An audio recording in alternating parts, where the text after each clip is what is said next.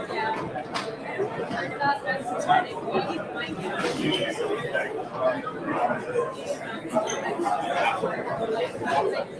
everyone. We'll get started in a couple minutes. I know everyone's dying to hear about how you can submit your project. If I can have everyone in the back just come forward real quick.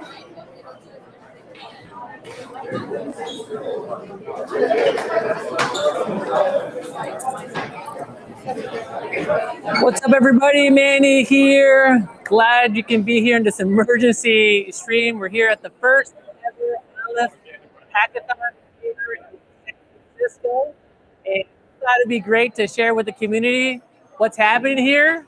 See all these people here? Check this out. Isn't that cool? Say hi. There you go. So let me know if you can hear me okay. This is a first time stream from an event. So we're kind of putting this together on the fly, but I just want to make sure the audio is okay.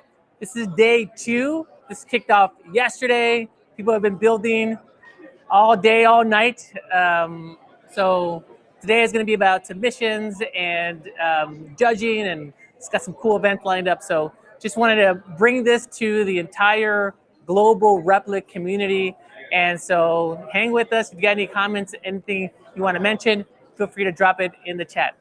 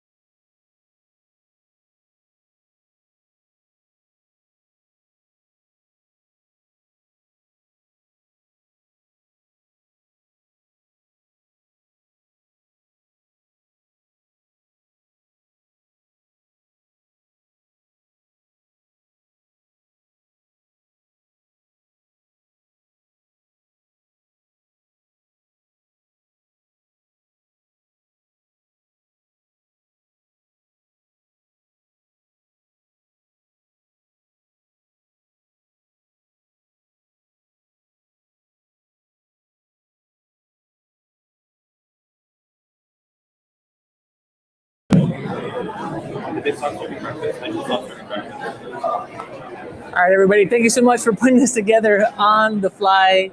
I know you can hear me, but let me know if you can hear the speakers, okay? Put it in the chat. Make your way to the front. That would be great.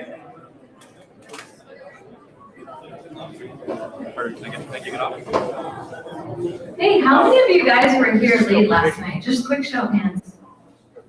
Okay. How many of you were here till 1 a.m.? 2? 3? 4? How late were you here? Okay, well, we're glad you're back with us. Who fell asleep at their desk? Okay, 1, 2. A lot of caffeine was consumed in this building last night.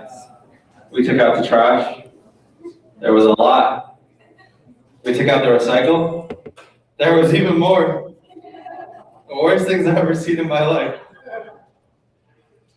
Guys, we'll have caffeine all day today, so. I am not tired, I am scarred. But I'm happy to be here. How you guys feeling so far? How many of you finished your project or are an hour or 2 away from finishing it? That's great. Who's actually been to a hackathon before? Is it just me, or is it, we should be here a lot more than normal for day 2? Very hard. This is awesome. Yeah, I hosted a lot of hackathons, and wow, that's such an interesting thing to say. But the second day, it's like a 50% turnout, 40% turnout. Today we have the opposite problem. The room's kind of filled, and somebody got an email and asked me about it. We sent out an email to around 300 people saying, "Hey, actually, We may have overaccepted people to this event that we're doing later today, so there's going to be like 600 people in this building. We set up overflow, so I won't be too bad. But that's exciting, right? Because we're about to do these demos, and a lot of people are going to see it. I mentioned it yesterday, but that's really the start. And so even though it feels like, hey, we're about to submit, like, this is the end of the hackathon almost. It's the first checkpoint. A lot of people are just going to go back to their life, and they're going to have that, just one more good memory, one more maybe painful memory. A lot of trauma bonding happens at hackathons. Maybe a couple friendships that are not going to be friendships for a week or two, but they'll come back. They always do. And then I think, I was talking to people and wow, there are some real companies.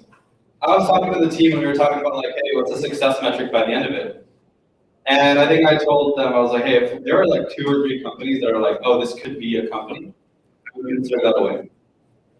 There was 5 last night and there were 6 this morning. Where I'm like, okay, these are people that we want to keep tabs on, and talk to over a couple of weeks, because if they actually turn it into a company, we would invest in it. And when I started Alif a year and a half ago, and when I started thinking about starting Alif 3 years ago, I remember there was someone told me, someone I looked up to, he was like, yo, worst possible career mistake you can make, because you're doing the Founders Inc. thing, and you're going to get well known for it. And then you're going to put yourself into the Muslim bucket. And that's going to be really hard to get out. Because the way venture capital works, it's a power law. You try to get access to as many good deals as you can. And then out of trying to get access to as many good deals as you can, you try to win as many of those deals as you can. And you expect that 90% of the deals are going to go to zero. But 10% of the ones that succeed are going to win so big that they make up in return 3, 4, 5, 10x of all the capital that you invested across the portfolio. And so he was like, hey, if you do this Alif thing, you're cutting out a large majority of companies and founders that you could invest in. And, we did it anyway, maybe somewhat conceitedly. And I remember in the beginning, it was like, hey, there's something here, but the market is still growing. And that was only a year and a half ago, right? But I'm looking through some of these companies and I'm like, wow, people really know what they're doing. There are some people who are really good at marketing, who are building companies that they could do a good job of marketing. And there are some people who are really technical, building crazy random projects with the WP bands behind your phone. And there was this one guy who showed me that he's open these research papers, he can hear your vocal cords and tell you what's wrong with you and how you can become more healthy. There are so many interesting projects. And I'm just honestly blown away by the quality of people and the quality of projects here. Every single project here was legit. I think every single mentor that reported back to me at the end of day 1 last night, absolutely floored by the amount of talent in the room today. And these are the folks who some of them are directors of engineering, some of them have their own stuff, they're the founders themselves, and they were like, and we just stopped at our tracks at a couple of tables. There's so much talent in the room last night and in this room right now, present with us. I talk to founders for a living. I'm so hyped. I'll give you a round of applause.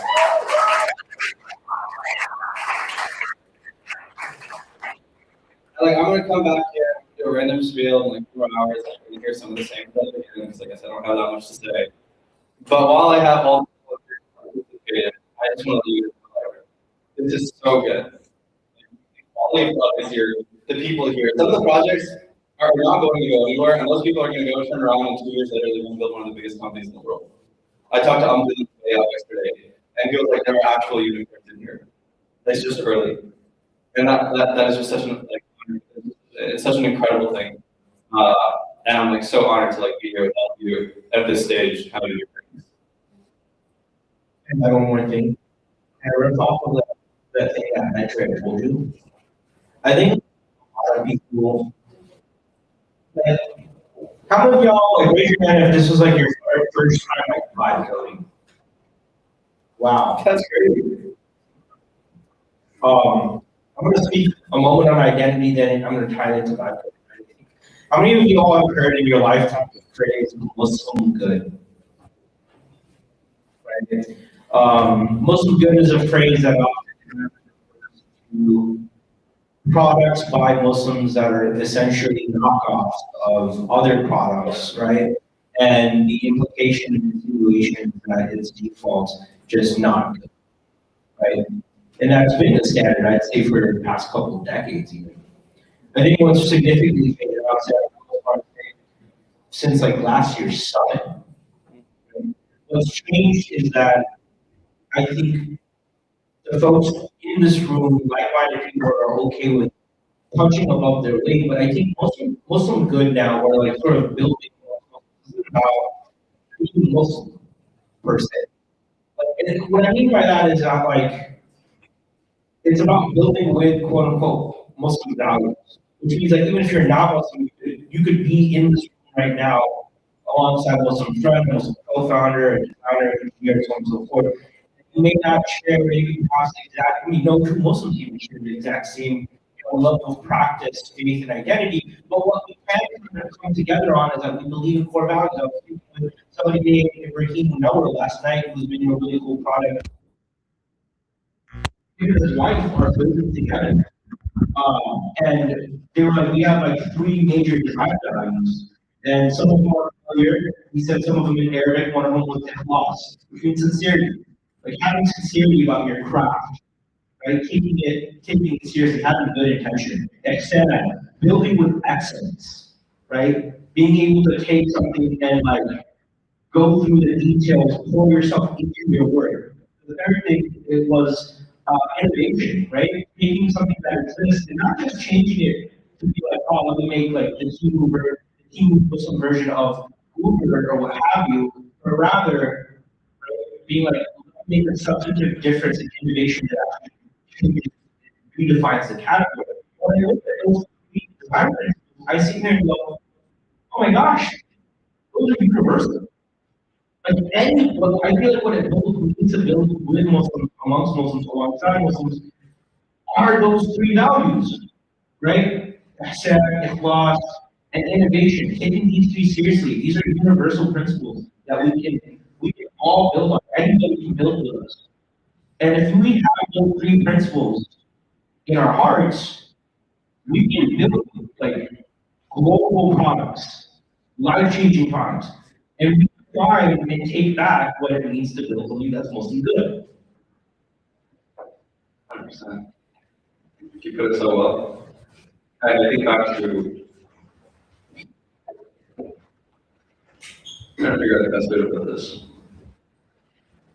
I think everyone has an identity, right? And like so much of Silicon Valley is built on borrowed credibility. And you went to a good school, so you use that email when you're like reaching out to investors or reaching out to people that you want to hire. If you're from Canada, as I've seen this weekend and as I've seen over the last 6 months, you're repping Canada. You know, you're going to Max, you're talking about a Canadian founder. If you went to Waterloo, that's a whole other subcult. Shoot, if you look down the street from Waterloo, You still go to Waterloo, yeah. There's a lot of Berkeley people here tonight. There's like all these different identities. Right? That's just not where you go to school or where you live, but hey, if you're Muslim, if you're 16, right, if you're 18, if you're 35, whatever. There's all these different identities. And I think that the one thing I really want to maybe leave everyone with is Silicon Valley is built on borrowed credibility, and sometimes that identity can start to get you into the right place. But it's still called borrowed credibility. At some point, you're going to have to repay that. At some point, someone's going to come to you, and you're actually going to have to prove that you built something good. That borrowed credibility might get you into the door, but it's still up to you to build something that matters. And if you're really early, I still consider myself very early, you don't always know what it is that you really care about.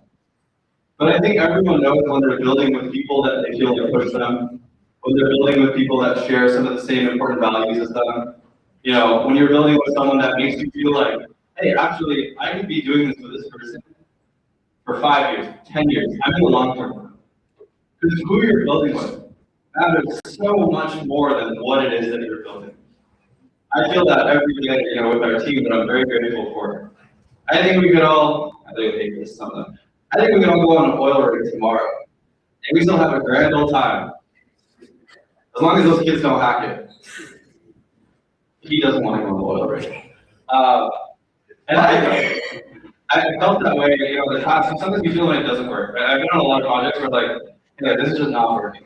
I'm like, oh, I have to be the one to push this, or in some cases, I'm just like not good enough. I gotta like work really hard to like try to keep up with everyone. But if you found someone here today, and you're like, yo, even if I wasn't on the same team as them, you're like, yo, this person is really cool. Make that something you prioritize. Keep those relationships. Don't just make it a thing of I got these many connections on LinkedIn. Because that doesn't mean anything. But if you find a few people, 2, 3, 4 people that actually mean something, like you enjoy the conversation, you share the same values, you have some same background, there's some similarity where you're like, yo, I like what they're doing, I like them as a person. Spend the effort trying to deepen that relationship. Catch up with them every few weeks, catch up with them every few months, hit them up when you're in their city. Because like, I have friends today that are on our team that I would just see at the masjid and we would just like talk about whatever for like 20 minutes. And I would just walk away from those conversations and I was always so excited. Today they're on our team. Other companies that we've invested in. The first angel investment I ever made. I won't put them on the spot this year. I was 18. Barely accredited. But hey, shout out angel list. And I wasn't good. The point is I made that angel investment, and like before that, the guy would just pull into the masjid when I was at his and I was 14, and he would just hang around and like, you know, mess around with like the kids that were like pulling up. And then at one point he became the first company I ever angel invested in, and then recently, you know, he like joined the team officially. And every single person on our team, and when you look at a lot of the most successful companies in our portfolio, and in general, just like companies in the ecosystem, it's never this like random thing of like, hey, I just like grabbed together all these people because they had good LinkedIn titles. At the earliest stage, you're building with people. You don't build a company, you build people, and the people go on to build a company. And places like this are the best people, are the best places to meet those people that you will go and build things with for months, years, decades, etc. But before we go into submissions, I just want everyone to give yourselves again a big round of applause because this is just so amazing.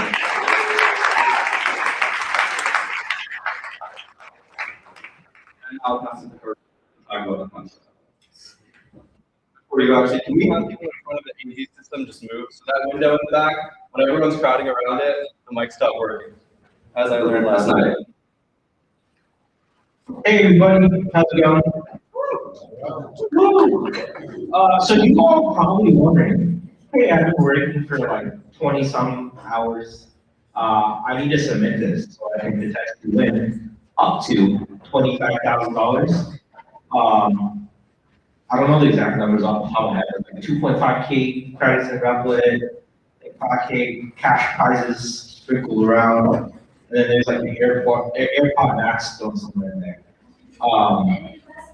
I mean, that's up to 25K, right? Yeah, okay, great. So submission details. At the end of this talk, when I'm done yapping, what you're gonna see, and I don't know if it's gonna come up here, is you can see a QR code. It's the same portal.alif.bit. How many of y'all got that localhost email? Yeah, that's my bad. That's not me. I want you to know, I was also building alongside y'all. I had my own little hackathon for 36 hours. You know, we win as a team and we lose as a team, but that one is all him. Yeah, that's all me, 100%. But we removed the login system, we revamped it. We have right now the submission portal. It's open. All you gotta do is click submission, and you'll get access to a little side view that pops on up, and then you just press submit your project. In that submit your project, you will have to create an account. We're using something that's powered by something called Shipyard. You press submit project. It's really neat because it has pretty much all the details you need to add. So let's walk through it real quickly. Project title, that makes sense. Elevator pitch, give me your one-liner, right? There you can also select your track. Remember, we got 3 tracks here. That's design track, 10x tool track, unique use case track. You got a description of your product, submit your phone number. You can add tabs if you'd like. You're submitting 2 important pieces of media.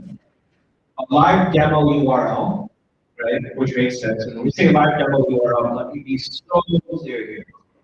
I mean on Replit. Does anybody have any questions about that? On Replit, right? Which makes sense because we're at the Replit X Alif Hackathon.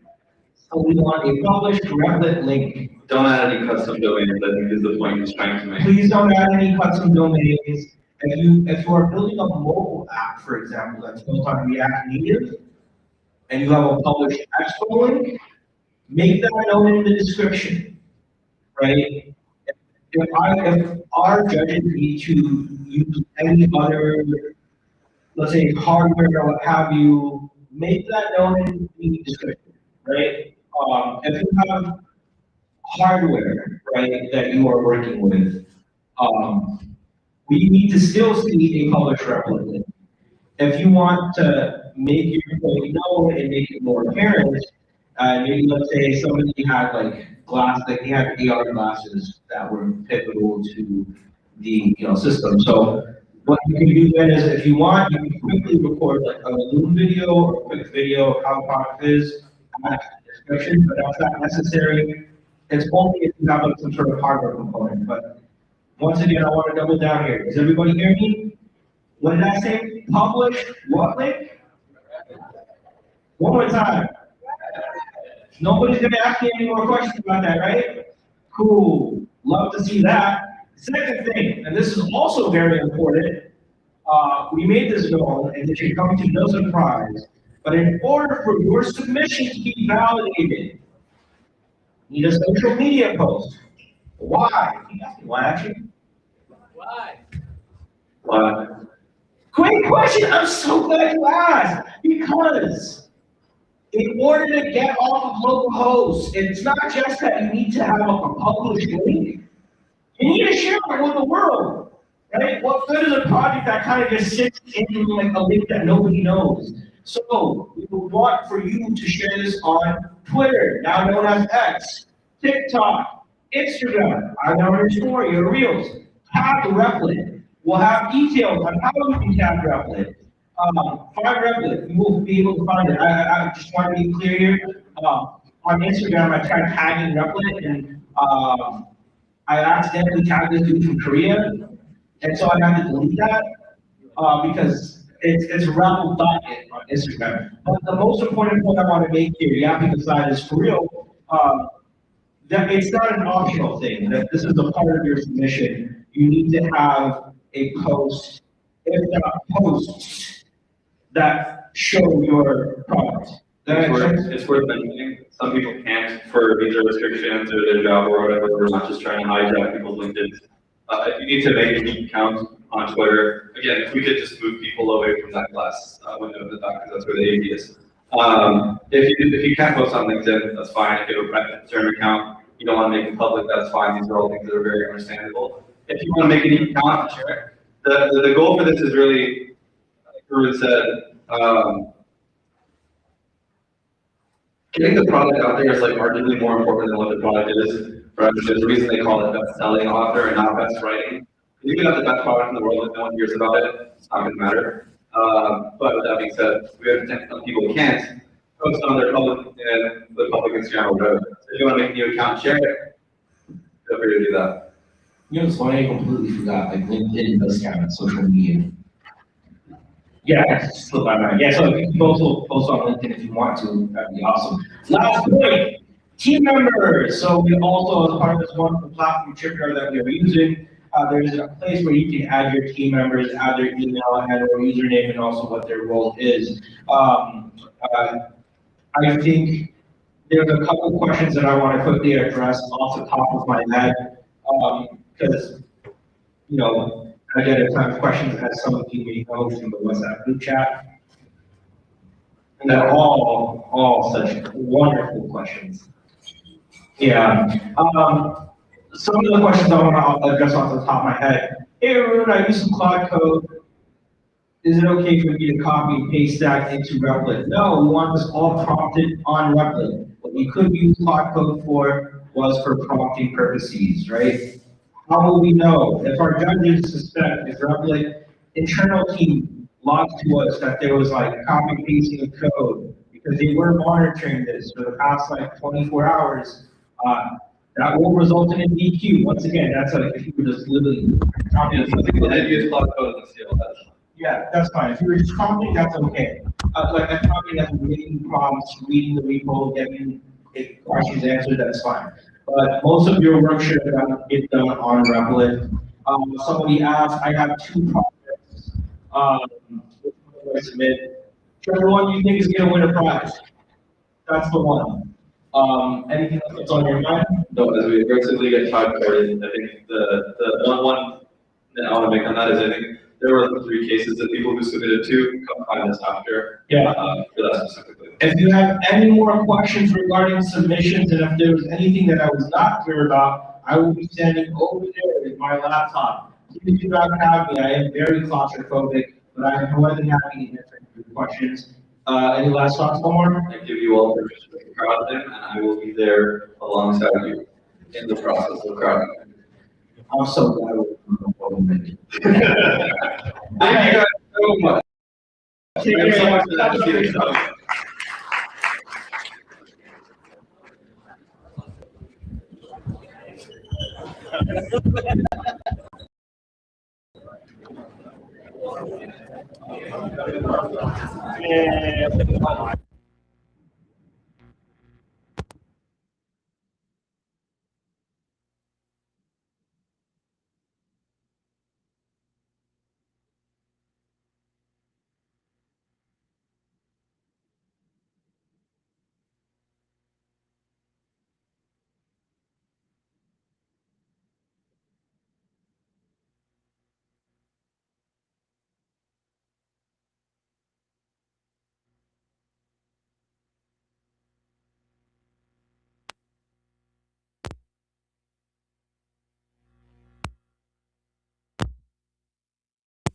And I was planning to make like another reel today and talk about like What's up, everybody? All right, let me know if you can hear me okay.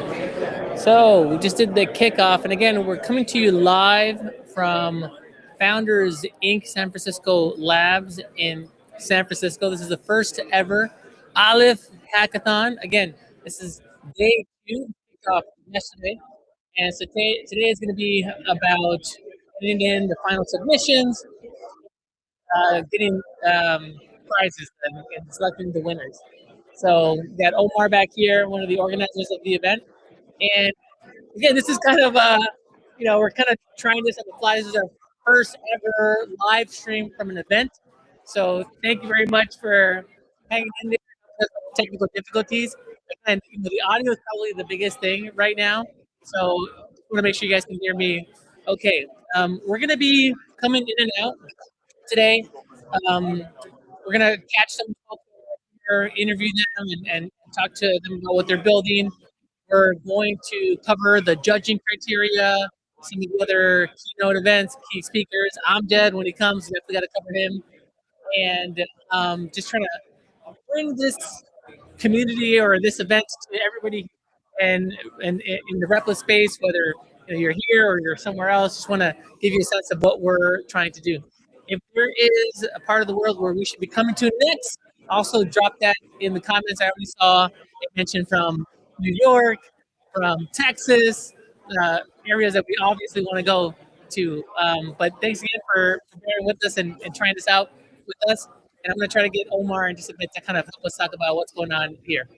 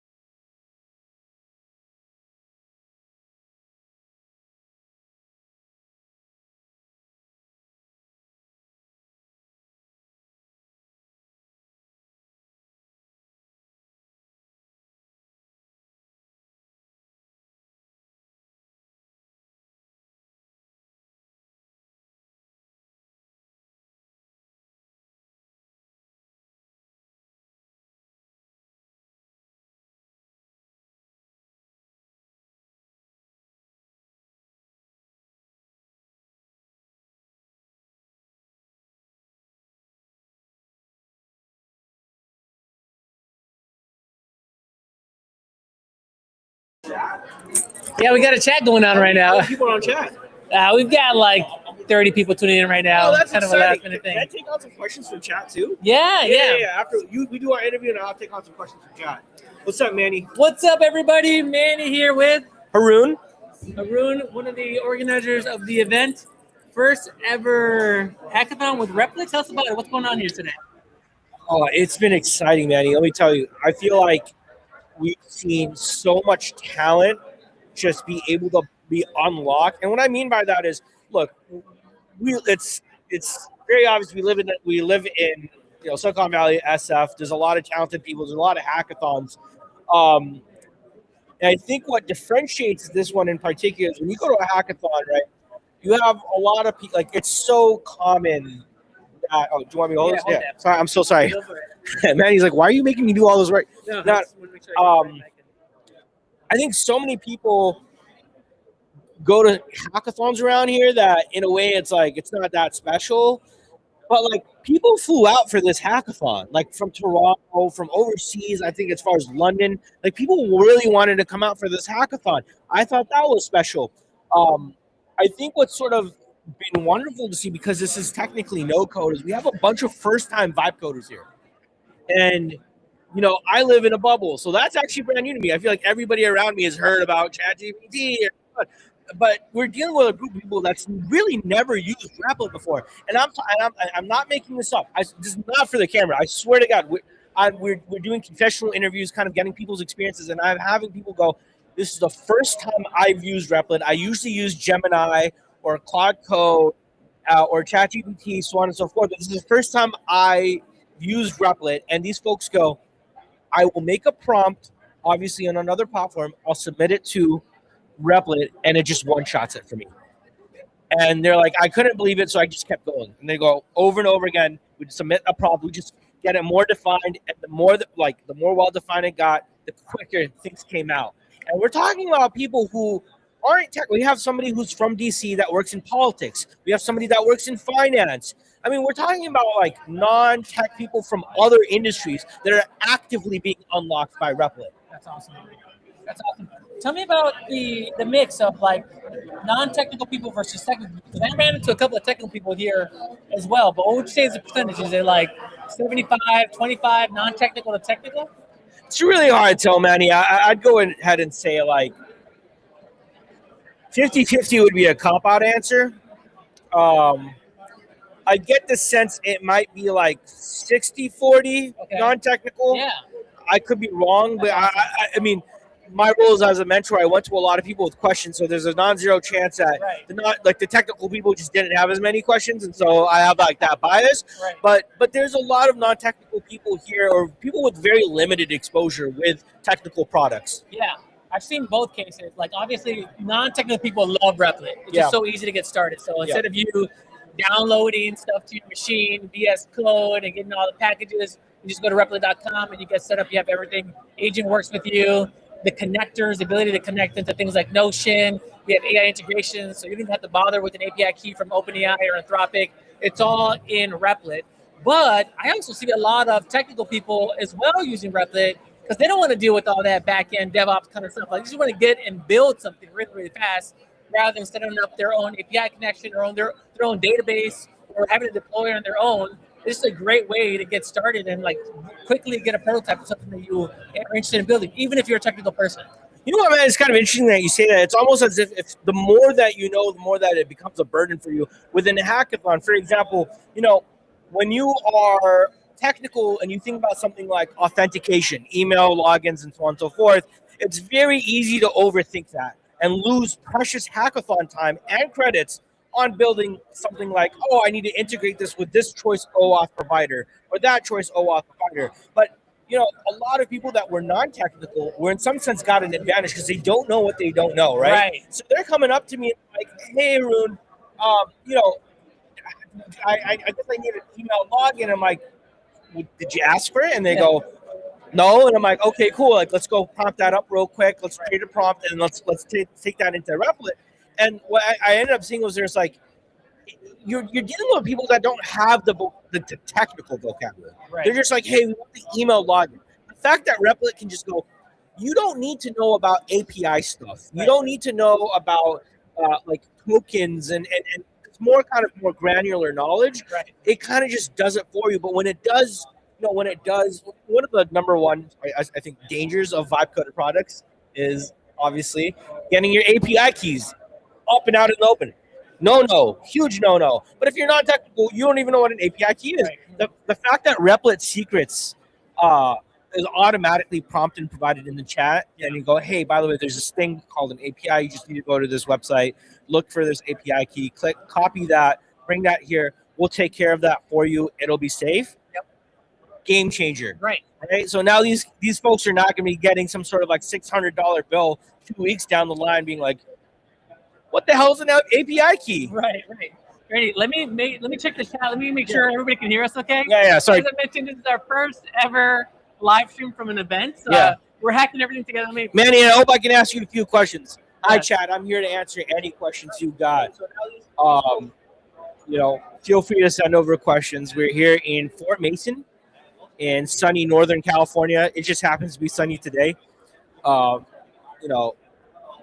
answering live questions. Let me make sure you guys can hear me okay. Can everybody hear me okay? Okay, yeah. It looks like we got 50-50 technical, non-technical, perfect for programming. So we can show that here on the stream. So 50-50 technical, non-technical, Replit is perfect for piloting program testing. Yes. Replit is great. Yeah, I hear you fine. Awesome, man. So do you have any questions for Haroon? Good point, Haroon. Haroon, the roof is on fire. I guess, yeah, it is kind of like, we're on fire here. You know what I'm saying? Like, everything, the talent density is so much here. It's so compact. We're seeing sparks fly everywhere. The roof is quite literally on fire here. Yeah. Can you get, that's a question, Replit merch. I would love Replit merch. You got hats in the back for me? Replit merch. Yeah, we're going to have to talk to Francisco. I'm putting you on. Community. Can we put this on? Maybe. How long have you been coding, Haroon? Oh, so I have been a software engineer, I want to say, since 2018. Awesome. Can I say this is 2016 is the first time I ever went to a hackathon. It was a crypto hackathon. The mentors were very, very nice. However, I very, very quickly realized at the time I was 2016, I was not an engineer. I was not technical. I remember going to this hackathon being like, I have no idea what to do. I don't know what APIs are. It was a crypto hackathon, which made matters worse because there's tougher, dude. Yeah, it was like language that they could have been speaking to me in Mandarin, and I would have understood that way more, like 100%. And it was this hackathon, and I as a non-technical person, I just felt so isolated. I felt like I wasn't a part of this. I was just like the spectator that all just happened to have like an ID at the hackathon.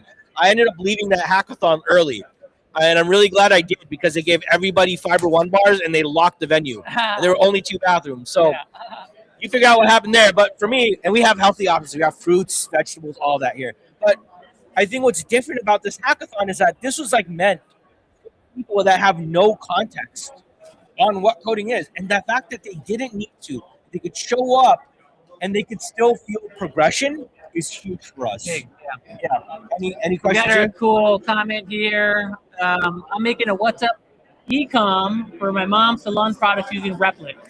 Shout out to you, Killshot. Listen, that's really awesome. Helping your moms is beautiful. Incidentally, like I had a buddy of mine who sells exotic fishes. Interesting business, and he started legally, of course. Yeah, of course. Yeah, legally. Yeah, does it all very well. And he originally started his website on a no-code platform, and it was really limiting how he can interact with his customers. So in this no-code platform, you usually have a standard template that you follow, but he had to account for shipping of different fishes, and they only allowed him to charge a flat fee for shipping. So if you had like a really tough fish to ship, he would have to charge the same thing. Likewise, if it was like an easy thing to ship, he would have to charge the same thing. And they would come and then we have to call them like, hey, actually, like it's gonna be more to ship. It's just a bad, terrible customer experience. And so I told him about Replit, and in 2 days he vibe coded his own custom website with specialized charging for everything that he's selling in his inventory. And he used the Stripe connector integration in Replit that makes it super easy to integrate payments into his website. So now he has a custom website that is completely custom to what he's selling, and he's able to charge folks through Stripe, and it's just a much better customer experience. And he's just so excited because it's saving him a lot of money and greatly improving the overall customer experience. And he's really excited about what he can build next. So that was like the first step. Now he wants to build a newsletter off of it. He wants to build a forum. He wants to build a wizard that helps people determine what fish they should buy. Yeah. It's actually pretty complicated because if you're like a collector, you have different fish, but not all fish play well with one another. And so you can go into this widget, say like, I have this fish, I have this environment, I want to spend this much, and it'll recommend the fish that you ship. And so he's like, just like, oh my gosh, I'm going to take over the world with this tech. And he's a non-technical person, and I think that's a great kind of call out to what Skillshot is doing here too. Yeah, no, that's actually, I mean, I think shout out to your friend. There's so many stories like this, right? And I think it speaks to evolution of Replit. I think a lot of people forget the origins of Replit too, right? Back in the Discord, I remember, I think it was a Discord. I think MJ being in Discords, replying to the community live, right? I mean, the fact that the Replit community is still together, is still kind of adding value to each other's lives. People who are non-technical and can now be part of this, be a part of this community and be able to like build out things like Killshot does for their mom, right? Is there any other questions here? Yeah, the origin of Replit is actually pretty interesting. Amjad learned how to code in a like cafe, like an internet cafe back in the day, when the internet was kind of like our Yep. And he just thought that it was super tough to learn the code that way because you have to download you have to get an expensive machine, you have to download stuff. And so he wanted to create an easy way for people to get started with programming and do that via the web browser. So that's how Replit was born. And he wanted to build like a top tier development experience in your web browser rather than having to download everything locally. And he was doing a good job of that. But then the whole LLM boom thing hit. And he's like, hey, we can add AI to this. So not only do you have this awesome developer experience, but now you have AI building everything for you. And really, like, people just have gravitated towards that. This has been like a huge boom. I think one thing that I want to add that's a really key differentiator for using tools like Replit. And coming closer here, I keep going off to the side. I'm like drifting. Am I breath now or something? No. Manny's great. You all are so lucky to have somebody like Manny here. What a great energy. But the point that I wanted to make here was, for the longest time, technical people who could code, and then they would often go out.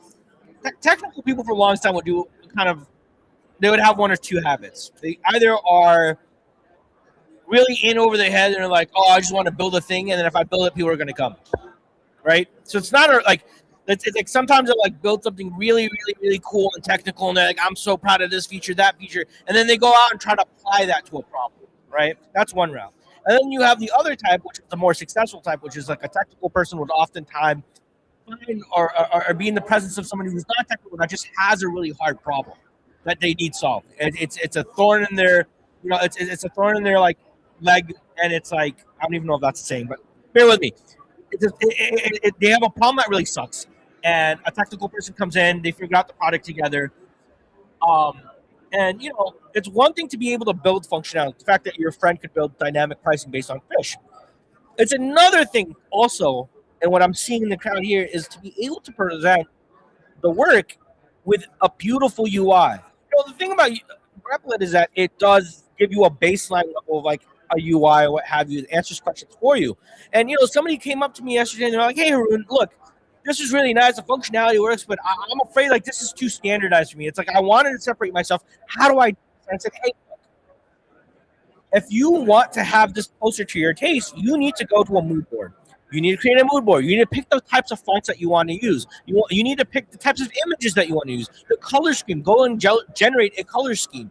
Come back and provide that into Replit. The next thing I know, he built almost an entirely new product closer to what they want. And the point that I want to make here is that it's simply not enough to just have the problem and the need to have the problem. What we're also seeing here is a bunch of people who are vibe coders that are also bringing their tastes with them. And I think that's the differentiator. I think for anybody out there that's trying to build like a world-class product that doesn't feel like they know how to code, they don't know what to get started, you got to trust your taste. If you're in a problem like a space like fishing or even like basketball, soccer, whatever niche that you're in, you probably know what a website or a product in that space should look and feel like. Being able to learn how to describe that with words, not technical words, just words. Like, this being able to describe something like this or this background where it says like, oh, look at this, where it's like this orange and white checkered background that we have as a poster here. Being able to use succinct language to express yourself and what you want to see is one of the best, possibly game-changing habits that you could have that can make you money in 2026. Yeah, two thoughts. One is I would definitely suggest folks kick off in design mode if you want something very specific in the UI. So we have a build mode and a UI mode, a design mode. The design mode, you'll come up with some really nice UX, and it's going to be very custom to what you want to build, and then you can go into build mode. Two, the point you're making around expertise, I see that all the time. I think the key portion and key seen in a lot of great builds is people coming at it with deep expertise in a particular space, and they know how to direct the AI and building out specifically what they want for their business and for their community. Like this example around selling exotic fish. I would have no idea what people want there, but because they have that expertise and that background to be able to clearly extend that to UI, to AI rather, you get some really cool outcomes. The third thing that I want to mention is something you brought up earlier around it's not enough to have a good idea. And now I don't think it's enough to have a good product, because in the world of building with AI, now everybody's going to be able to code. Everybody's going to be able to build out some really cool products. You have to also be able to get attention, distribution, and get it in front of people. And so that's why I really like that you're pushing, like, hey, everybody's got to put your stuff on social media. You got to promote, you got to share it. You might be shy about it, but that is going to be the next level. Like if everybody can build cool application, and that's going to be the people that can get the eyeballs and the attention that are really going to win out. What do you think about that? Man, I'm glad that you brought this point up, because that's absolutely true, right? 2026 taste matters, right? Because the sort of ceiling for building has effectively dropped to the floor. Anybody can build now. And what's going to differentiate people is actual substantive knowledge, right? Not your friend's knowledge over the expensive, like the foreign fish market, how other players are in that space, right? I think, just yesterday I was walking by a group of people here, and they had a huddle talking about distribution. Yeah, sure, absolutely. They had a huddle discussing distribution, and this one person was like, I've experimented several formats. What I realized was that, like, when you have a phone screen and you're building out content, we now aim, and we've proven and we've experimented with having the subtitles, the captions of the video, be displayed in the middle of the screen. And I was like, oh, that's interesting. Why did you decide that? And he goes, look, when you look at your phone, believe it or not, you're always looking at the top half of your phone. But when people put their subtitles down and below, people get bored and confused. And so we learned that we kind of focus on the hero section of the video and what have you. And the reason I bring up this anecdote is because it's about that person was technical in marketing. And he was expressing that to a group of non-technical people in other ventures and other avenues.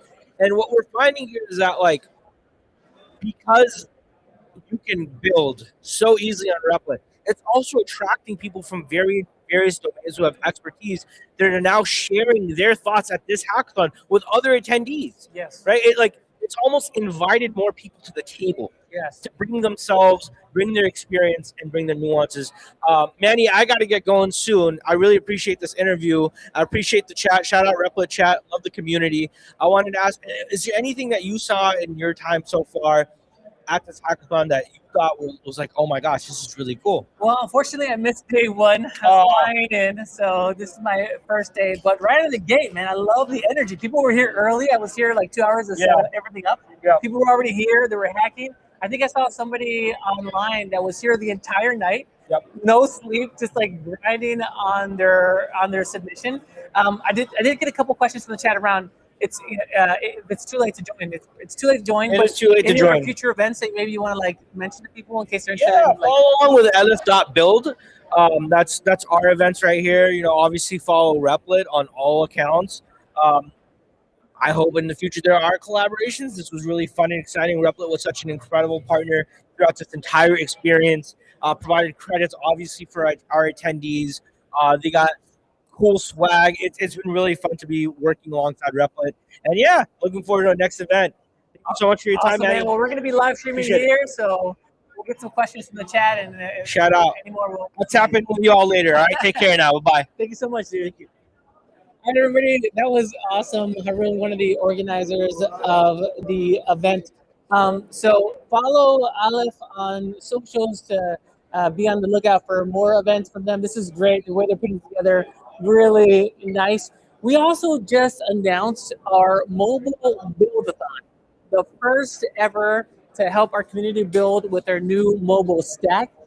I did a live stream on Friday on it, talking about all the cool things that are now available to folks that are interested in building with mobile. And we've gotten such a great response on socials, on the live stream. People have been waiting for this for a long time. Building in mobile has been historically very difficult. And now Replit is making it easier to build.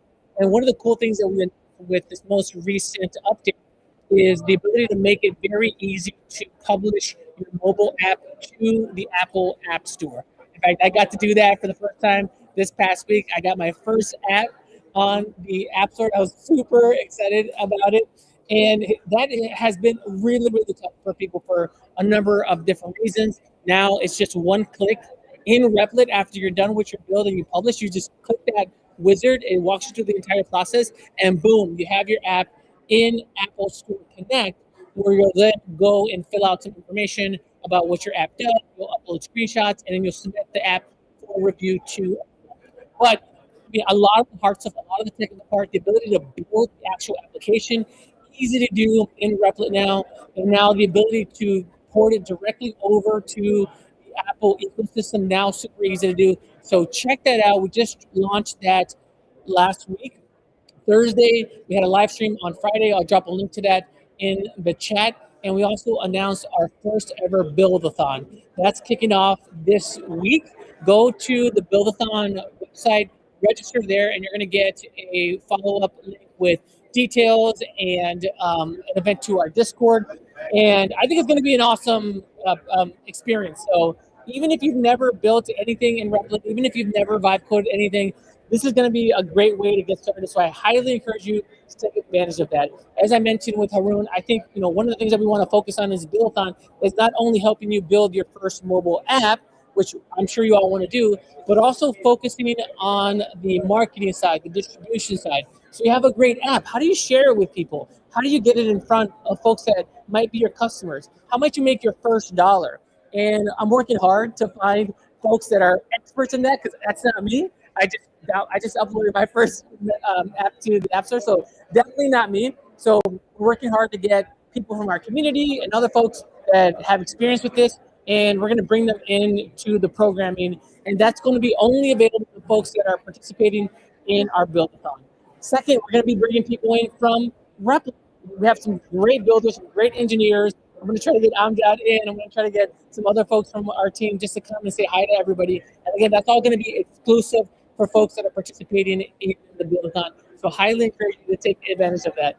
As for today, we're just going to be vibing it. We're doing vibe, live stream vibing, I guess we would call it. We're going to go with the flow. Again, it's the first time doing a live stream from an event, but we just felt that it was important to try to showcase and share as much of this as possible for folks all over the world, even if you can't be here. And if there's somewhere where we should be going, we've got a shout out from New York, from Texas, please let me know in the chat. And I'll be in the chat for the rest of the day, for the next couple of hours. We're coming back. I'll try to bring some more people to kind of talk about what they're building and some of the other organizers and get a feel for what's going on. And thanks. And again, if you have any questions, any comments, drop it in the chat. See you in a bit.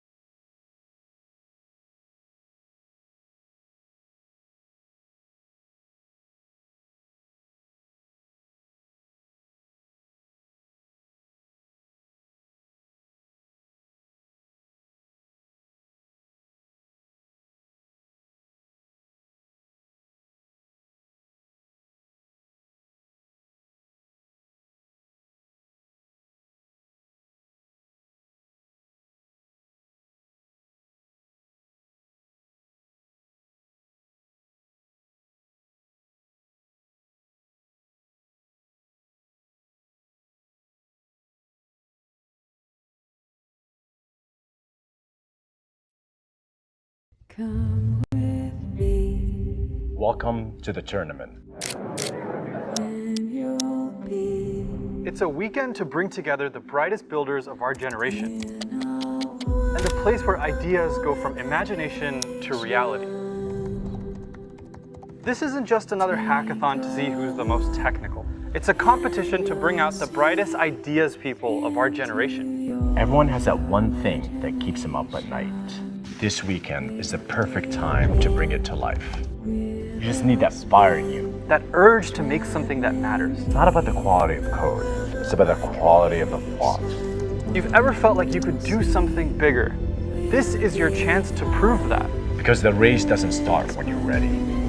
This is going to be the world's greatest no-code hackathon ever.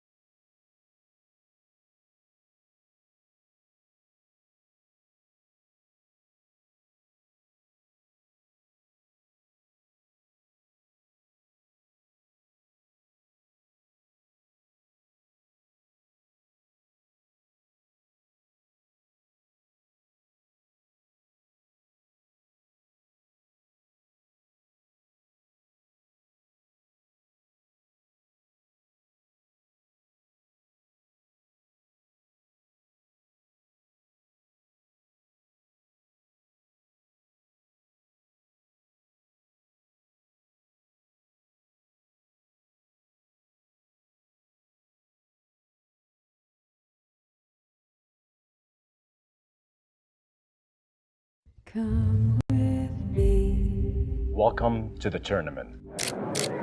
and you'll be It's a weekend to bring together the brightest builders of our generation, in a and a place where ideas go from imagination to reality. This isn't just another hackathon to see who's the most technical. It's a competition to bring out the brightest ideas people of our generation. Everyone has that one thing that keeps them up at night. This weekend is the perfect time to bring it to life. You just need that fire in you. That urge to make something that matters. It's not about the quality of code, it's about the quality of the plot. If you've ever felt like you could do something bigger, this is your chance to prove that. Because the race doesn't start when you're ready. This is going to be the world's greatest no-code hackathon ever.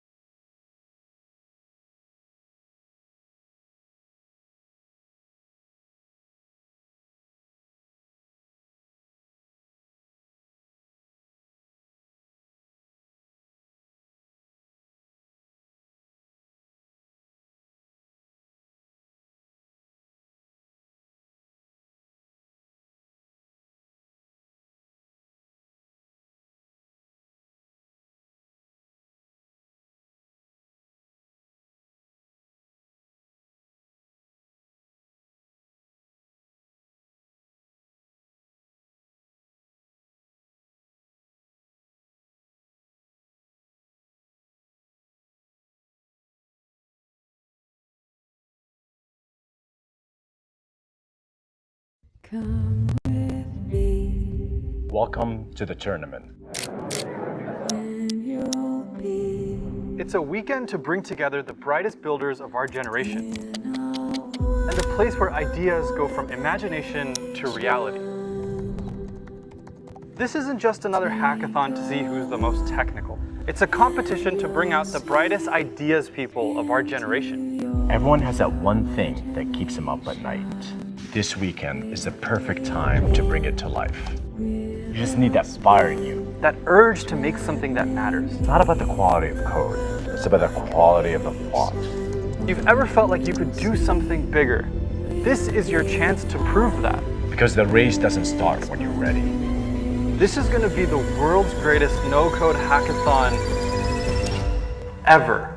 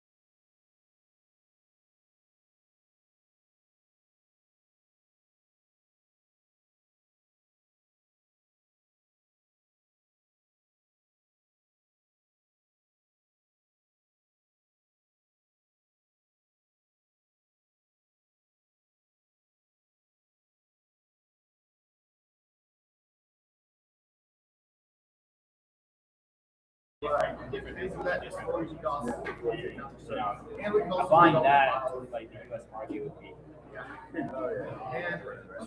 I appreciate it, man. Of course, yeah.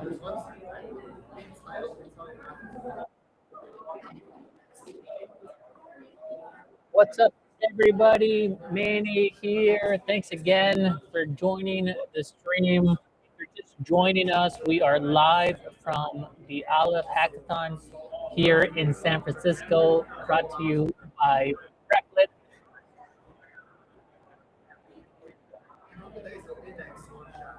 Had a chance to tune in on the opener for day two. Again, this is day two. Yesterday, folks started building. And today, we're going to be bringing you some of the more interesting builds that I come across and talking to some of the organizers, some of the builders here. Got some great folks here. If you got any questions for people in particular, drop them in the chat. I'll try to bring them on. Eric in the chat, what's up, dude? Great to see you, man. Thank you. I love this hat. Check this out. Minimalist on the front, a little subtle logo right there. Looks so good. A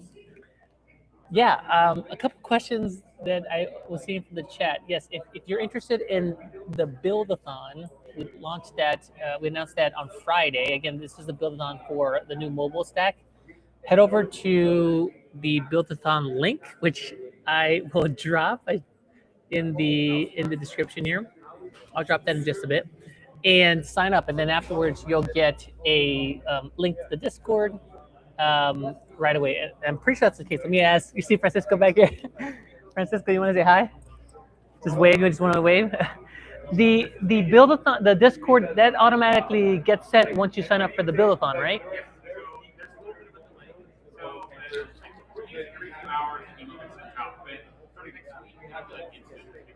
Gotcha. And what else did they get on that follow-up email?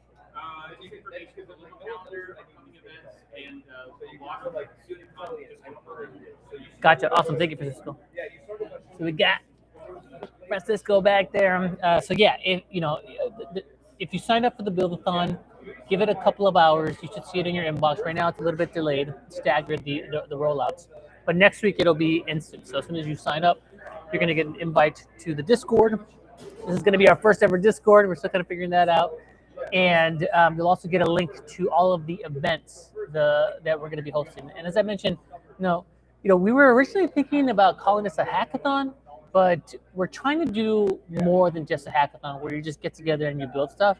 We're trying to put together a really great experience that helps you not only build something, but also connect with other people, to learn from experts and pros, and really trying to step up the overall experience above what a hackathon is. So you be the judge of that. You tell us afterwards whether or not we hit that mark. But yeah, we're working really hard to put together some great content for you all. We're going to have live builds, so just getting in there, building. Rymar is going to be leading that. You've seen his past streams. He gets really into the weeds.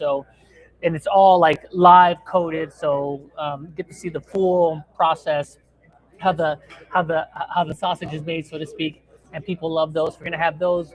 We're gonna have special guests. So I'm looking for people that are great at marketing apps and getting distribution. If you have anybody in mind on X or on YouTube or any accounts that you think are really great that you would love to learn from, please let me know. Send them to me, tag me on socials, DM me.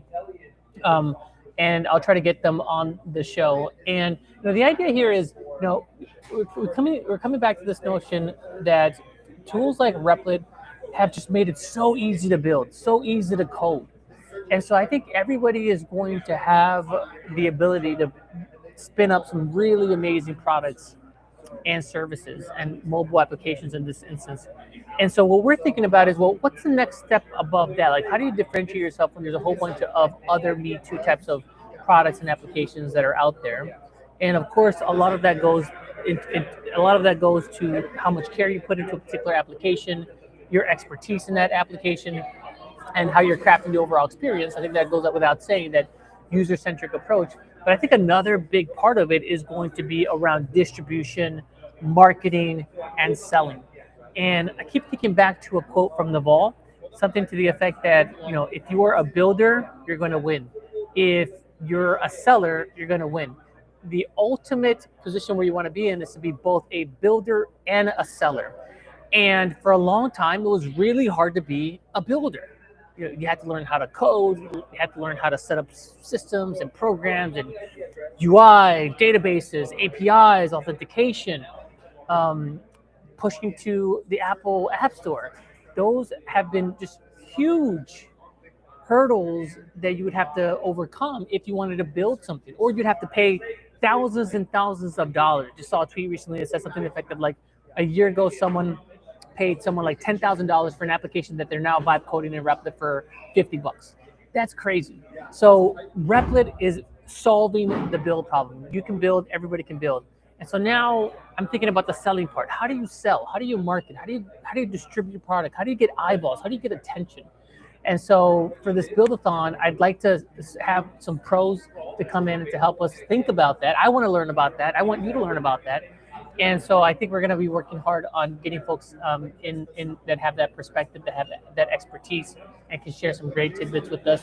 I also want to bring in more folks like Cedric. Yeah, on the stream on Friday, Cedric joined us from the Expo team, and we also had Ian from the Replit team, and those guys are pros, man. Like, oh my gosh, like I got so much from it. We were originally scheduled to go about 15 minutes and just kind of chatting with them, but I was learning so much. I was like, this has to keep on going. This has to keep on going. And so bringing those guys on that have so much experience in mobile development to how to do this right. No, you're fine, Francis. Say, dude. We like you there, dude. Who thinks Francisco should stay there? I think we should stay there, dude. No, stay there, dude. And so I want to get Cedric back and say like, hey, Cedric, like thanks for all like the 101 course on mobile development. Okay, what's the next level? What do we need to be doing next? Ian back, of course, he's like our main point person at Replit building out mobile, so we want to bring him back. But maybe other folks from the broader mobile building community to help educate us. Me, I'm new to mobile development, and so I want to learn about this as well. And so, Eric, yeah, exactly. Keep smiling. And so we're going to bring those folks as well. So I think we're working really hard to build an awesome experience. This is our first build-a-thon. Again, not a hackathon. It's a hackathon plus. So want you to join, take advantage of it. And we've got some amazing prizes, man. You know, let me just bring up the website for the build-a-thon as we're doing this. It's probably a little bit better.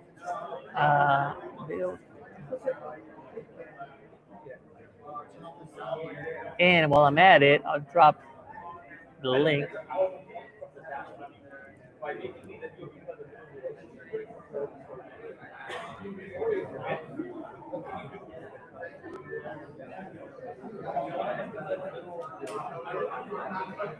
Let me share my screen here.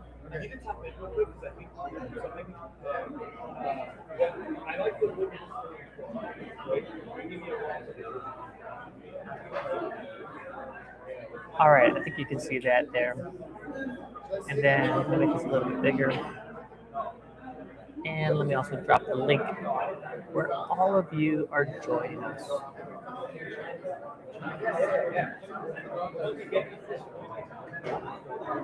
Yeah, that's what I love about Francisco, Eric. Always has a big smile.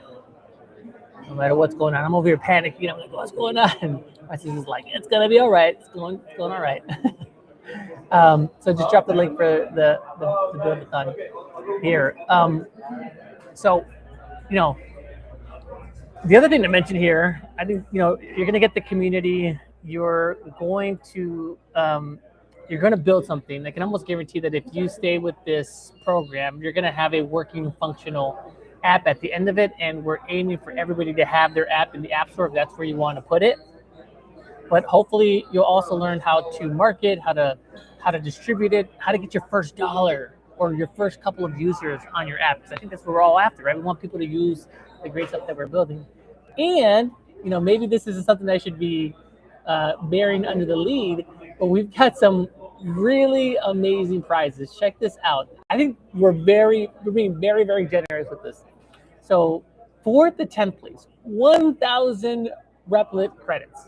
Think about what you can build with that. We're gonna have some really cool custom swag, and we're gonna also help you get the word out about your app because we're gonna cover you here on our Replit channels.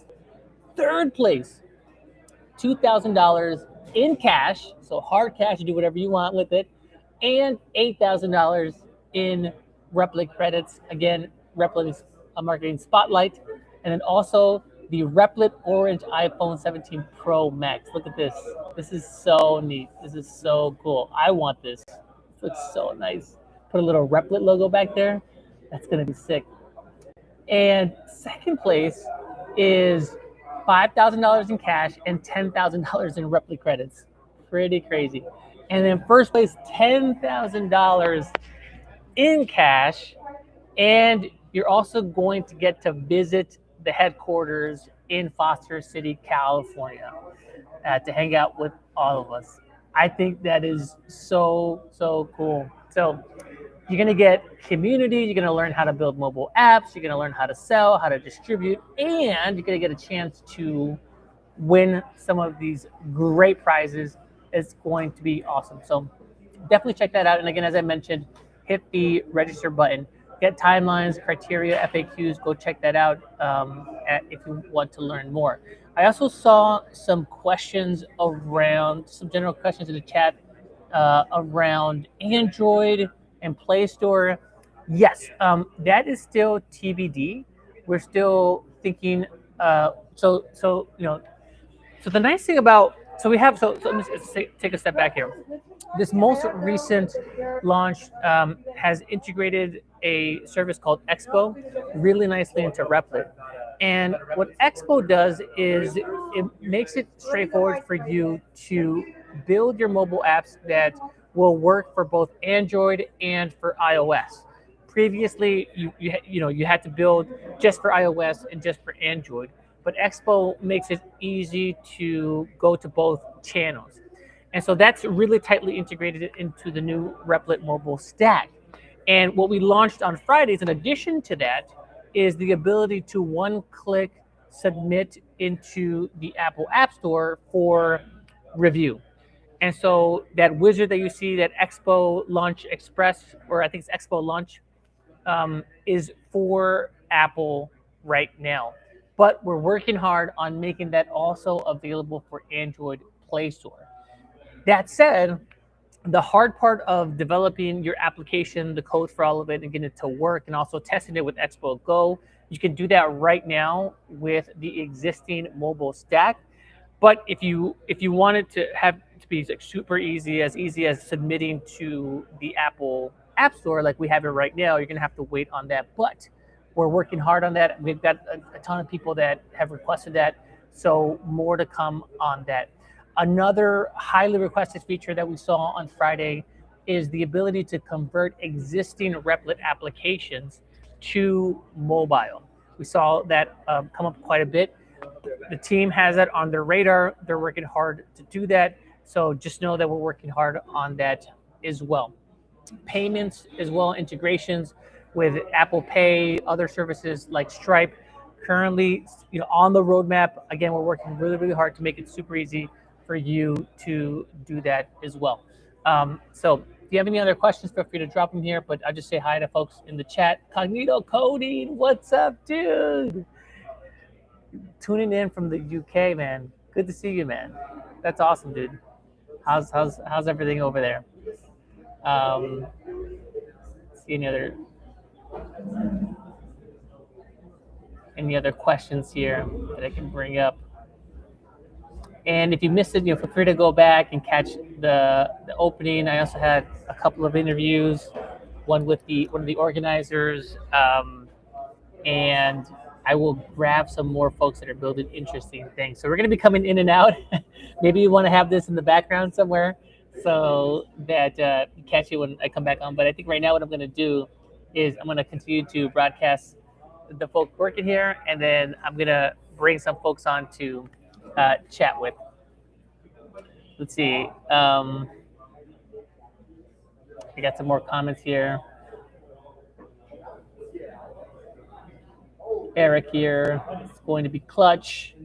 For now, you have to make a robust external API on your current app and spin it up a new mobile app behind it and tie it to the API.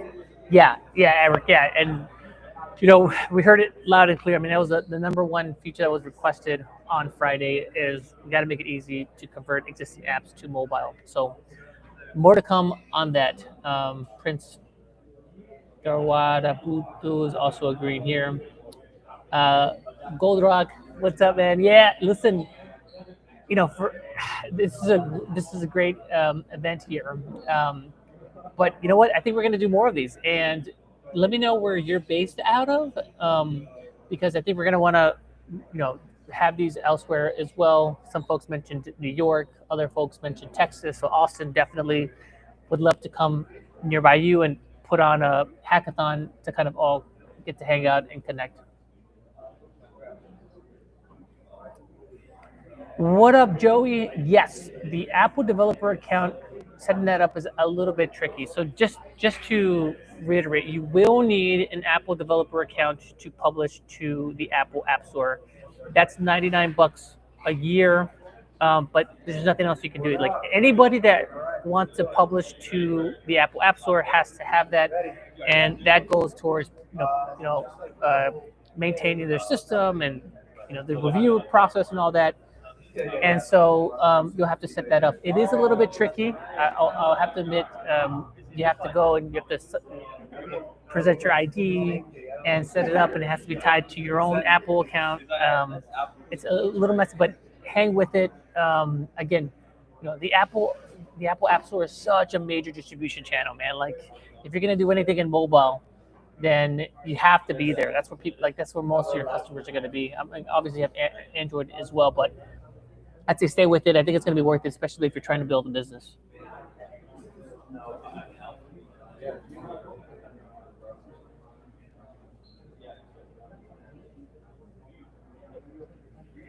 Thank you very much, Kanita Cody. Always great to see you in the chat. We have to come to the UK. I think we have to. Incidentally, as we look at the people that are tuning into our live streams and some of our power users, there's a lot of people from Europe. A lot of people from the UK, a lot of people from Germany. And so I think I got to talk to Francisco about doing a Europe road trip, European tour of sorts, where maybe we go from like major hub to major hub and just do like weekend hackathons, like back to back to back or something like that. Well, maybe not back to back, that would be kind of tough. But at least like try to spend some more time in Europe, because I'm surprised in terms of how many of our power users are actually based out of Europe. So I think that's something we can talk about. Eric, most of our users tend to be on YouTube. And I think that's because that's where we route people when we send out emails and we send out the invites and the RSVPs. We tend to route people to YouTube. So most of the people that are chatting tend to be on YouTube. And then that's also where we have the most followers. And I think that's where people like to consume their streams. More so, like, we have some folks here from LinkedIn, yeah, for sure, and X. But YouTube tends to be where we have the bigger ones. Agents, what's up? Guten Tag, mein Freund. Ich bin Manny Bernabe. Took a little German in high school. You count. 1, 2, 3, 4, 5, 6, 7, 8. That's where I run out. So, gotta go. If we're coming to Germany, I gotta brush up on my Deutsch. Can you just publish? I think there's a way to do it, but it's more manual. So I think you have to download the code base and figure out how to get it up to Google Play. I'm not clear on that, to be perfectly honest with you. I think that might be something good to cover during the build-a-thon. Like, hey, we know it's super easy to publish your app to the App Store with Replit now, but if you want to do that for Android, what's the manual hacky way to do that? While you all wait for us to make it super easy for you in Replit.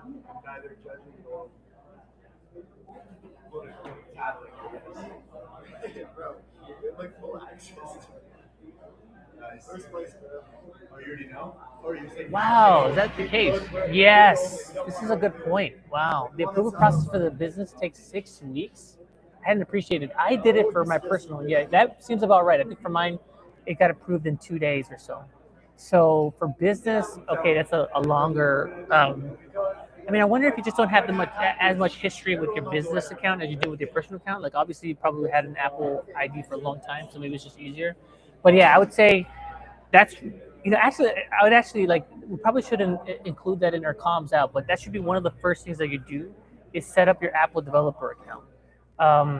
Just like get that process so that as you're coding, as you're working, you can do that's kind of like the last step that you want to do, right?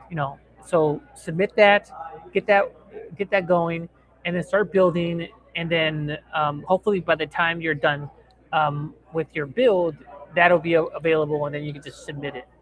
And the nice thing about Replit and the integration we have with Expo is that we make it very easy to test your mobile app on your phone just directly within Replit. So once you publish, you'll get in the preview actually, you'll get a QR code to an application you can download on Expo Go, and it will allow you to test all of the native mobile functionality that you expect from a mobile application.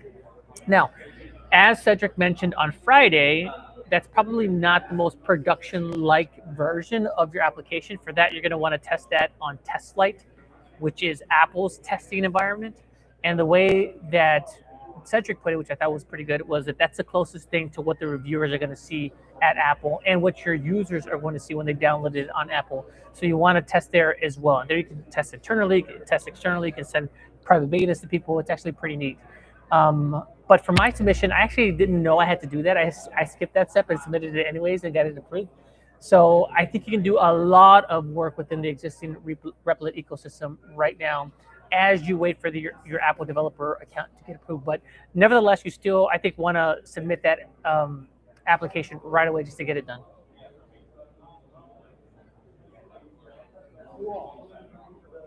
Cool. Eric is putting a hackathon for enterprise customers in the UK in February. Hey, Cognito Coding. Let's go, dude. Cognito Coding can show you around, Eric. Give you a tour.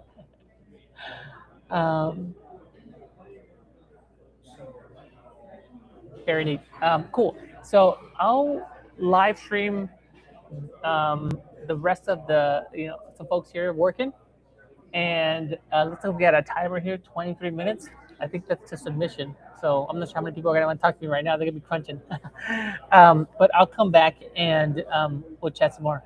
Thanks.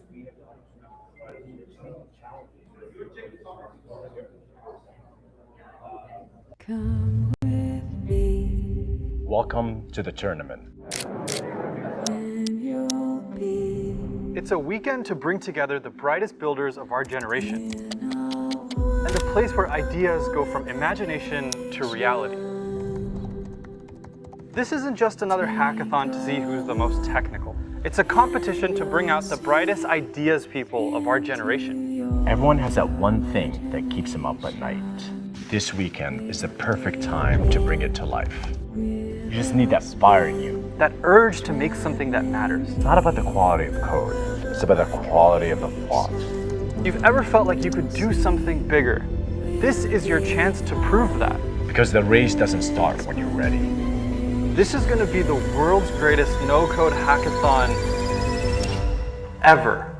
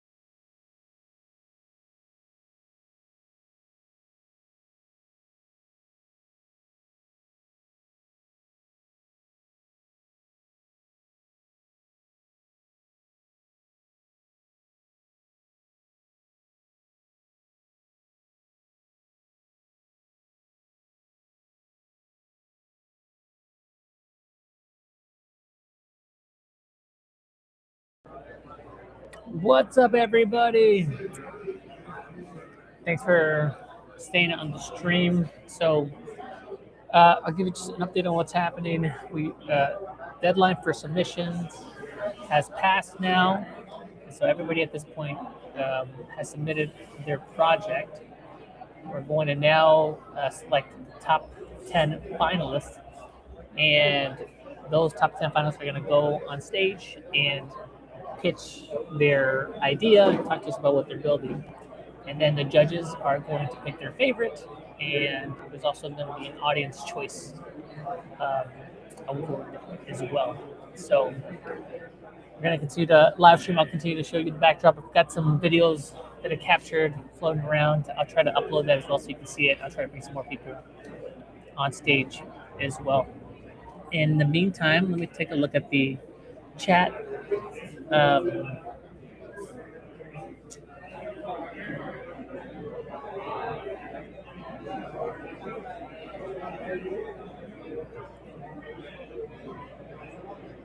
Let's see if there's anything here to cover.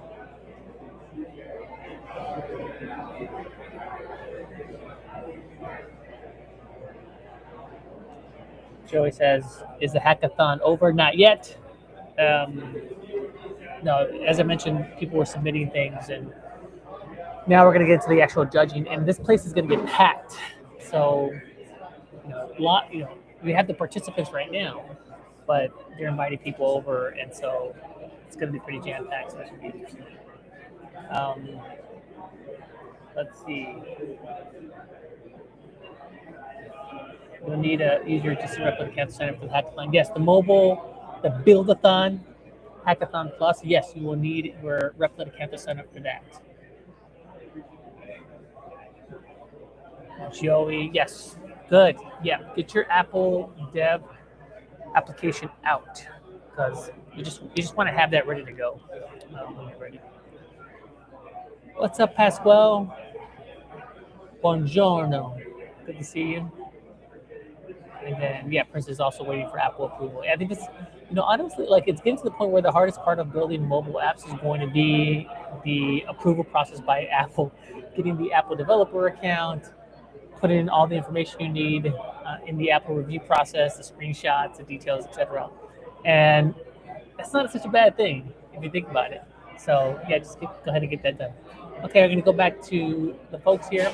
And then, as I mentioned, we're going to bring on some of the finalists. We're trying to have some lunch over here. KG, good to see you. Hackathon is going well. People have just submitted their applications. I went around and talked to somebody. I spoke to someone that was building a Replit front end to program different robotics. So the idea is that a lot of these robotics, their underlying code is just some some close to the metal type of code like C++. Most people don't know that. So this person built a UI layer to better program those robotics. So that was pretty interesting. I got that on film. I'm going to try to share that on the stream or a little bit later. If we can figure out how to get the video on the stream here. Let's see here. And yes, and so in way on that, I'm going to try to pull some folks over here and get them on camera and talk to them as well. So we'll try to live stream that as well. I do want to try one thing. I want to share some of the video that I have for you guys, show you guys around. So let me try sharing my screen and see if I can play my sound. Hopefully that's not too disruptive. So let's try that. You tell me if this works. And again, thank you very much for all of your patience. This is the first time that we've live streamed from the event, so I can show you. I'll show you around and see if I can show you around. I wonder if I can use my phone as a camera as well.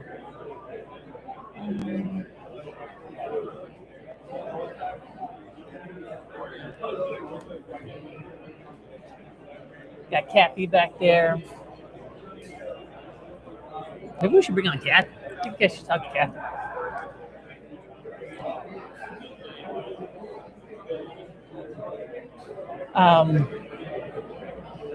Okay, so let me see if I can set up my time. Okay, so let's talk to Kathy. I wonder how I could. How do I set that up? Want to come say hi, Kathy? Sure. Come on over here. Everybody, this is Kathy. Hi. So Kathy, tell us a little bit about yourself. You're behind the Replit support channel, right? Yes. So I basically help out people on our social media channels, starting off with X, Reddit, LinkedIn sometimes. So yeah, basically helping out people. She's basically my bestie on the social channels because I get a lot of questions like, man, how do I do this? How do I do that? And I get the alert. And then I go and I try to research it and get back to the person. And next thing I know, it's Kathy already responding like, bam, bam, bam, here's what you got to do. And then like the person's all happy, like, yeah. And I'm like, thank you, Kathy, you rock. Yeah, when you're on the social media channels, you see a lot of the same issues. So I started to kind of learn, okay, this is the type of problem that people run into. This is how you handle it. So thank you as well, because you helped me out with, a lot of customers are seeing this, and that. And we're like, okay, we need to prepare for this, because if you're seeing it on your side, then I'm going to be seeing it on the social media side. This is one of the things that we love about streaming and connecting with you all is I feel like we get like a really good two-way connection in terms of what's bothering you, the problems that you have and the issues that you have. And we're still kind of figuring that out. Like, how do we handle all of that volume, all those requests? How do we see like a common pattern and how do we address it really, really quickly? But we're working hard to scale that out and just make it much more efficient so that if there's a problem that the community has, like we see it right away, we jump on it right away and help you fix that. Yeah, so if you run into anything, feel free to talk to us on social media. We're taking in, even if you don't have an issue, if you have feedback like, I feel like this Replit will be better if X, Y, and Z happens, or I would like to have this feature request. We're also listening for those as well. So yes, you're all heard on social media. Awesome. Well, Yeah. Thanks for saying hi, Kathy. We're going to have you again soon. Yes. All right, you. see ya. That's Kathy. She's so cool. I hope you heard her okay. And again, first time live streaming from an event. I know I keep saying that. I don't want to make excuses, but we're gonna figure this out. I think next time, like I have a better sense of the exact setup that I have to put together. And so, I mean, we have such a global community. I just feel like these events are great for people that are here, but like, how do we like people in Spain and Nigeria and like all over the world? How do you get a feel for what's going on with Replit? I think this is a great way to do it. But yeah, so thank you so much. And then let me go back to, I'll show you guys what's happening here. I want to show you my setup here. That's what I wanted to do. And I think it's iPhone continuity, right? Continuity.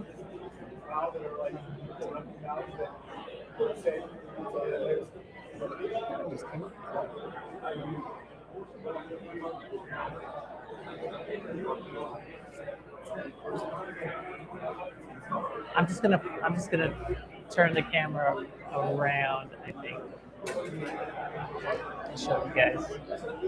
I'll just figure that out later. Cool. So let me turn you back to what's happening here. So you guys get a sense of what's going on. So you should be able to hear me, but yeah, people coming in, wrapping up their projects, and we're gonna get ready to start the judging soon. So I'll be back in just a moment.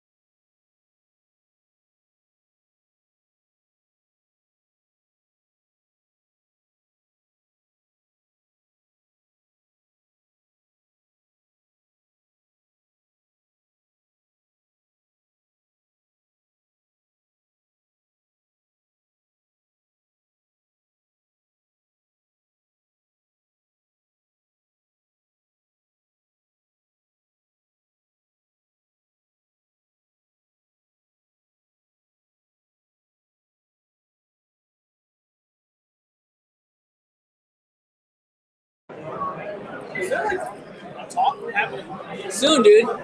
Testing. Just want to make sure you guys can hear me. Okay, going to the wireless mics.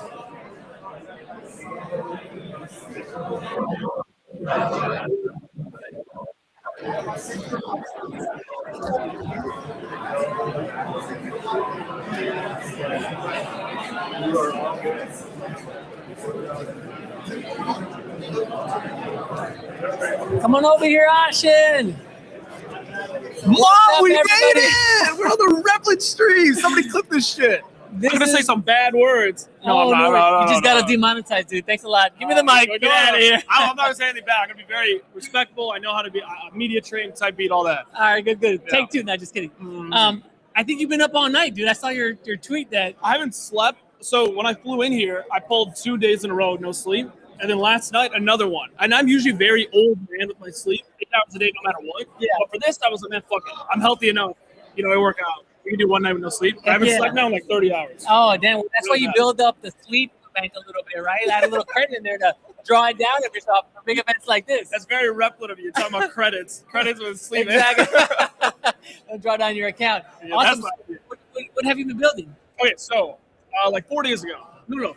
3 days ago, there's this really viral tweet. Somebody was like, what if every time you like say no to your alarm, Apple Pay pops up and you have to pay $1? Oh, that's a brilliant idea. And it went really viral. Yeah. And I swear to God, 4 days ago, a day before that tweet came out, I was like, what if there was a thing where every time you snooze, you have to do something really stupid, not pay money, but including pay money. So I had this idea before that tweet came out when people started accusing me of stealing this idea. And basically, anytime you snooze your alarm or you don't go to the gym or you don't pray that day or you don't call your mom, something, you have to do some sort of impractical Joker's level embarrassing thing. Like you and your friends have to post something on your Instagram story, or it'll automatically tweet something, or it'll send your father-in-law a weird text, or it'll send your mom like an image that you don't want her to see. It doesn't need to be that bad, but it can be that bad. And the whole point is like, oh shit, I really, really need to wake up because if I don't, this is like, you can't take it back, whatever it is. So you set it up in advance and it's pre-launch so that as soon as you don't do the thing, like it automatically goes. That's the thing, mostly. Because like iOS doesn't allow a lot of automated stuff. So I can't like automatically open Apple Cash. I can't automatically open like whatever and send it like Venmo and like the APIs there are weird. Yeah. But it's basically 2 tabs. So it'll automatically open your iOS preloaded. And it'll say something like, I failed today. I'm a failure. I suck. I'm such a chud. Here's $5. And then Apple Cash can open from 2 tabs. And then you send Apple Cash to somebody. Awesome. Let me just make sure the audio is working okay. Because as I mentioned, we're doing this you live, can see here, dude. On this beep. I think they're both totally fine. Hello, Replit. Today, we're going to be talking about my top 10 favorite types of slime. Number 1, purple slime. I think we're good, dude. Thank you so much. As I mentioned, I've been mentioning on the live stream, this is the first time we're live streaming from an event. Really? Yeah. Ever? Yes. To my knowledge, at least since I've been here, which has been a couple of months now, we're trying to do more live streaming. Yeah. Which is fine. Like it's such a great way to get feedback from the community, to help people keep pace with all the stuff that Replit is shipping. Like every week, we're shipping something that's like kind of crazy and bonkers. I see it. It's and crazy. like even me, like on the inside as a Replit person, like I'm on the inside, and for me, it's hard to keep up. I can't imagine like everybody else out there trying to keep up with what we're doing. And that's like another problem that like me as a user, not as someone that works at like a thing doing that industry. It's like there's already the industry of AI and vibe coding is already so hard to keep up with. Like even I forgot his name, but the guy that coined the term vibe coding, he himself was Karpathy. He's like I feel overwhelmed. Exactly. Or being left behind. That's the smartest guy on the planet, right? And like if he's scared and overwhelmed and he's getting left behind, then it's impossible to keep up with everything, let alone one thing. So I think like what you're saying with streaming, clipping, like I have a clipper, I pay him money, I'm gonna have him clip this up, we'll post it. And then those usually do better. Send it my way, dude. Send it my way. And then those usually do better than the actual stream. Yeah. Like Speed, Kai Sennett, all these goats, they have so many impressions, not because like a million people are watching the stream, but because millions of people watch the clips. Yeah. So if you clip up something really good for me, and it's like we stole Ashen, this crypto bro that just got into vibe coding, it'll do much more better on live stream. But I think like this is like amazing. This is a really good idea. Yeah, we're hacking it together. We're gonna get better. I think definitely the audio could get a little bit better. But I saw your stuff on social media. Yeah. That's how we connected. Yeah. And we're doing a build-a-thon for the mobile launch where we're getting people like special access to events, and and we're gonna walk up through building. And an iPhone. An iPhone, an orange iPhone, is gonna be amazing. And of course, we're gonna talk about building, but we also want to be talking about distribution, marketing, getting attention. That's all I know. And like you walk the walk. That's how I get to know you, because like you jump on my feet. I'm like, oh, this guy's doing amazing stuff, man. Now like we're connecting here. Of course, I know. I'm so happy to be here. Like I've never been to SF before, except one other time. I'm like full-time Chicago or New York or even Abu Dhabi. I used to live there. I'm in Chicago, dude. You in Chicago? Yeah. Yeah. Where are you at? I'm in Evanston. Bro, I'm in Orchard Park. Bro. We live an hour from each other. Bro, I talked to Horacio as well. Yeah. He's from like an hour from you as well.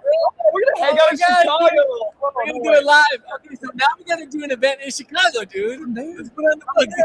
Hey, let me know. I'm tapped in. I signed up to the ambassador thing. I'm locked in, bro. Like every single thing that could have been done is done. We're gonna move you up a couple of rungs. Chief ambassador over here. Give me $20 of credit, and I'm gonna hack a Replit. That's my goal. That's the idea. No. But yeah, I think like this event is amazing. Being here with all these, like Alif is also ran by a bunch of goats. The reason I found Replit is through like your guys' CEO Amjad. I watched the Joe Rogan interview. Yeah. I love Joe Rogan. I was like, who is this guy talking about vibe coding? I was like, no, I fuck with this guy. I found his Twitter because I'm on Twitter 24/7.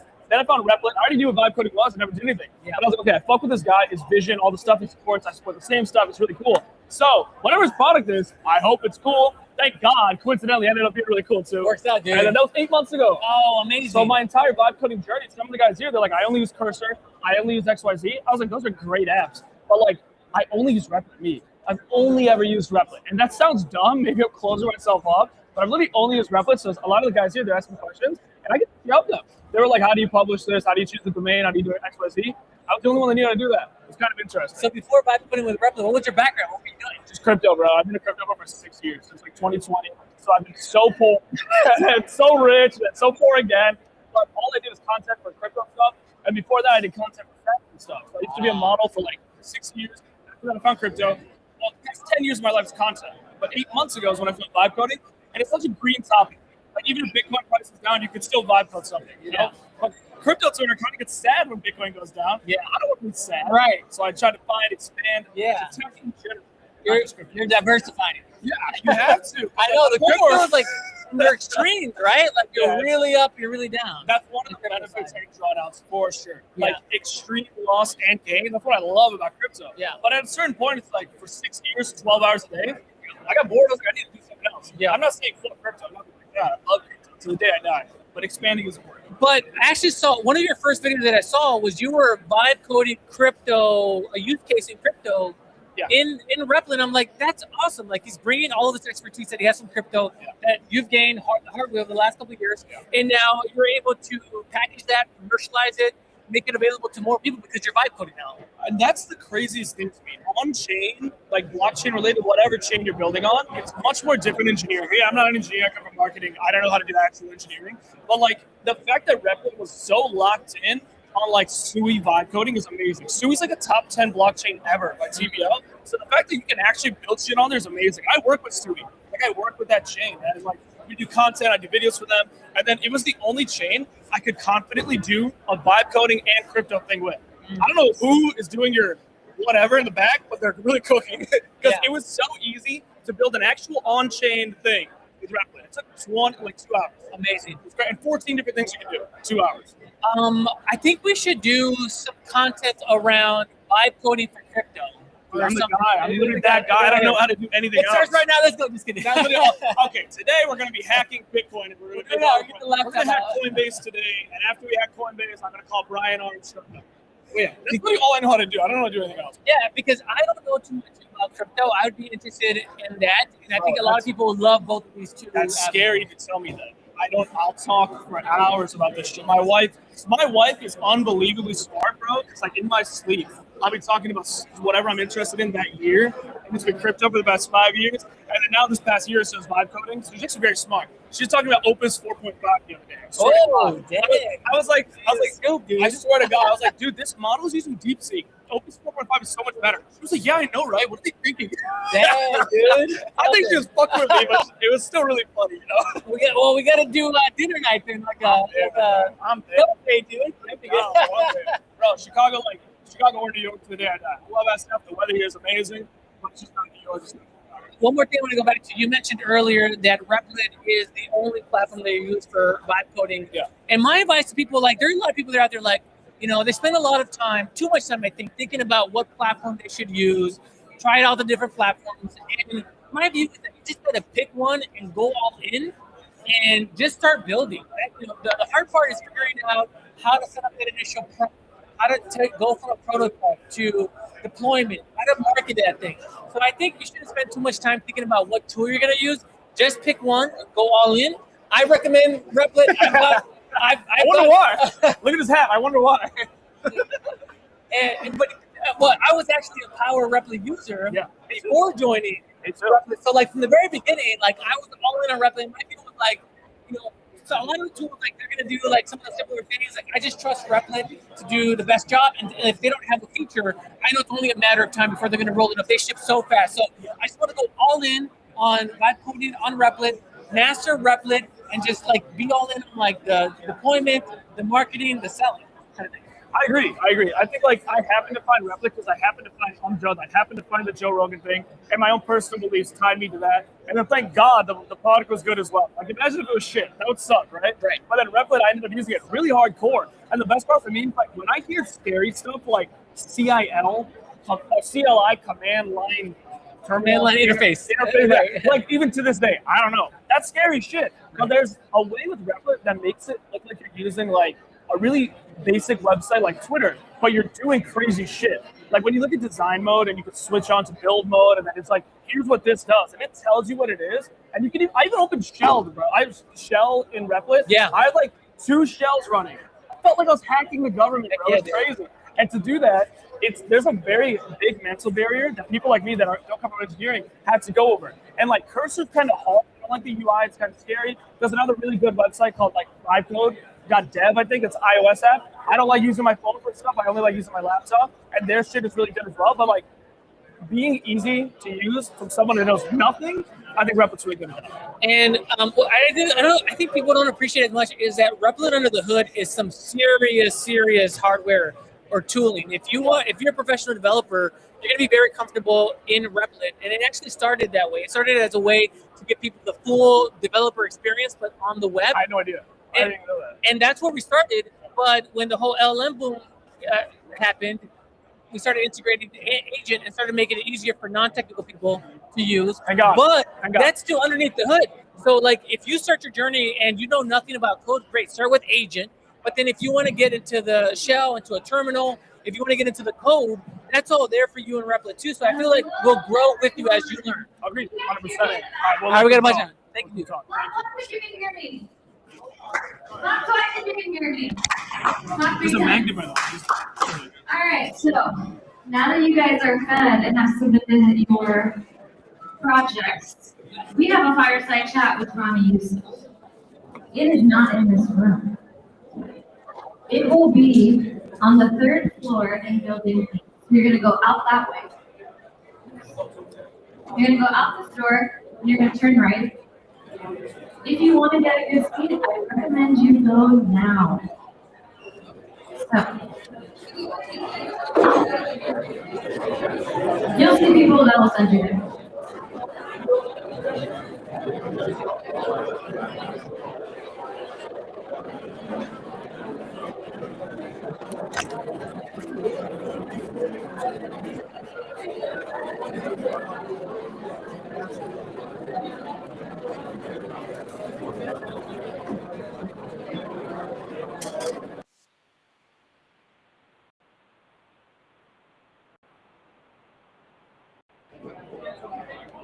All right, what's up, guys? I hope you enjoyed that impromptu interview with Ashen, one of our very cool builders. I hope the audio is coming through okay, man. I love that guy, man. He's got so much energy. And he's been up like all night. And, It'll be in building B. and he's running on fumes, but you can tell like how much energy he's got. And I think that's, what happens when you start building and you're surrounded with all these great builders. So I'm glad that we were able to bring that to you. And he makes some great points. Like, listen, you got to not only be thinking about building, you have to think about distribution, you have to think about marketing. clipping your stuff, sharing your stuff out in public. I mean, this is one of the things that I really liked about what they talked about, what they said earlier in the morning kickoff, is that it's not enough to build, you also have to share. So you have to put a clip, you got to share it on X, you have to share it on LinkedIn, YouTube, and get the word out there about your product. I think I'm not sure if I'm going to be able to get to the Fireside chat. I'm going to try to do that and bring it to you guys live. If not, we'll try to record it. But we'll see, man. We're vibe live streaming. We're gonna hack in this thing, so bear with me, and then we'll come back in a bit. Come with me, Welcome to the tournament. and you'll be It's a weekend to bring together the brightest builders of our generation, and a place where ideas go from imagination to reality. This isn't just another hackathon to see who's the most technical. It's a competition to bring out the brightest ideas people of our generation. Everyone has that one thing that keeps them up at night. This weekend is the perfect time to bring it to life. You just need that fire in you. That urge to make something that matters. It's not about the quality of code, it's about the quality of the thought. You've ever felt like you could do something bigger? This is your chance to prove that. Because the race doesn't start when you're ready. This is going to be the world's greatest no-code hackathon ever.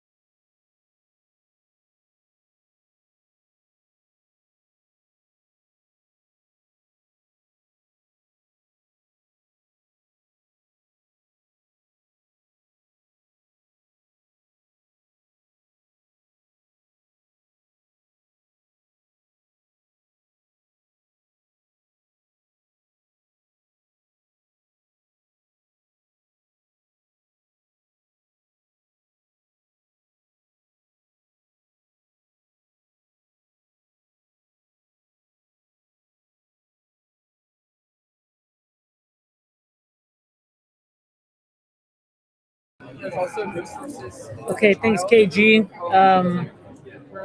And thank you for our streamers that are still hanging out with us. The good news is that we're going to clip some of this content and share it. So, thank you for being on the stream and helping us out. This is the first time that we're live streaming an event, so we're kind of making it up as we go along. You want to introduce yourself? Yes. Hey guys, what's up? I'm Parth with Replit, and it's so exciting to have all of you here. And yeah, we can't wait to see what you're building with Replit.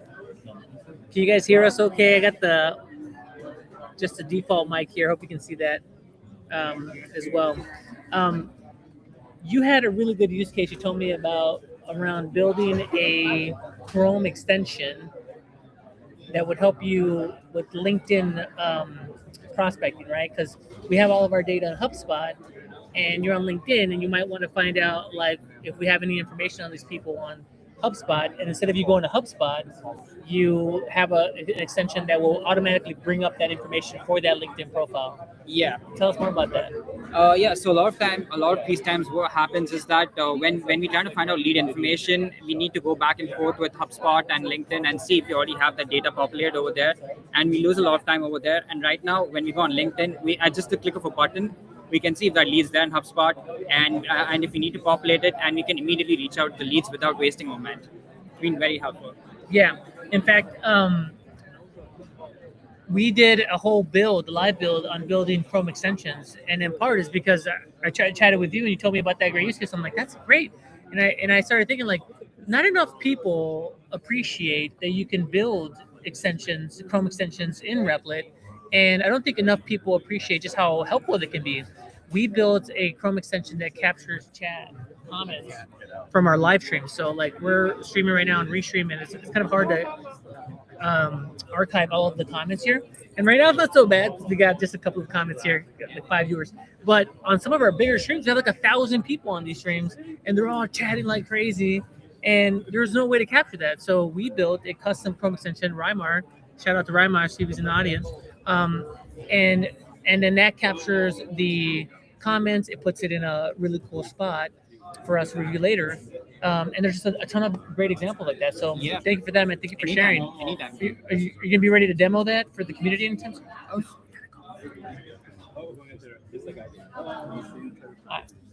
right. Bring it to the show. I'm trying to show the stream for you guys, okay?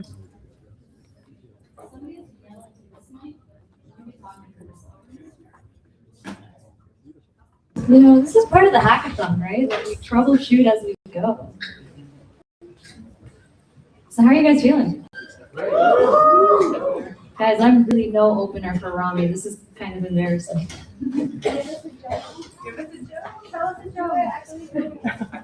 Hey, who wants to tell a joke from the audience? Seriously, nobody? All right. Here.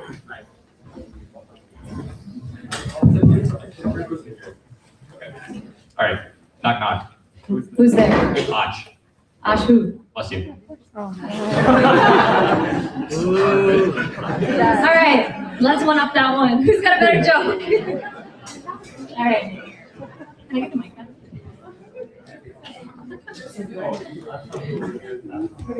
Are you ready to go on photo video? Yeah, we're good. Why do French people only eat one egg? Guys, don't make me think right now. Why do French people only eat one egg? Because it's enough. Because one egg is enough. Oh. I don't speak French. Okay, we got one more. Can you pass the mic?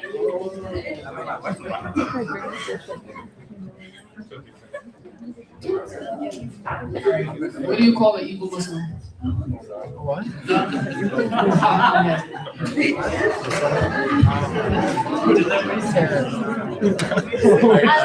like it. I'll take it. Thank you, guys.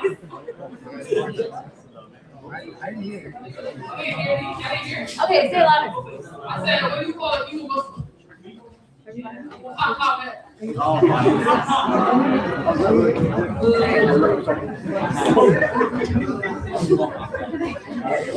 you know what? We'll do one to end off with.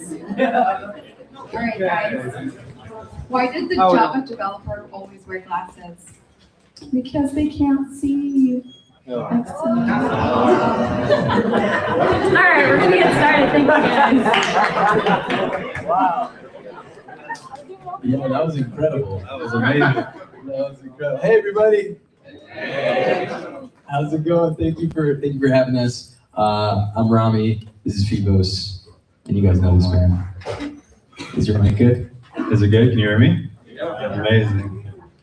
I don't remember the last time I've seen this many people packed into this room specifically.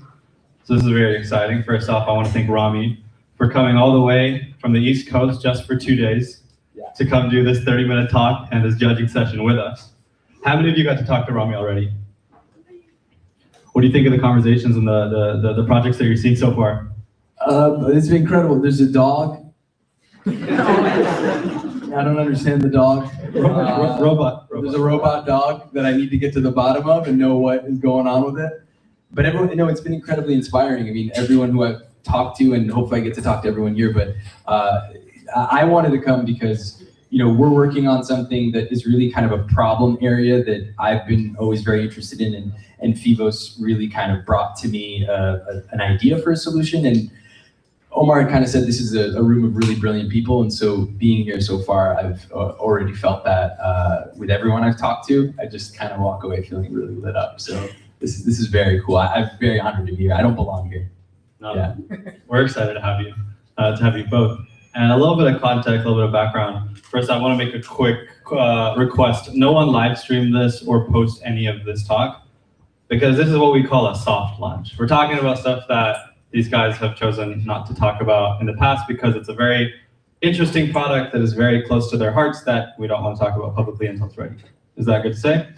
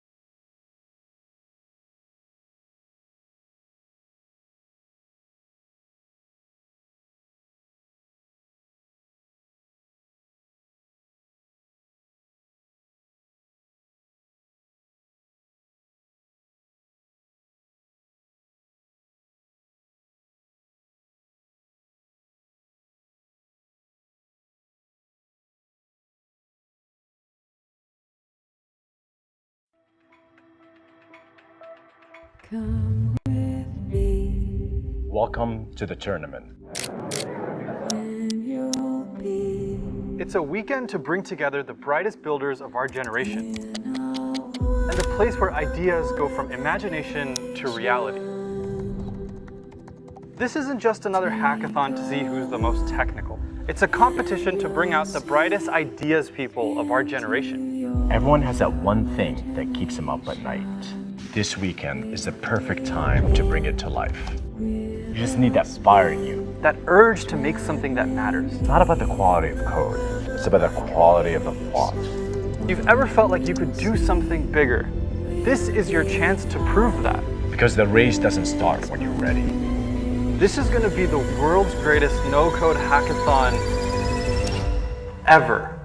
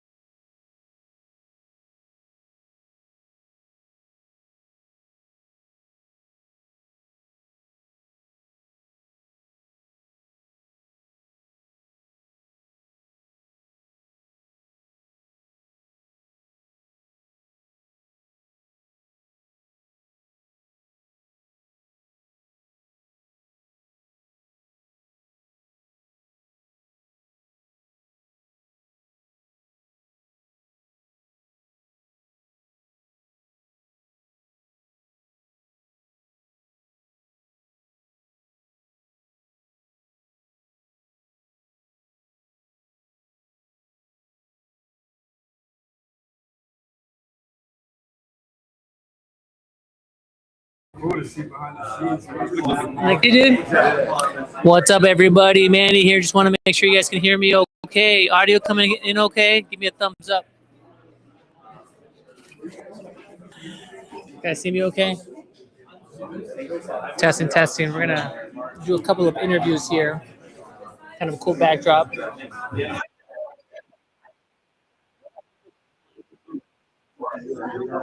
We need to have this in the background, dude. That's a little bit better. What you guys think? What do you guys think? Having that in the background? Probably, right? Yeah, and the light looks a little better too. I like this. Everybody hear me okay? Give me a thumbs up in the chat. Audio is back. Yeah, Prince. Okay. Cool, man. Come on over here, Chris. Come on over here, dude. Just hold that up to your hand. What's up, everybody? I've got Chris here, right? Christopher Parker, who flew in from Florida. Tell us about it, Chris. You're in Sarasota, and you also got to meet Rymar, right? I did. I went to the Sarasota Tech Summit just a few days ago. It was on Thursday, and I went like till like 10 o'clock at night, and then drove to the airport at 3 o'clock in the morning. Oh my gosh, dude, that's amazing, dude. How was the show? Give Rymar an honest review. How was the show? Oh, dude, they hooked it up, man. That was one of the best summits I've ever been to. I mean, they hosted it at the Moat Science Aquarium. So they literally had like sharks in a giant fish tank behind the presenters. It was epic. Yeah, it was so cool. Great job. And that event sold out, and it was like very popular. So hats off to Rymar. We're going to be seeing him soon. So you flew in for this event, and then you came here to participate. Tell us about that. Yes, yes, sir, I did. So I saw Amjad post something on X, and I was like, oh my God, that's so cool. You know, I'm a jiu-jitsu guy, so like tournaments, like I recognize helps kind of bring the best out of you, and like, you know, makes you strive a little bit harder to try to, you know, be more than what you would, you know, you could be late. It's easy to be lazy, right? But when there's like stuff on the line, like there's a prize, you know, they have cool There's stuff. a deadline. There's a deadline, like, and Other then, people are hustling. yeah, and just to meet people in the space, right? We're still kind of early with the whole vibe coding movement, but man, it's going to be huge. And like all the people at the ground level are here. So what did you build? Were you able to make a submission? I did. Oh, tell Yeah, us about man. it. What'd you do? So I'm of the mind where like technology is super awesome, but like the internet came along and I saw it like divide a lot of people. Like if you ever seen The Social Dilemma, the documentary. Have not, no. It's about like algorithms for like the big like unicorn companies designed to like capture your attention and like create these addictions, right? Right. So it's driven like a bunch of dividers between family members, just like, you know, disappearing into technology. Yeah. So I built an app that does the opposite, tries to use technology to bring the family unit back together by co-generational storytelling. So it's an app where parents, kids, grandparents, grandchildren get together, create a character, tell a story, and then the AI in the background is invisible. So it can just generate the story in an illustrated way that you can download as a Kindle PDF and then upload onto Amazon. Awesome. And is this so for parents and grandparents that want to capture the stories and share with other folks? Is that what you're just thinking? like it's like a photo. Like, you know, at like holidays you share the photo album. Well, I mean, what's cooler than like a picture is make a whole book that you created together. Yeah. And then you can pass it down and like their kids can read it to their kids one day. That's awesome. Yeah, my wife has been trying to capture her favorite stories from all the family members on video, and so she's like, every time like a family member starts like that, same story that you hear every year, but it's good. She takes out her phone, she starts recording. So it seems like something like this would be helpful to kind of capture that. Yeah, exactly. Capture it in physical form. Yeah. And so tell me about your experience with Replit. Is this the first time you've been building with Replit, or have you had some experience before? I started building earlier last year because you know, I follow like A16Z and like Amjad, and I'm like, oh my gosh, this is amazing because I'm not a coder, right? But I do appreciate being able to build my own software and, you know, solve my own problems. It's pretty amazing. So I've been playing around with it, but it's gotten so much better. Like periodically, I'm just like, okay, I'm all in now. What else have you been using Replit for? Well, I'm designing my own like productivity system, like my own sovereign database. So it's like I don't have to rely on like Google Drive this and like putting my notes in one place and just like I just want a command center for myself digitally. So I'm building like this ecosystem that will facilitate my workflows. Awesome, awesome. And you said you're a jiu-jitsu trainer. Is that what you do during the day? Practitioner, yeah, man. Oh, Yeah, nice. yeah. Dude, you know we have a jiu-jitsu mat in the office up at our headquarters in Boston City. No way. No, yeah, we do. No Dude. way. We're gonna have you up, man. Oh my God, I would Yeah. love that, dude. I tell you what, you come up and you give me a couple free lessons because I want to, or not free lessons, but like a couple like tips or whatever. Yeah, for sure, man. And, Yeah, I'll show you all the 100%. hours. Dude, Now I'm you're a, here. I'm a world champion black belt. What? Like, yeah, just throwing it out there. I would love to train with you. We might have to go like a mat out here, dude, and start doing it live. Cool, man. Any tips you would have for folks that are just getting started with vibe coding? Like, you know, what's been helpful for you? Like, how you've been with it for a couple months. You're getting really good at it. Like, how have you maintained that momentum? Yeah, I mean, it's just like with anything, even like jujitsu. It's like you get out there and you try. You know, if you don't try, then you're never gonna get a feel for what it's like.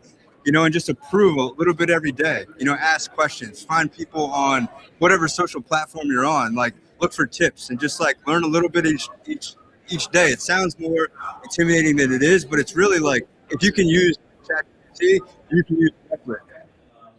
Awesome. That's great tip. Cool, man. How can people get a hold of you, or where can they follow you? You're on X and LinkedIn? Or? Yeah, at CJ Trueheart, man. YouTube, X.com, you know, anywhere. And look me up. I make my own music, so. Awesome. And when are you heading back to Florida? Tomorrow. So I figured I'd get a little downtime, maybe hang out with some of the community, Yeah. and then fly back home to my beautiful wife tomorrow. Awesome, man. Well, I'll make sure to pass on the good work to Rymar that his event was a success. Oh, for sure. 5 stars from Chris. Great job, Rymar. See you, All right, Rymar. see you, dude. Awesome. Thank you, brother.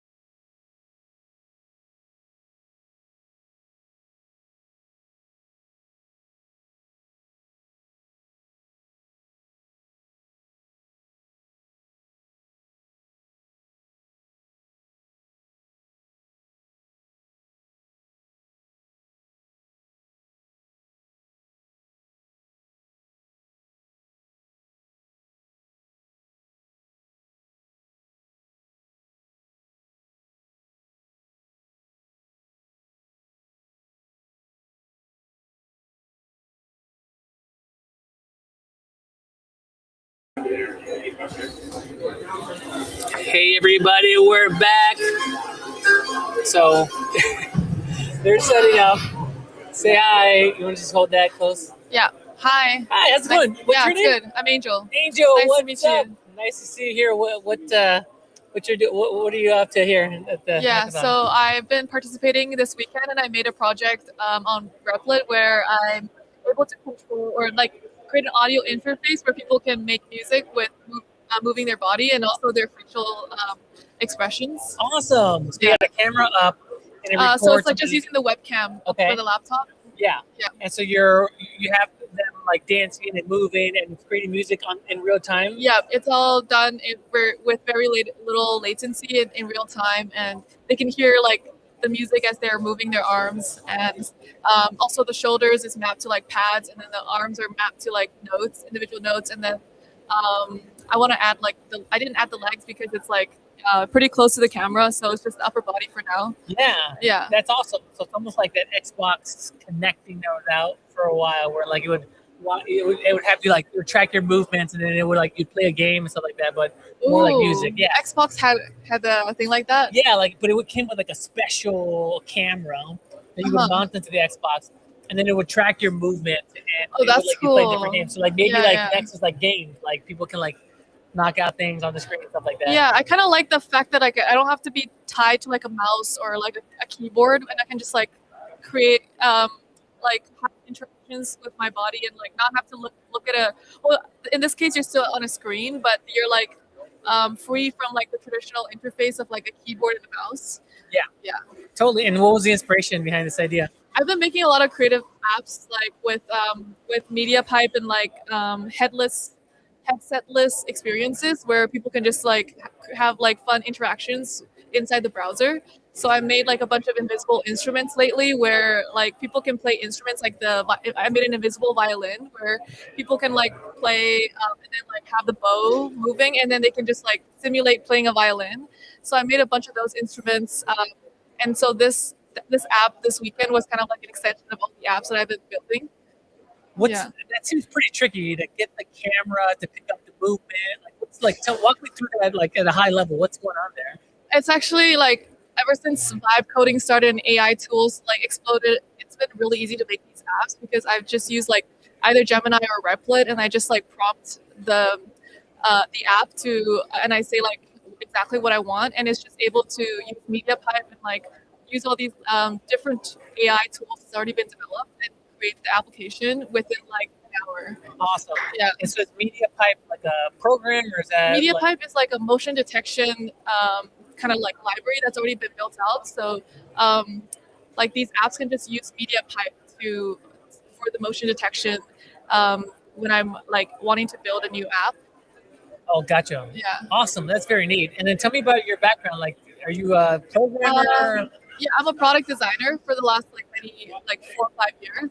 So ever since like vibe coding came out, I just started coding myself with like AI, and it's given me the freedom to like create whatever I imagine, and I don't have to be like finding a developer or like teaming up with other people. So I did this entire hackathon like solo by myself, and like you have that freedom of like feeling like you can like do anything you want, and you're not constrained by like talent or people or other people, which I really like. That's awesome. That's awesome. Yeah. And how was the experience, this whole hackathon? What did you like about it?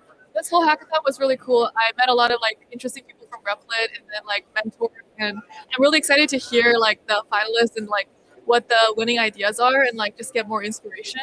And I think it was really well organized as well. Like the food was really good, and yeah, a lot of support as well. That's good. That's good. You get to meet other builders that you're connecting with. Yeah, I got to meet a few people yesterday when we were like working out at the second floor space, and we just like chatting, and people also like who are also Canadian. Like I'm Canadian, and people who are like building out of Founders Inc. as well. Oh, neat. Yeah. Neat. Cool. So what do you think about building next?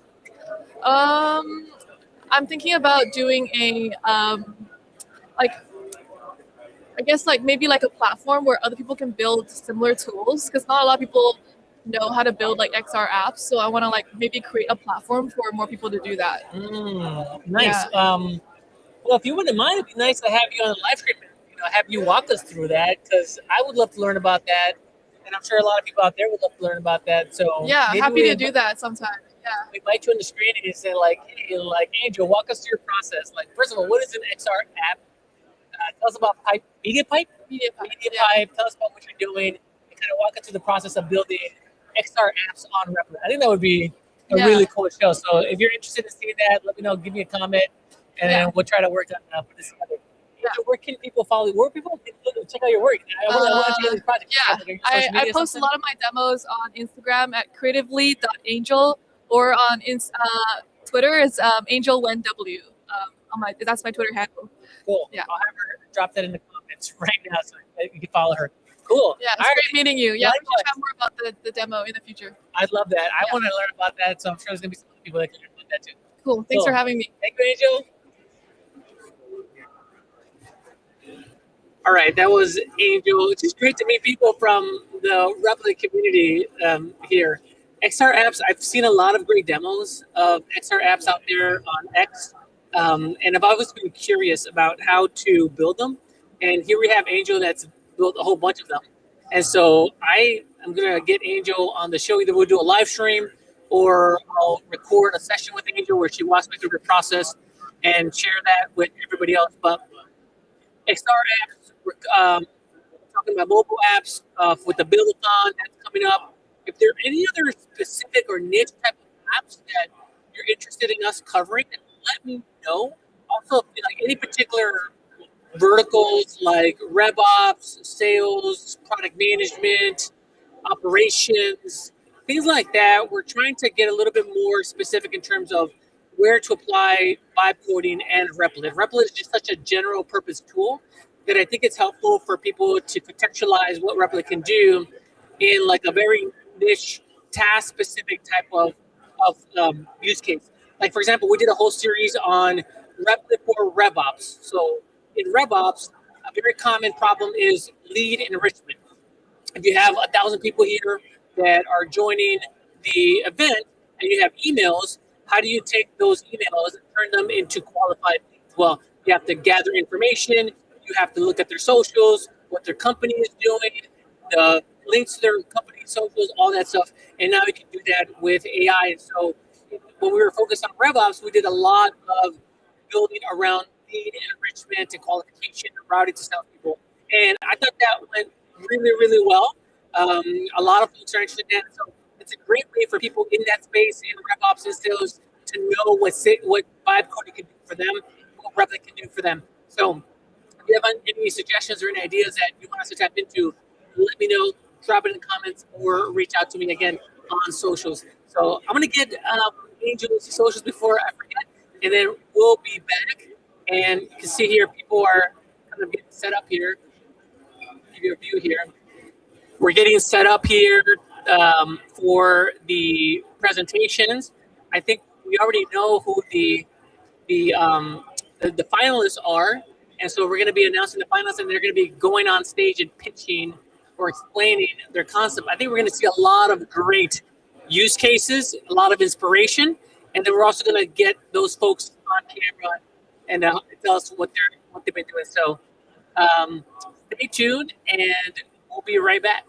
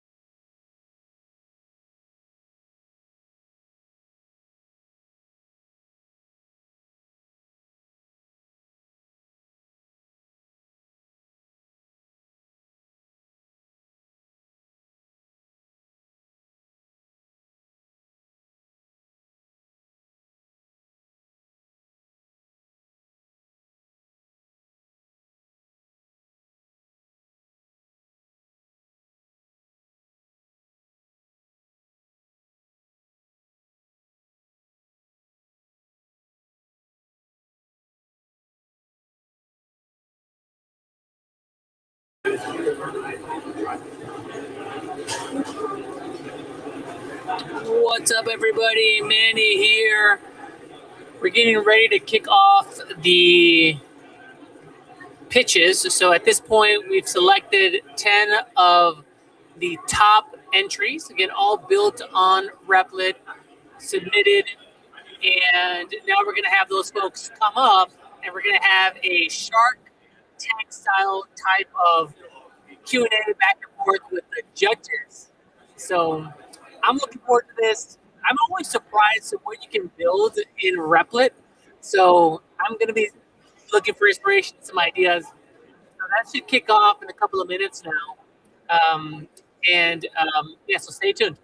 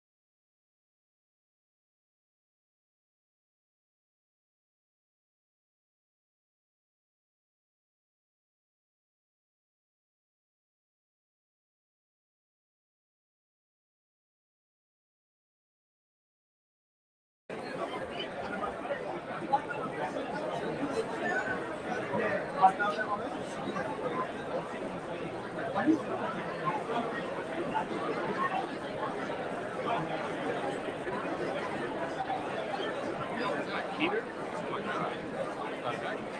Oh, this is blowing straight hot air.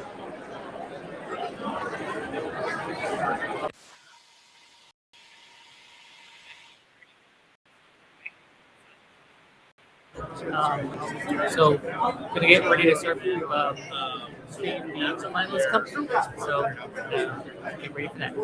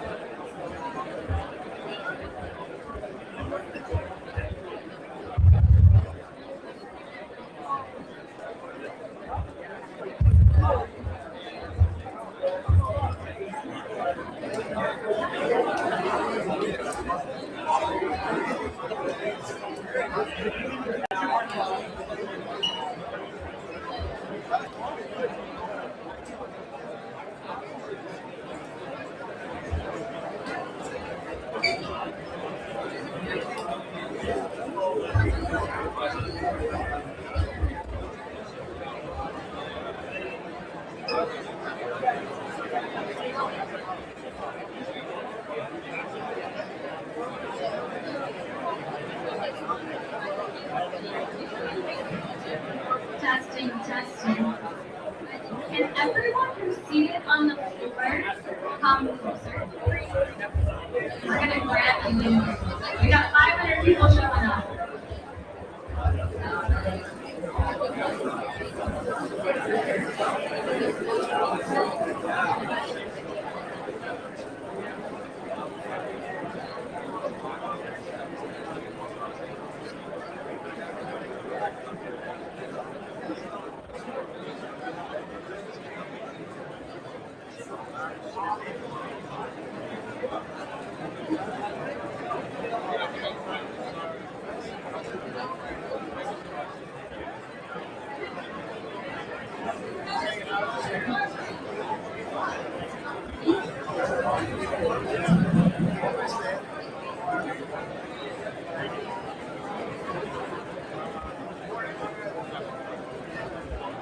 Can everyone hear me in the back? All right, everyone who's in the back standing right now, can I have you all start taking your seats so we can get started in a few minutes?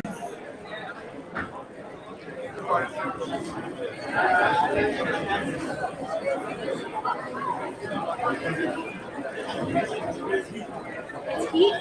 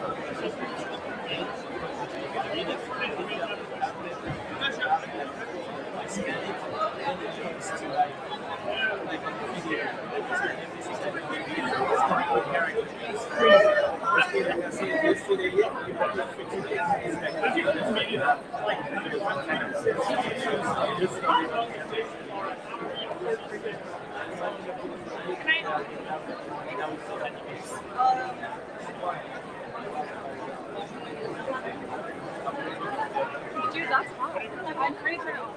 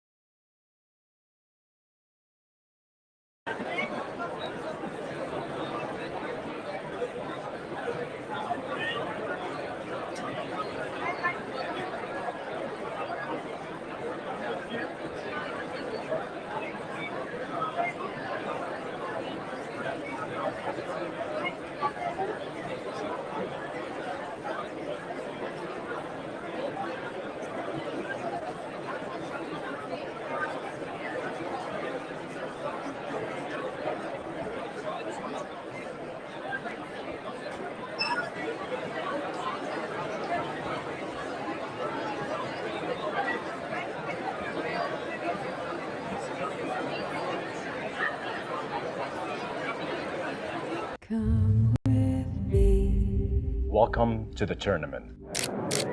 and you'll be It's a weekend to bring together the brightest builders of our generation, and a place where ideas go from imagination to reality. This isn't just another hackathon to see who's the most technical. It's a competition to bring out the brightest ideas people of our generation. Everyone has that one thing that keeps them up at night.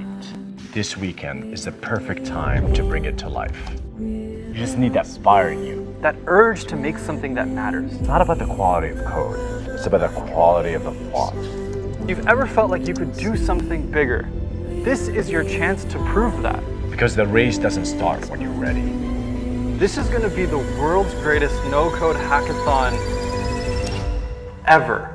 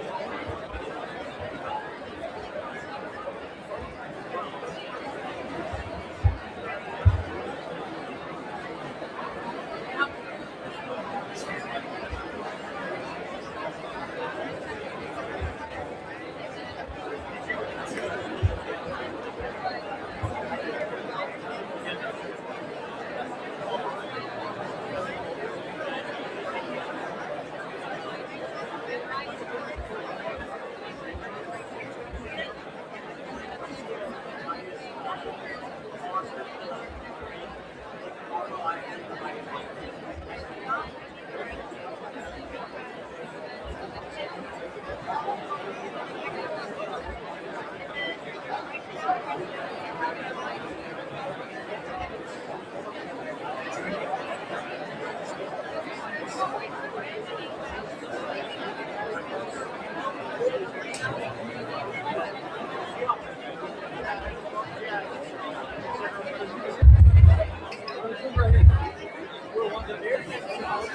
everyone, I hate to do this, but if you're sitting down, I'm trying to do women on one side and men on the other side. Because there's women over there who's also they're gonna come here, so there'll be spots on the other side. Yeah? Alright, sounds good. If you're sitting down, you're gonna try to do women on this side and men on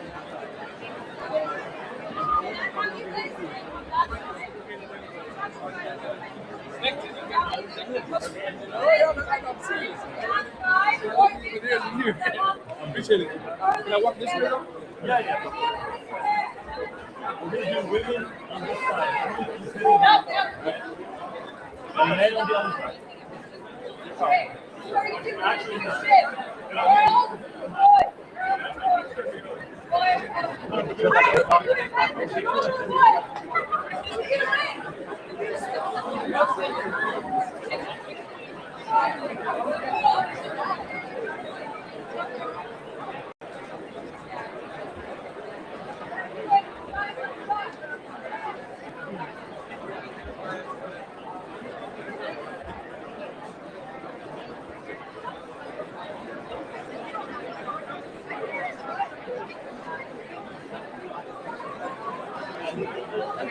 Hot, it has a hot air stop.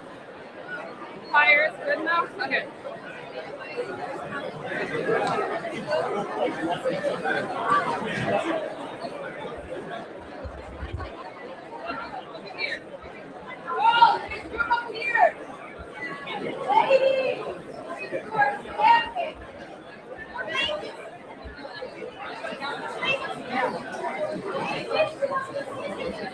You want to sit?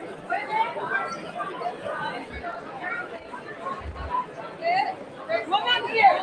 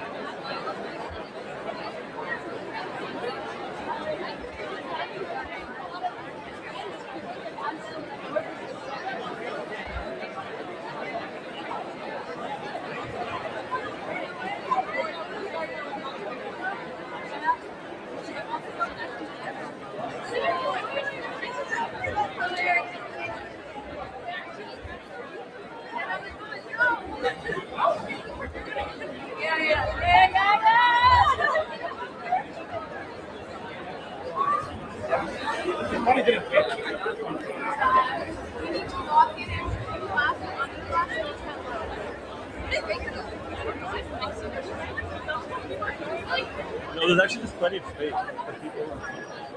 I think you can tell like women in the crowd.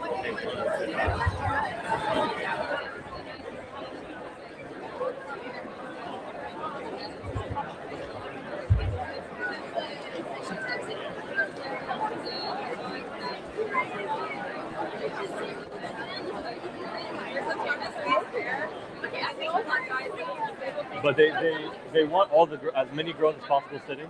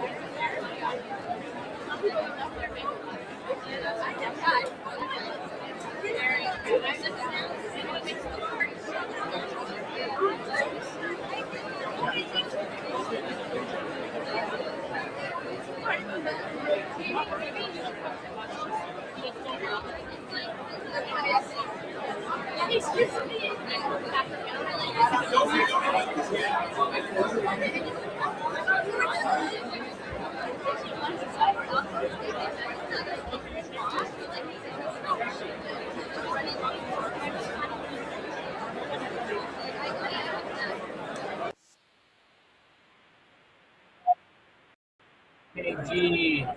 Prince. I'm just gonna call you Prince too. Yeah. Children multitasking. Yeah, they just keep it on the background, man. Once you see things kicking off, they pay a little more attention. Yeah, Prince. No. They're going to submit the finalists are gonna come up and they're gonna. The finalists are going to submit or they're going to present their ideas, And then there's going to be some judging, some questions, Shark Tank style, and then we're going to announce winners. So after we're going to present, the judges are going to select their favorites, the audience is going to select their favorite, and then we're going to crown a winner. And that'll be it. But I think I'm going to be here live streaming for until after the presentation. So feel free to stick around. Don't be shy. It's totally fine. Hey, come say hi. People are so shy to be on camera. All right, so back to this.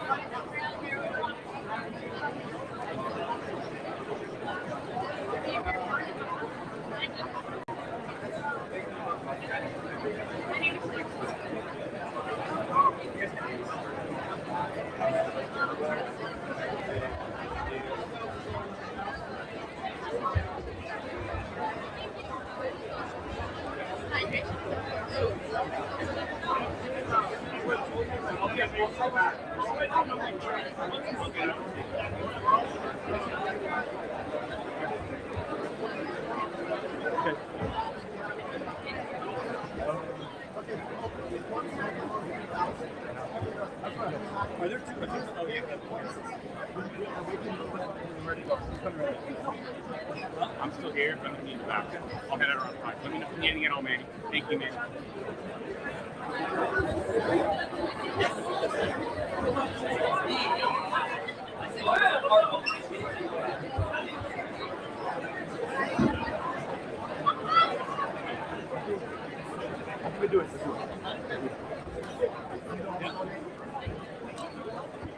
All right, everybody. What's happening? Real quick, just a show of hands. Who came here today? Raise your hand if you came here today. Who was here the whole weekend? Essentially yesterday and today hacking. Yes. Give it up for everyone that spent the weekend hacking. Who did not sleep that?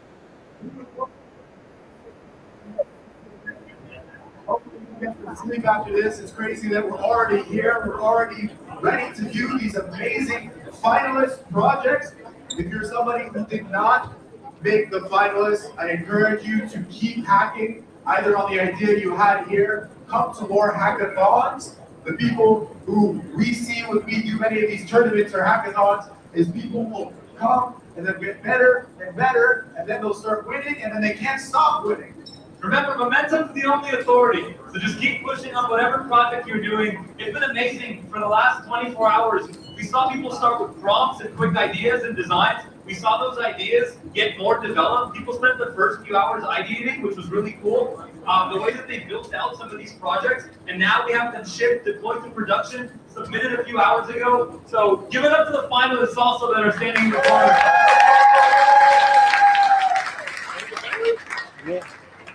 Thanks to everybody who came by and pitched to us. I am happy that I am not a judge because it would be incredibly hard to make these decisions, but we do have an incredible panel of judges as well. Give it up for the judges. Over there. Sorry. They will be there. They'll be sitting. And with that, we're going to bring Afra to the stage to explain exactly how this will work. I ask you all to lock in on these amazing projects. Pay attention. Please keep conversations down to a minimum and appreciate what people were able to build in a very short amount of time. Thank you, everybody. Give it up for Afra.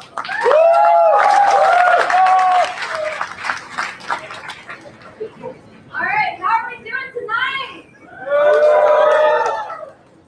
That didn't seem exciting. How are we doing tonight, you guys? Amazing. Well, good afternoon, everyone. Welcome to the Alif Replit Tournament Finalist Showcase. We will have 9 presenters come to the stage and share with you what they've been working on in the past 36 hours. But first, let's give a round of applause to our judges, Rami Yusuf, and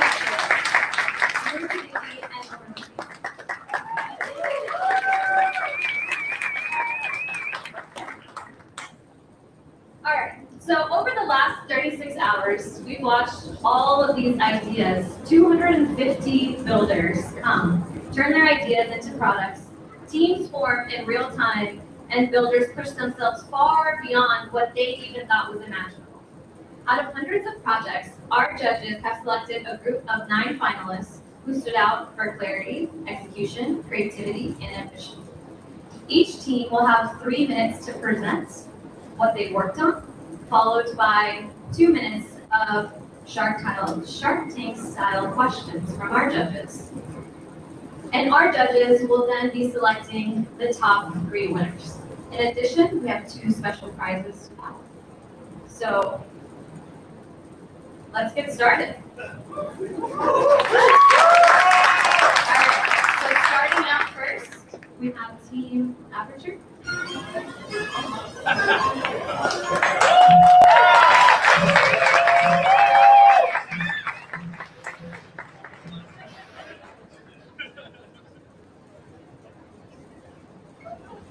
Assalamu alaikum, everyone.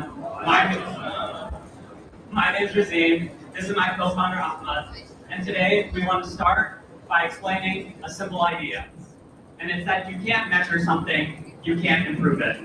And in nuclear fusion, measurement is one of the biggest bottlenecks, if not the biggest bottleneck in making improvements. Every second, sensors inside fusion reactors capture millions of data points. However, these sensors are often expensive, don't capture all the data that you need, and over time, they degrade and they break. When that happens, teams lose visibility, waste millions of dollars, and progress halts. Aperture solves this problem by turning hardware into software by creating synthetic data for nuclear fusion. Instead of depending on a specific sensor to tell you what's happening inside a reactor, Aperture learns how to recreate measurement from the hundreds of sensors that the machine already captures. If this is going above your head, think of it like this. Imagine fusion as a live performance. The absolute worst thing that could possibly happen is the lights going off right in the middle. Aperture keeps the lights on. Even when something fails, you can still see what's happening and keep moving. The business impact is super straightforward. Fewer specialized sensors to buy and maintain, fewer runs lost to missing data, and faster iteration because every experiment produces a more complete picture. Now, Ahmad's going to take us through the demo and show you what's possible.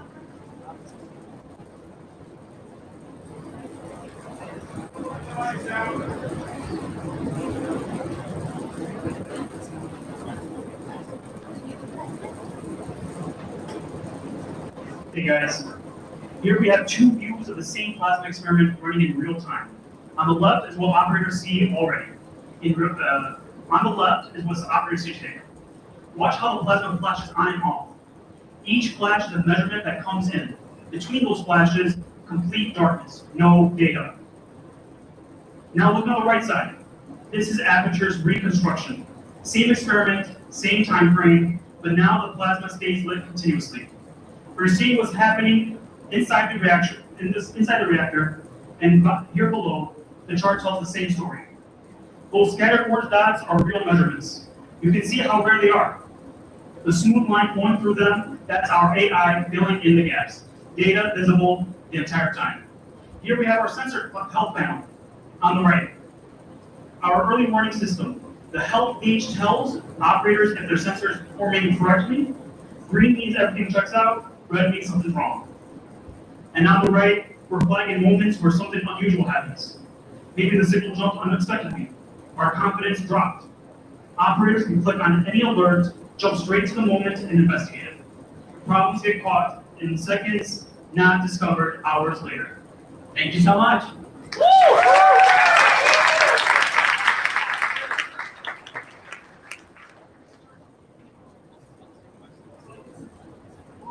So if you're selling this to a company tomorrow, what type of company are you selling to, and who on that company are you selling to?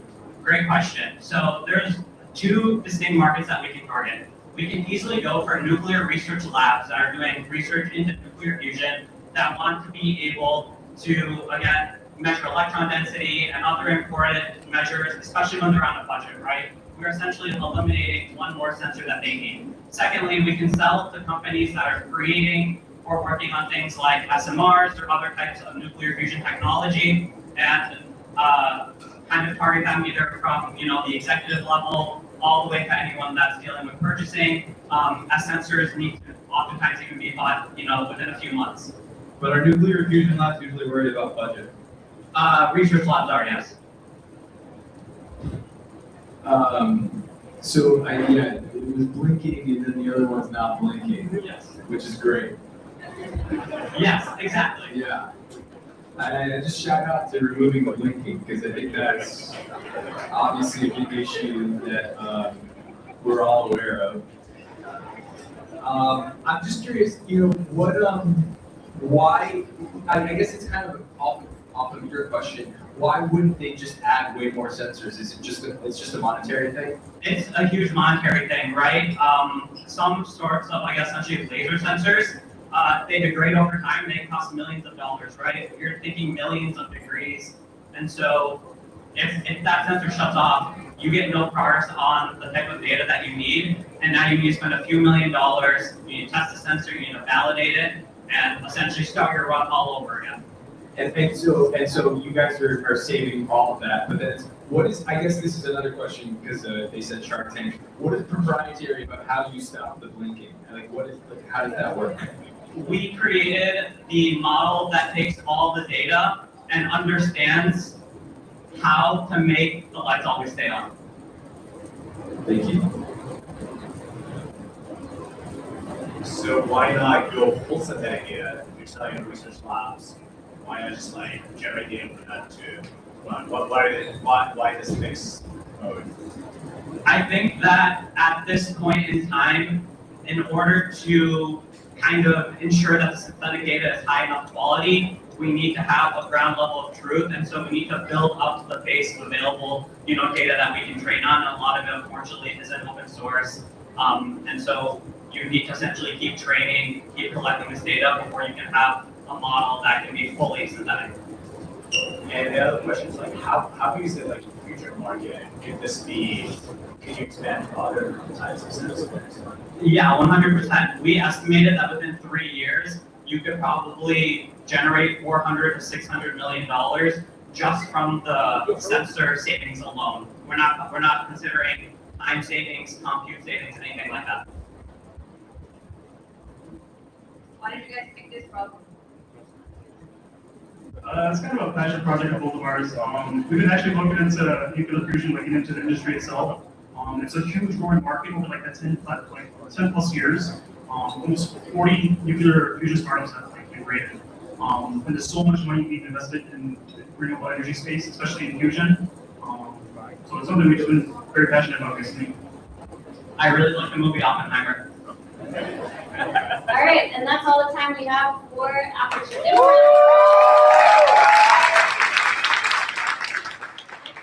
We have India.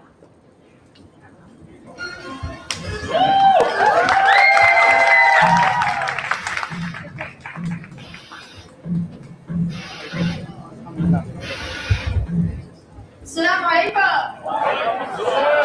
Let's do this Sunday school style. Assalamu alaikum. Wa rahmatullahi wa barakatuh. All right, thank you all so much for having me. I'm going to start off with a small story. Take you back to October 2022. The U.S. National Security Advisor at the time, Jake Sullivan, announced a fundamental shift in how America governs technology. He described it a high fence around a small yard, talking export controls, AI chip restrictions, national security thresholds that quietly reshape global investment.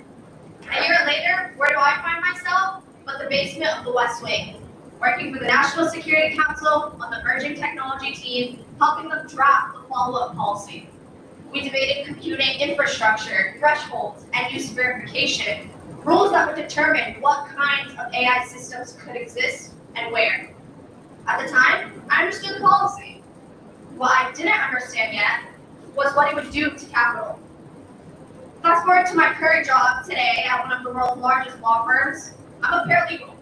I get billed at $450 an hour. I work on AI and infrastructure diligence.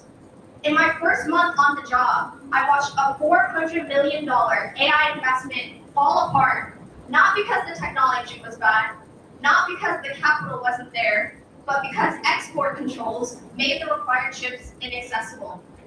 By the time that realization surfaced, the fund had spent 18 months and over $10 million on legal fees, consultants, and diligence. And this isn't rare. Day in and day out, I see investment firms evaluate hundreds of AI deals a year, but only a small fraction get regulatory diligence. The rest rely on gut instinct, optimism, or surface level constraint. So when regulatory or geopolitical constraints show up, they do so months later, hundreds of thousands of dollars later, and show up at my desk on a long, long night. I'm in a rare position where I've seen both sides of this failure. I help write rules at the National Security Council. And now I help investors navigate those rules after it's already expensive. I know which constraints bind first because I helped design them. So I built Ilia, a constraint first diligence rule.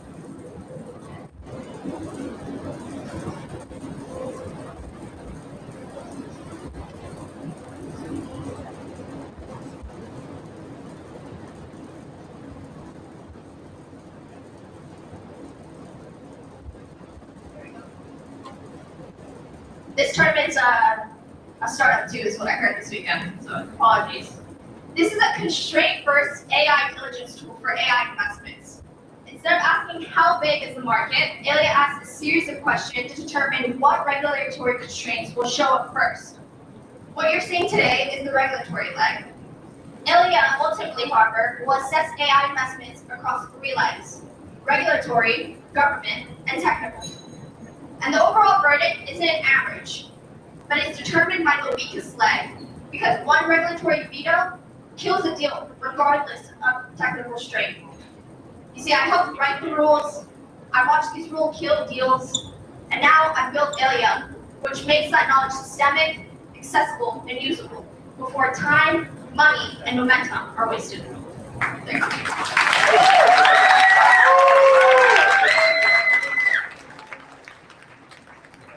All right, judges. Very cool. So you wrote the rules, and they're helping people navigate the rules. It's a great business model. That's what America's about. Leave the jokes on me.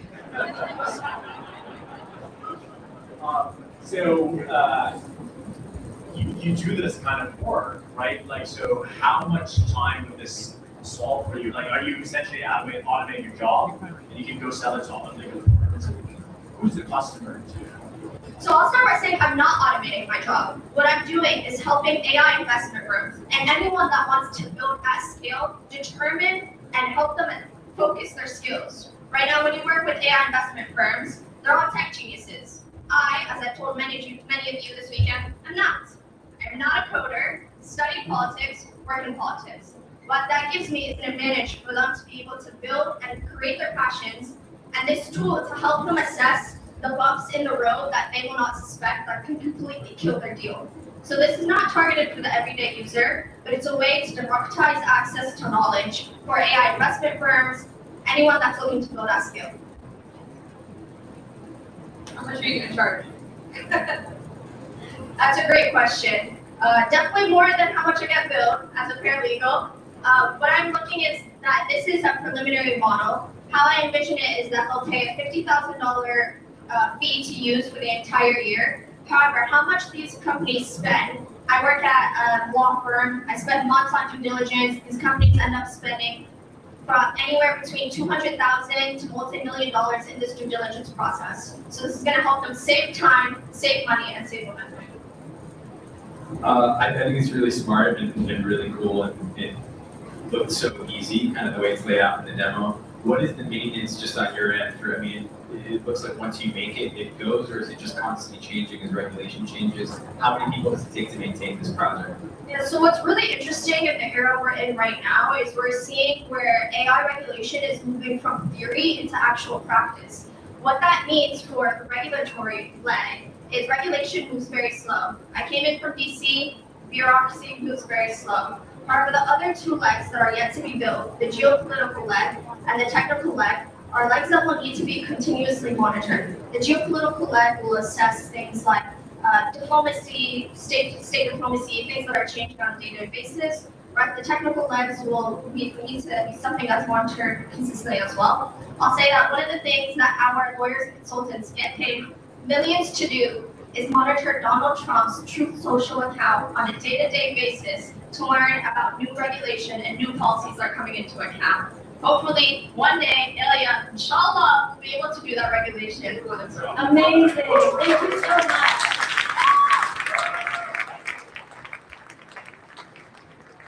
All right. Up next, we have Where We Almost Met.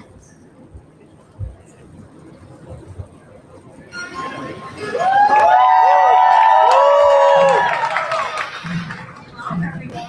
My name is Rabia. I'm so excited to be here. This is my first official hackathon. I did not expect to be here. Please be nice to me. Those guys totally killed it. So hold your tomatoes, okay? So, you got it.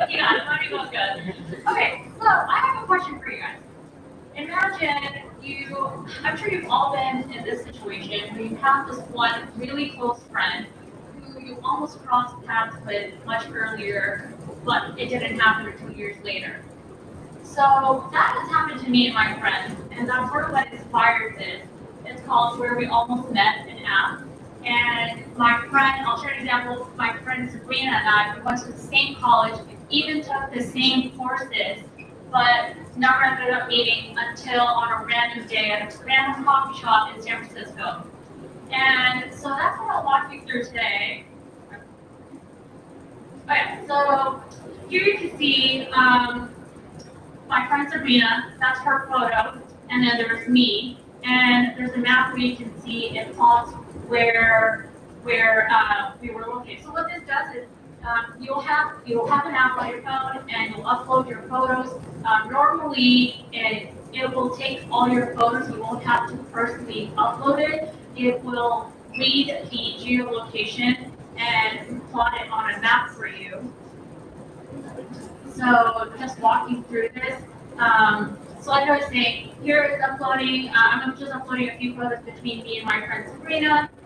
Normally it will use a grant of permission to the app and it'll automatically sync it for you. What it's doing is analyzing those photos and then it's looking at the geolocation and it's going to plot it in all the places we've been. And in just a moment, it's going to show you where Sabrina was and where I was. And what it does is it's going to code it. You'll see the nodes in just a moment. It's just processing.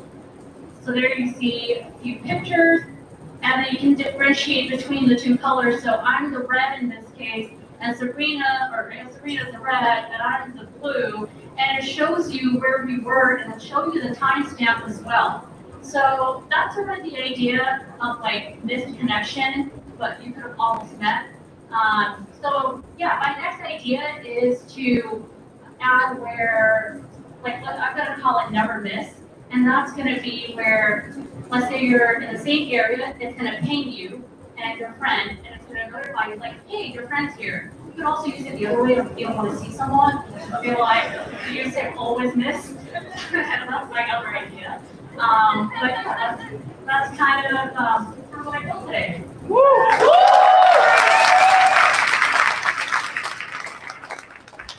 The first startup I ever tried to build was a social app to make plans with your friends. And that was one of the worst things I ever tried to do. Because I decided to go 13 months in stealth instead of using marketing. So how are you going to get your first 1,000 or 10,000 users? That's a great question. I've already thought about that. Right, so I'm going to utilize my friend. You And have 10,000 friends. yeah, do you not? I guess not. Oh, you would. No, I think how I'm going to market this is I'm going to target college students, and it's going to kick off. I think you have to be really smart with how you market it. So TikTok, obviously. I'm going to get you cool people from college to help you with that. And yeah, that's how we're going to spin it. And I'm excited. I think it'd be really fun. I think it's really cool in terms of just obviously it opens up a lot of really interesting conversations, and I think a lot of what people are looking for is ways to connect. I think what I'm trying to understand with it though is I think a lot of people have really accurately said we're in a loneliness epidemic, where people are trying to meet other people. Is there a safe way that you can see an app like this that kind of actually introduces people to each other, as opposed to this is right now designed for people who already know each other, but people are looking to meet each other, and I wonder if that's something that feels like it could safely be executed here. Yeah, Rami, I'm so glad you brought that up because that's actually my next idea of what I want to do. I want to roll it out with close friends with close connections and see how that goes. because there's been so many times where I've met really cool people and I'm like, why have I met you before? Like, we were at the same conference or same event. So that's ideally like the next step, to see maybe people are in close proximity or same industry, and if you have mutual, and it would populate like, hey, you might know this person. Obviously, you can accept that if you want to share your data. Yeah, I would just say maybe that might be something you need right away, just in the sense that right now it almost seems like designed to kind of reminisce, as opposed to I think it might need to be a bit more active in order to grow quickly. Yeah, I'm gonna build that tonight. I'm probably gonna date myself, but I remember Foursquare. You never heard mentioned very young?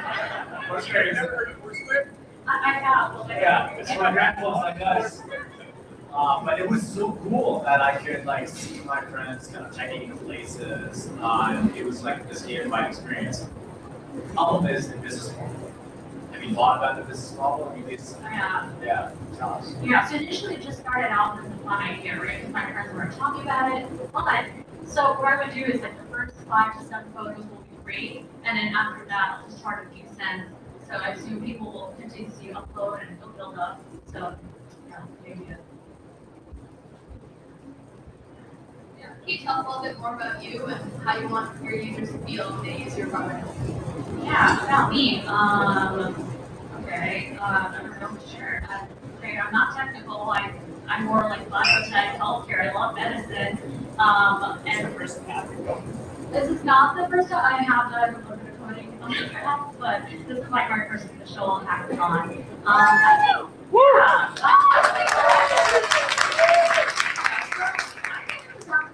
Everyone, it's not meant to be like a serious app. Honestly, I just wanted to build it because it's such a fun idea. And everyone I've talked to, like at this hackathon and before, they've all said, wow, this is such a cool idea. Sorry, my time's up, sorry, but they're gonna hate on me, so I really gotta go. But I'm really excited to build this, and you should all use it. Alright, up next we have critical path.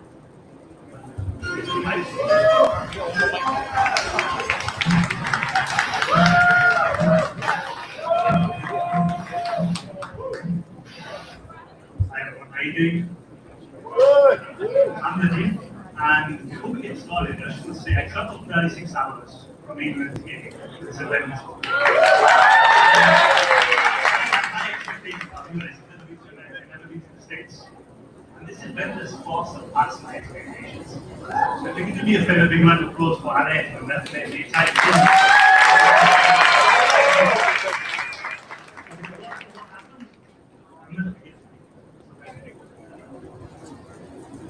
So guys, can I get a show of hands? This isn't the AI-based hackathon, so who here wasn't part of the hackathon?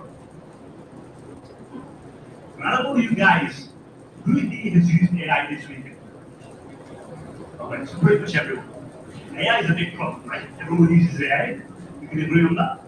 Now I'm going to let me introduce you. Great, nice to meet you. My name is Amira, of course, my co-founder Nadeem. So what we've come today is with an idea of supply chain management for data centers. Let me break that down for you. Sounds like a lot of you have used AI. Where does AI come from? Data centers. Every single hyperscaler, Google, Microsoft, OpenAI, they're rushing to build data centers as fast as they possibly can. What they don't realize is that the suppliers are limited, finite, and in very high demand. Let's take NVIDIA, for example. They're the sole and major producer of GPU chips. Say Google can't get access to an NVIDIA GPU chip. They're stuck in a really big predicament. What people are not realizing, and the data center suppliers are not realizing, is that every single delay is extremely costly. There's downstream impacts, and it costs billions of dollars. What also is a really big play, I would say, in this market, is that every single company is investing significant amounts of dollars in data center, hundreds of billions, in fact. There's a statistic we read this weekend, and I think also, and I'm an experienced, let me give some context. I'm also a strategy consultant at a top global consulting firm. I'm the chief of staff for the data center practice at my firm. So I look at these clients, I assess their problems, and I see, what is the bottleneck in this process? What am I realizing that our consulting firm isn't necessarily giving, but I can build a solution for? market. And I think let's get into the demo. We have almost time left. We want to see this. So if we go into the demo here, and we first play with this.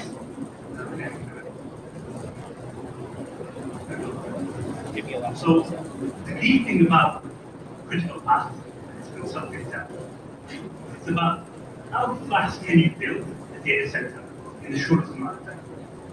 And there are some things that are nice to have for a data center. If you're missing one GPU, you can still run your center. But if you're missing a circuit breaker, if you're missing critical components, you're not going to. And what critical path essentially does, it allows you to keep an eye on key metrics and then use agents to manage that process. And I think while the demo is showing, we're happy to answer any questions because you'll be able to see how it works in the background. An agent essentially manages a unified portfolio and essentially makes sure that if you're a data center builder, you will build within a service, saving on average 15 million a month. You mentioned wanting to take questions while the demo's going. Selling to data centers will take you very long sales cycles, right? That's 3, 4, 5, 6, if not more months. How do you validate this product while you're building it so that you don't wait 6 months before finding out that you got something wrong? Right. So we spent 5 hours, 6 hours building this product, and it was 25. The rest was speaking to founders, mentors, venture capitalists, ex-journalists, who's Silicon Valley, to understand if this idea has legs.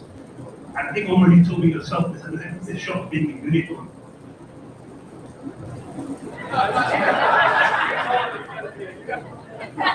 I said if you take it to the market and you do a good job, it could be a unicorn. What is this insider trading shit?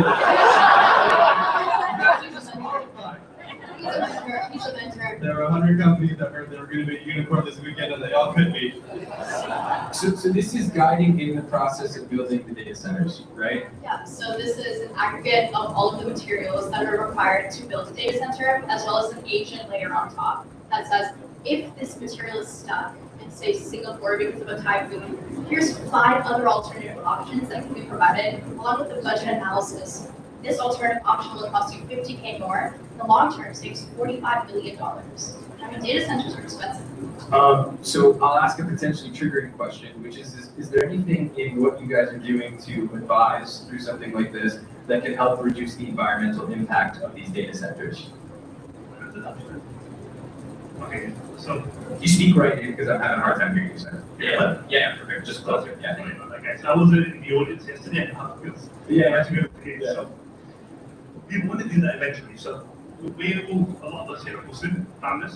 A lot of that comes with the ethics and the moral side of being a founder. Yeah. What we hope is being founders and getting the seats at the table is eventually being able to use our moral compass to guide decisions. And that includes, the water resources, the land resources, and the effects the data centers have. Because 2/3 of the US data centers are delayed right now because of public opposition, not because of lack of money or tools. We choose that. We choose where we want to locate, where sites are available. As Muslim founders, we offer a different moral compass in those decisions. First of all, really that presentation is very impressive. When I was starting out, and I was looking at my feed the whole time, you guys are projecting, especially the women, doing very, very impressive. So congratulations. Why you? Like, I assume if I'm NVIDIA or XI, whatever, if I'm running into a problem, why haven't I invented this yet? So what gives you a unique insight? Yeah. So there's a speed to market, I would say, in all of this. What we offer is perspective that others don't have, adaptability in the way that we meet the market. As I said previously, I'm a consultant. I hear these problems day in, day out. I know the way the market is moving because I'm chief of staff to some of the VP heads at hyperscalers. I know what matters and what shouldn't, and I think that's a unique perspective that we offer. I think the key thing to highlight is it's not being done yet. The way we're talking about predictive analytics, the constant being done at the moment is a reaction. We're talking about being proactive and real. And that will save significant money. And will also make sure that the people is able to all of you because you want to use ChatGPT, you want to use ChatGPT. How much are your customers currently spending to solve this problem, and how much are you guys going to charge? Sure. So I'm going to say something here because we have 36 hours. I'm going to be very quick because the time's probably off. We only have 36 hours. We're not going to finances in depth. But I'll put it this way. The richest man in the world is Elon Musk. He's literally said publicly, I write a blank check to anyone who build me data centers faster. It's not a money issue. It's a resource issue.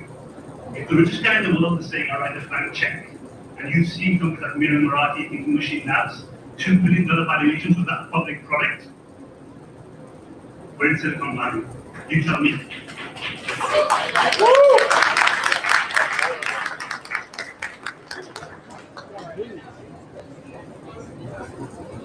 Well, that's all the time we have for you guys today. Thank you. Thanks very much, everyone. All right. So up next, we have Roarbound.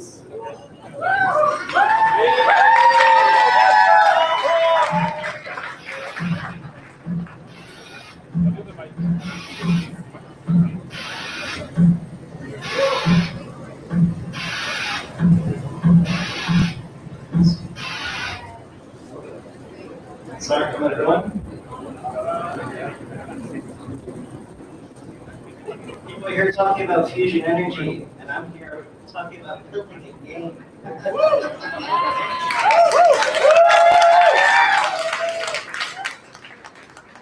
My name is Ibrahim Manawar. I'm a design engineer. My name is Alif, and I'm the creative director. And with our very close friend and talented developer, Replit, we were able to bring our vision of Noorband to life. What if we could build a game without writing a single line of code? What if you could build an interactive storytelling experience without writing a single line of code? That's what we're doing here at Noorband. Noorband was inspired largely by our own kids. Something that we think about a lot is how can we create representation for them, and how does that build their confidence in their own identity? In fact, a lot of our ventures are inspired by our kids. We actually wrote a storybook for them, and we're able to leverage some of the characters in the book to create a 3D model for the game. And we actually got to make our stunning daughter, Teddy Bidras, the main character. It's a beautiful experience. So we came all the way from Canada. Shout out, who's from Canada? Okay, so what exactly did we build? I keep on throwing this term interactive experience, but that is exactly what it is. So the first half of it, and I'm going to show the demo in a bit because if a picture speaks 1,000 words, I mean, the game is something completely different. The first half is an interactive experience. The second half is a co-op, gamepad supported, physics-based, isometric puzzler game. Okay, custom shaders that we built in 3JS and R3F. Honestly, it's crazy to see what you can build in over 36 hours. It's insane. And we didn't just build a game, we built a game that builds itself. So talking to the in-game assistant, you're able to generate levels on the fly, taking that sandbox type of game to the next level. So this half, so I don't know which video we put in here, so let's take this from that. Okay. So this is the game. Do we have more videos? Okay. There are 3 other videos, which I'm sorry we weren't able to show you, but what we were able to build in the span of 36 hours was something that we wanted to bring to life for a while. So my wife and I, we have a series of augmented reality storybooks. That's another startup that we have. And what we wanted to come here, we wanted to raise the bar of what was possible within Replit. We wanted to build something that people would say, was that vibe coded? And the answer was yes. Yes, it was. I'm sorry we weren't able to show you the beginning. Actually, in the very beginning, we had an interactive story. It was a choose your own adventure where you could choose to play as Nora or Kenyu. The next time, we'll show you guys the full thing. Actually, you can all check it out. Yeah, we'll share the link. We'll show the link.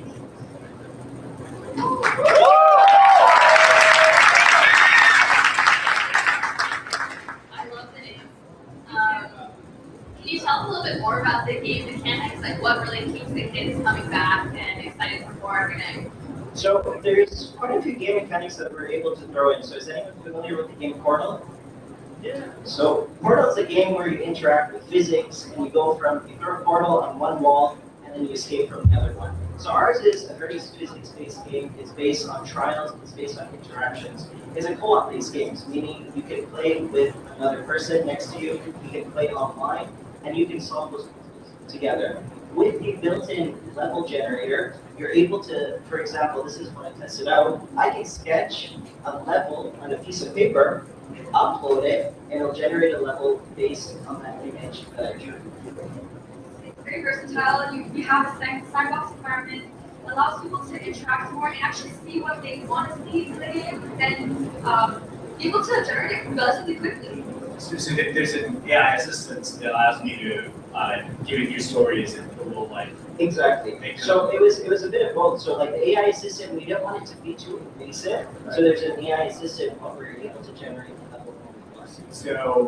So my kids, chefs and all, like say I want to put them in the game, and I do that, like then I. Beautiful names, by the way. I can see chefs like the sun. Yes, yeah. It would love that. So V2 of the game, yes. Yeah. V1 is what we did with our own kids. Your kids. That's exactly that. V2 is your kids. Your kids, your kids. Amazing. Really cool, really fun. I was just curious, the level generation and kind of the building of the game. Yeah, is it meant to be done by the parents or is it meant to be done by the kids? Both, actually. So our son draws a lot, mashallah. He's 4 years old and he has a whole wall full of dinosaurs.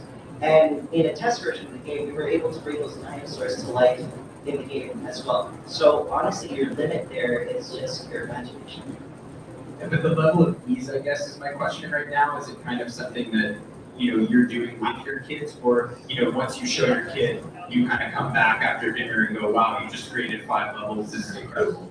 I wish I could show you. We had like sample blocks, so it would be like built as you go, kind of like Lego blocks. So you'd say, "I want a lava level," and then you'd say, "I want it to be medium difficulty."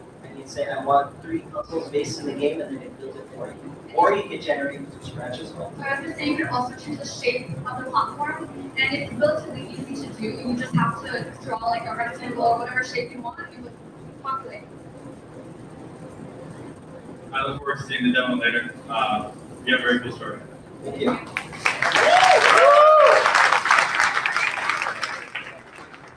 All right, up next we have seashells.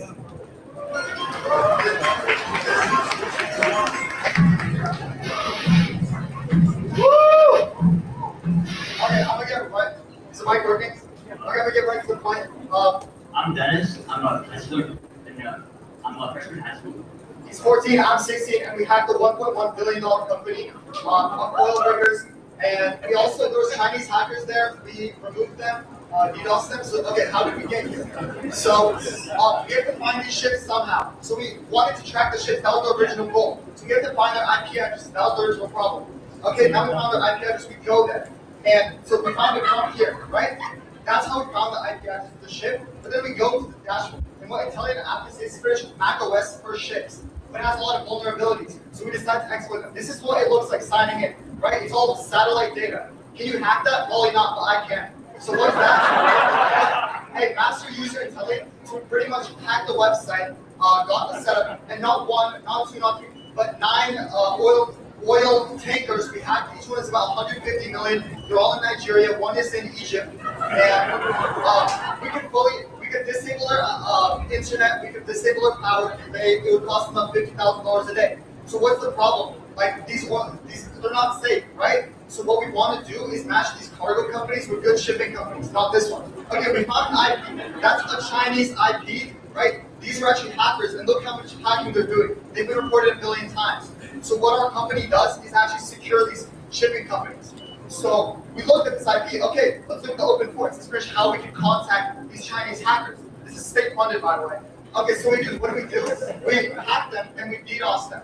But they're off the ship now, and we also found people from Warsaw and people from the Dominican Republic. So what our company does is secure these shipping companies. Cargo companies want their cargo to be safe. They don't want it to be hacked by us. I'm 16, he's 14. I don't know how we hacked this, but we did. And Okay, here, this is a honeypot, right? How do these hackers search for it? They use this tool. They pretty much search for vulnerabilities.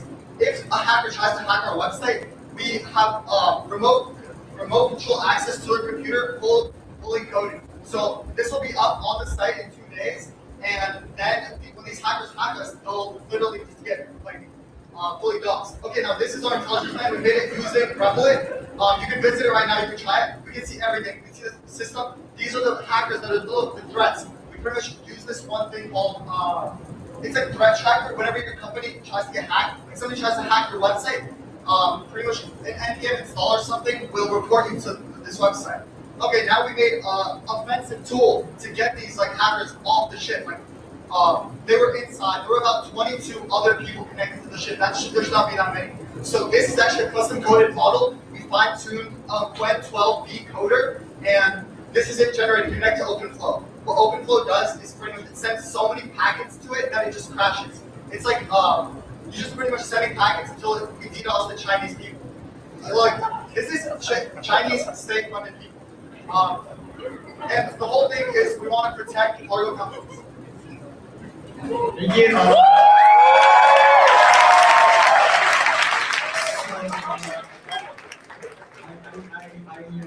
I understood parts of it, but no, but it was, I trust you, and you feel safe, and I know you told the truth. Were there some parts that almost felt racist? Yes, but I know what you were saying, and I think you guys are brilliant, and I think you guys have an amazing barber. I think it's awesome. I think you guys are going to keep us all safe, and it's awesome. And I mean, I don't even know that that's what I'm supposed to say, but I mean. Any questions from anybody? This was not affiliated with Replit or Alif. We're not here to hack any countries or China or really anyone. Replit, okay, you said speak for yourself. Can you use this for good? Like, can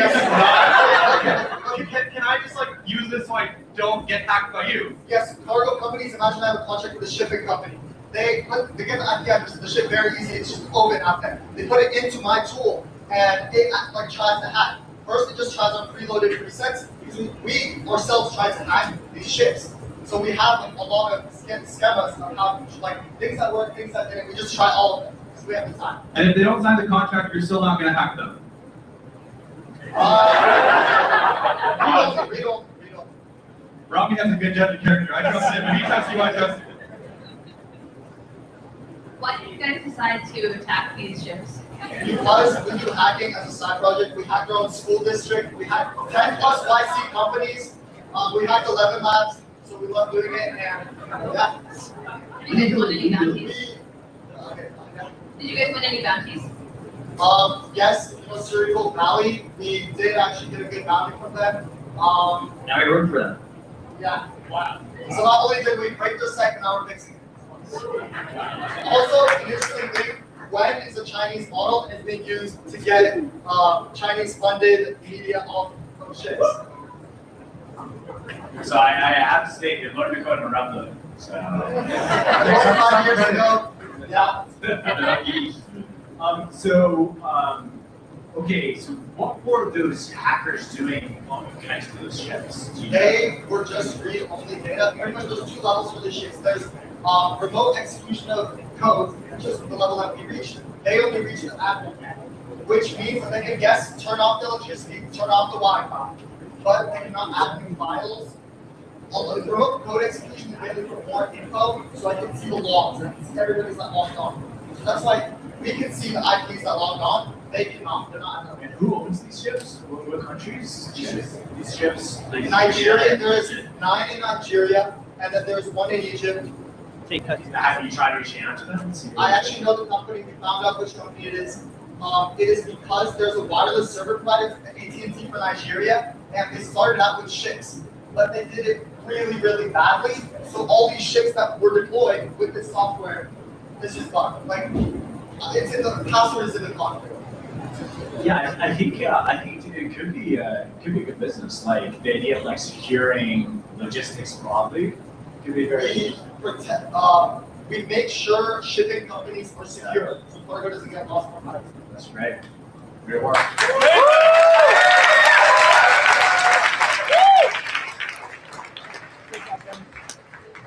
Let's hope the rest of us don't get hacked. All right. Up next, actually give these guys another round of applause. Up next, we have Bigfoot.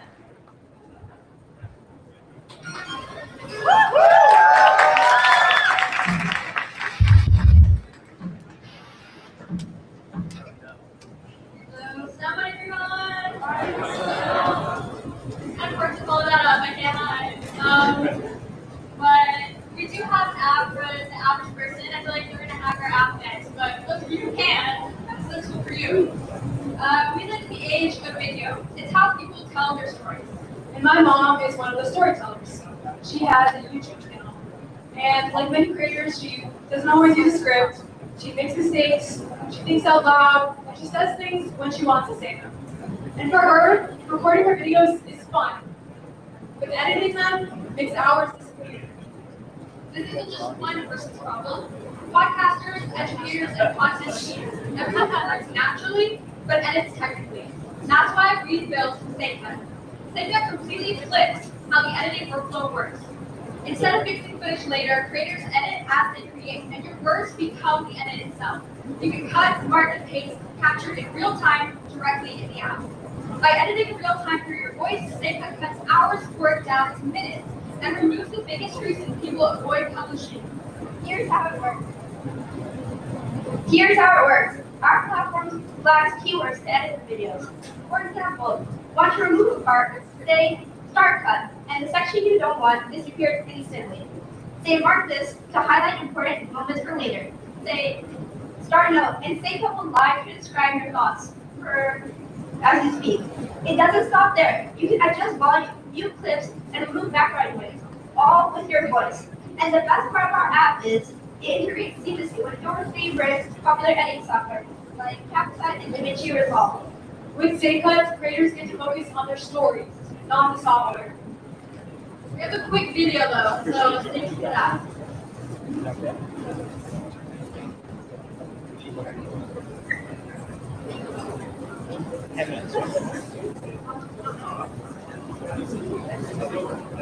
Explain what's going on in the video. Okay, so right now she's trying to explain the story. This is her mother. She's the one who has the play button. So we'll go.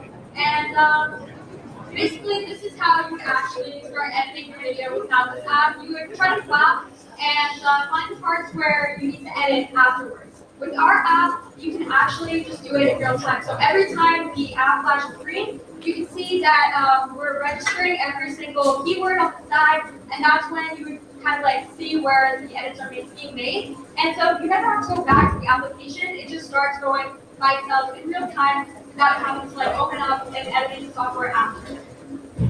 Here I'm recording a note, and that's again triggered just by me saying start note. And then on the side there's some other commands. You can restart, start cut, stop cut, fast forward, stop and fast forward, lower volume, mark, and make notes. And this is kind of what it would look like at the end with all of your, I guess, like breakdown. Because we believe that editing shouldn't take longer than telling your story.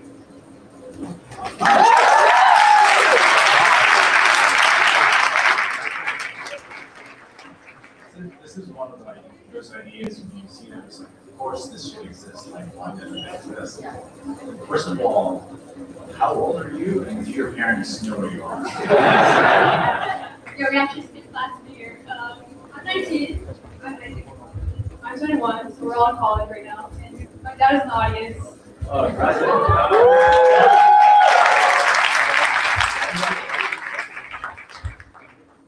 How do I communicate to the AI that I'm doing a SafeCut command versus like I'm talking about something else? Yeah, absolutely. So we're going to create a custom keyword platform inside as well. So you can change it like custom to the word that you probably would say. Something like completely random, like rude or something like that. And I can like add a note to my editor or whatever. So Yeah. you built this? Most of it was this morning, actually. It's like our third idea.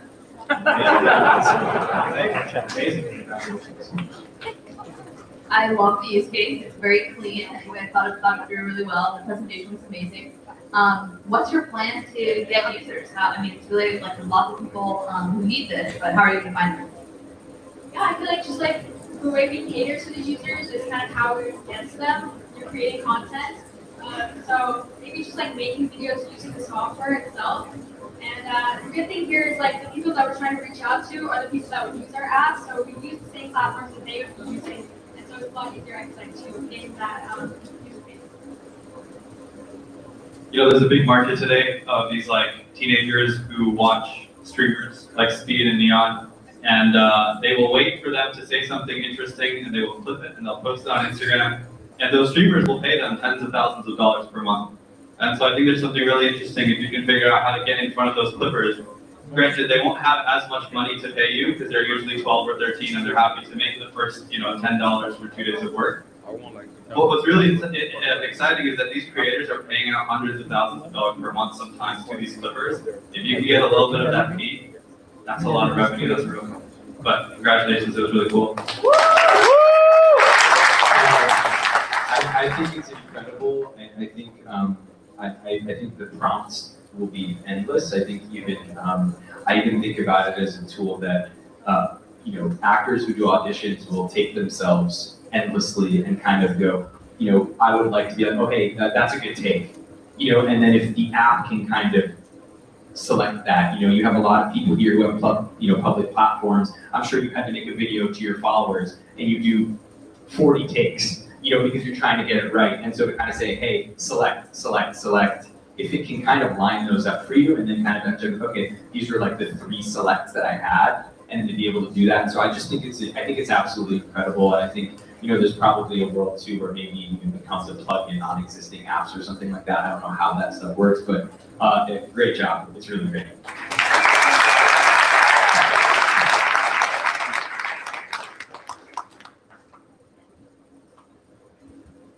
Is college really important anymore? That's the real question. Yes.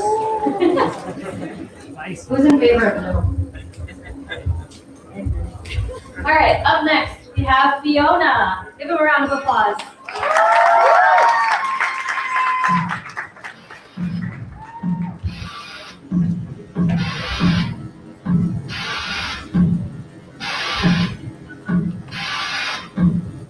All right, hi guys.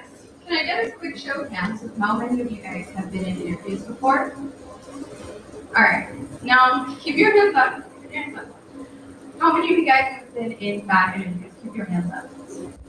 Exactly. So that's the problem we're trying to solve today with Fiona. My name is Sarah. I'm Netta. And I'm Layla. So many interviews don't fail because the candidates are bad candidates. They often fail because the interviewer failed to get sufficient evidence during the interview. And a bad hire is a very expensive mistake. So this is what Fiona's trying to solve. It listens live while you conduct interviews. So usually in an interview, there's a rubric with metrics that tracks things like whether you have strong leadership or have really good collaboration skills.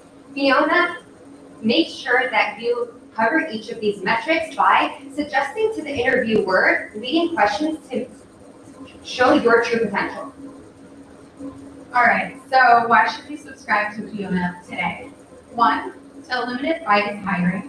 2, to reduce costs. And 3, to hire the best qualified candidate. All right, off to the demo. So before the demo starts, our demo really depends on live audio, which is not working. But in our interview, you will see Sarah acting like she's Omar, interviewing Randy Yusuf for a PM role. And Sarah will talk us through the demo.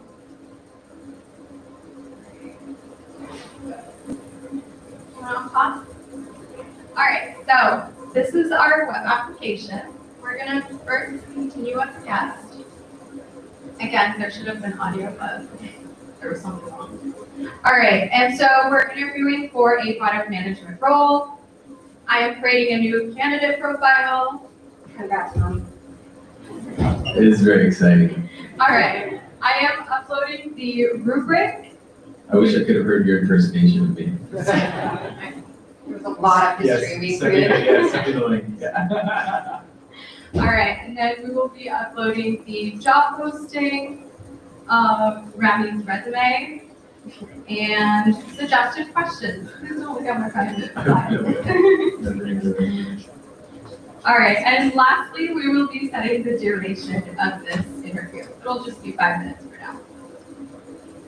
So we start the interview. So I was Rami Yusuf in this scenario, and Sara was Omar Wasim. And obviously you can't hear the audio, so you can't see how the AI is first recognizing the different voices to identify which one is the interviewer versus the candidate, and how that changes the questions on the right, the AI suggestions, based off of Rami's responses.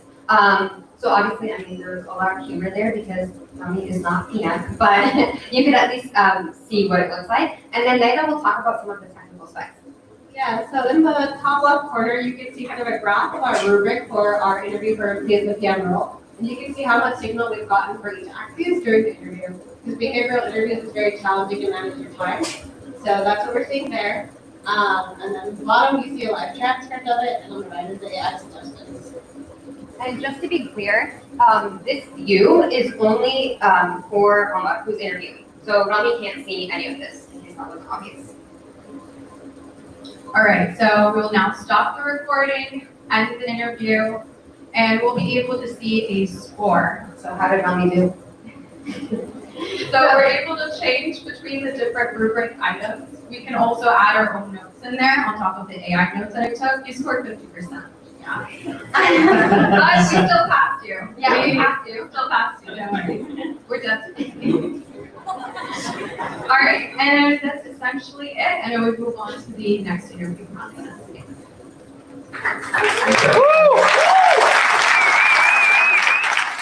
I'm sure I will score higher than 50%. I'll just clarify on that.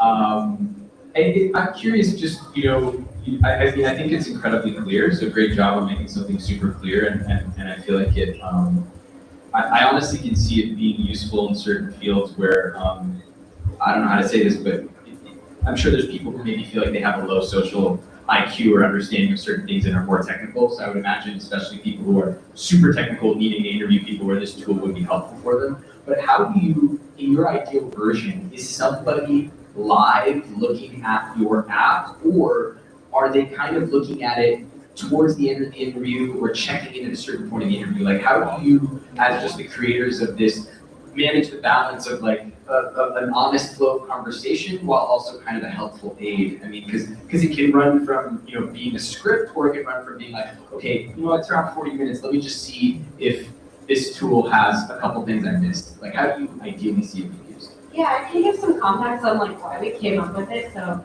I have done over 100 something interviews at Meta, and I feel like behavioral interviews, it is so stressful making sure I cover everything. So I feel like live seeing it is helpful, but we try to limit the number of AI suggestions because I don't want to be distracted. I still really want to pay attention to what you're saying. So that's how we would use it. The benefit is in it being live. The other tools will help you feedback after the interview. But in the moment, it's not like competitors out there. And I just want to clarify, so there is someone actually doing the interview, and the questions you saw were just suggested. So it's not like the AI is doing the interview itself, it's just suggesting what you should ask based on the responses and scoring them with all the changes. Also, this is 1.5 speed. So the suggestions and everything popping up, that was really fast because it was obviously the whole interview that was conducted. So obviously it happens a lot more naturally.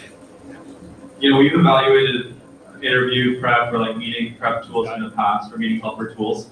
And one of the biggest problems is when companies look at the recordings and it's very apparent that someone is clearly reading, and that is really bad in the case of the interviewer, right? The company who has someone conducting an interview doesn't want it to look like their interviewer is reading off the screen. How do you avoid that? Okay, so we do a few things. For one thing, it's audience aware. So it is listening to everything the candidate is saying, and it's adapting accordingly. So when you're including a lot of personalized details, it doesn't feel like it's scripted. That's the first thing. So if you were reading some of the questions that were asked, it was really following up, so it felt a lot more natural. But the second thing is, if the interviewer already has questions, it's just a suggestion. They don't have to ask it. So it's really when they're stuck or when they're taking a second to be like, okay, we're getting too deep into one of the questions, I need to kind of pivot. I'm curious who you guys are targeting as your customer, because you know, for a startup, I feel like the tool, like the killer feature for this would be, you know, a lot of companies are hiring for roles you've never hired for before. No, I have to hire a CFO, I have to hire in-house general counsel or something like that.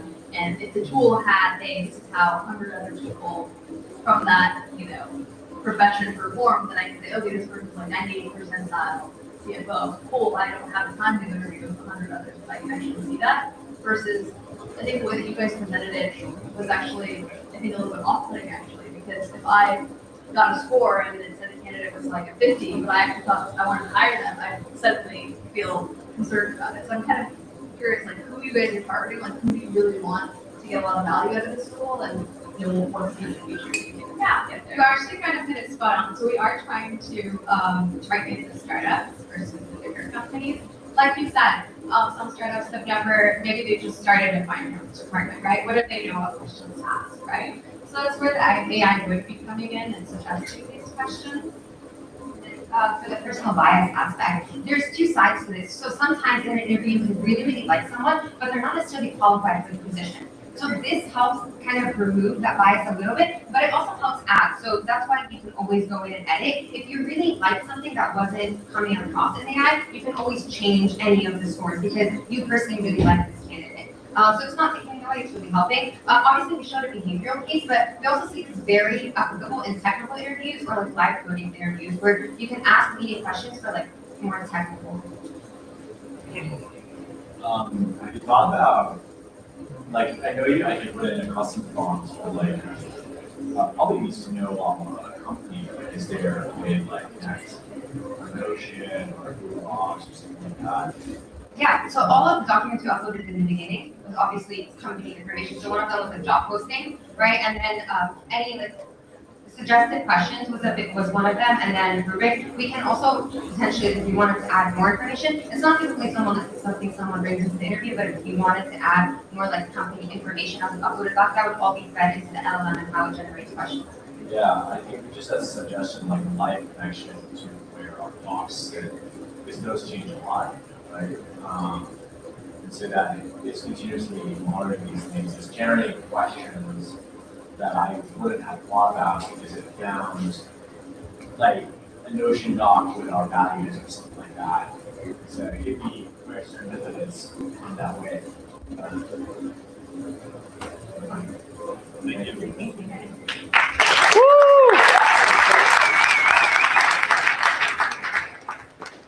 All right, so we've gone through 8.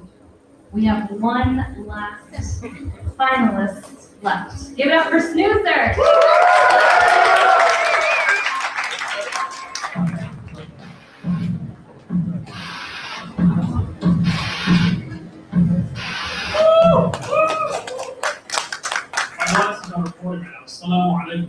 I just want to say I've been to so many of these hackathons and like crypto things all over the world. I've never seen such a beautiful crowd. It's like amazing to see that we all have two things in common: that's hacking stuff, live coding stuff, and most of us probably are Muslim as well. So I just want to say, Alif Hackathon, this has been an amazing event. It's very, very nice to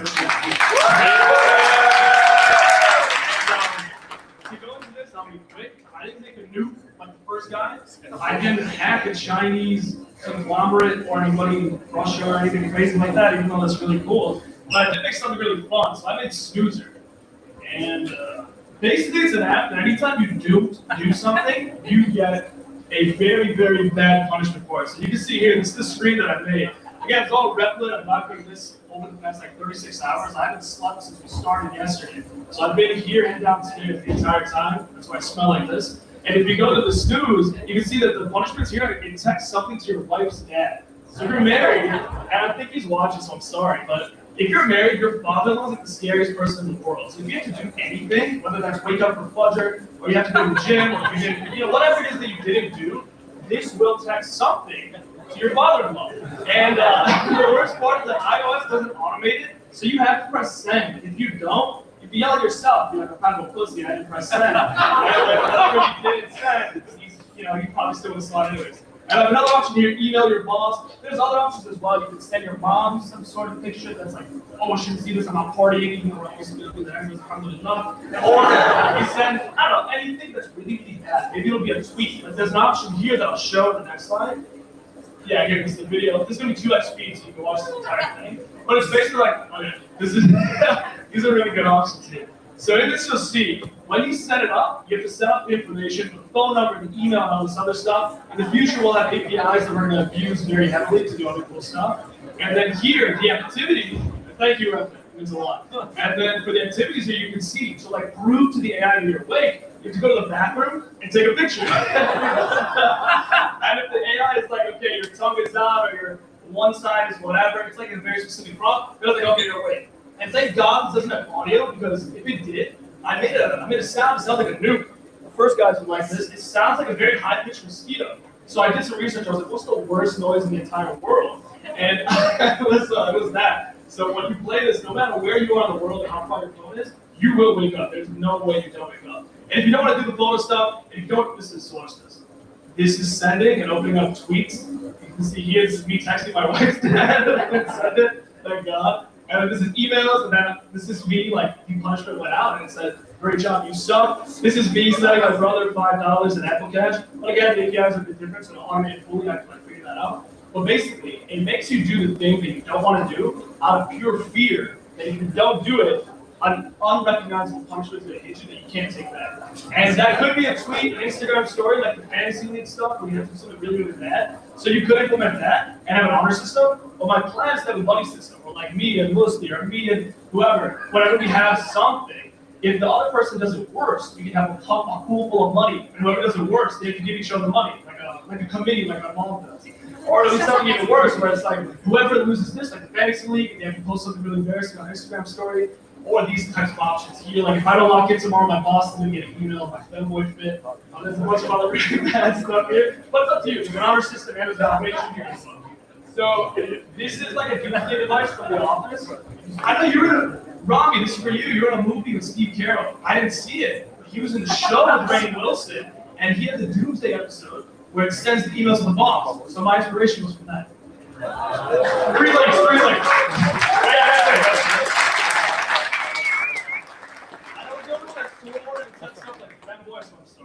Somehow I am way more terrified of you than the guys that hacked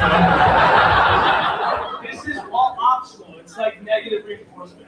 Yeah, no, I think only a Muslim could create this app. The level of shame that you have weaponized here comes from an incredibly traumatic childhood, and I don't know, this app needs an option to go straight to a therapist, yeah? Because, I mean, this is diabolical. You could have this option, and that's a punishment. Nothing else to do therapy. The punishment is if I don't come to pleasure, I have to go to therapy. I think it's diabolical. You have a lot that you're hiding here based on these examples. But I think it's really fun. I mean, I like the social network, like the buddy aspect of it. I think there's probably a version that's maybe like less about the boss and the father-in-law, but like between your friends. I think if it's even like, because I do think in the group chat, you want to be accountable even to those guys. So I do think there's a way to do that. Yeah, exactly. The GC. That's a great idea. Yeah. So I think there's a version of just kind of scaling the amount of apocalyptic shame. But it's exciting. I mean, it's really funny. And yeah, great job. Thank you.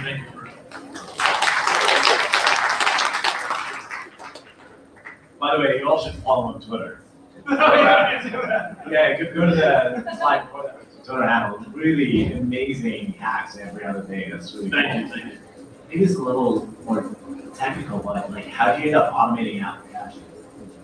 So this is a problem. I only did this for like 36 hours, and then at like hour 25 to start to tweak a little, so it was like not the best work. But there's a little hack you can do for your iMessage, and you type like receive $5, or you type send $4 or whatever, right above the keyboard, it'll show the Apple Pay.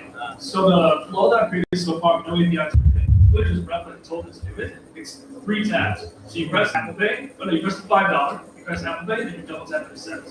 So it takes a second, but it's 3 taps. I'm trying to, I don't know how, maybe you can get it down to 2 taps. That's good enough. Like, I think, I think that even just the money thing, a lot of the other stuff could be very motivational. Yeah, especially set up the other stuff. Yeah, the other stuff is optional. The idea is like, I want to give my friend $5. I don't do that ever. It's like, actually, that's not fair. I want to give $5. I want to give anyone $5 ever. It gets given to him. Like it says here, your ex-wife. Notice I didn't say ex-girlfriend. It said wife because it was still alhamdulillah.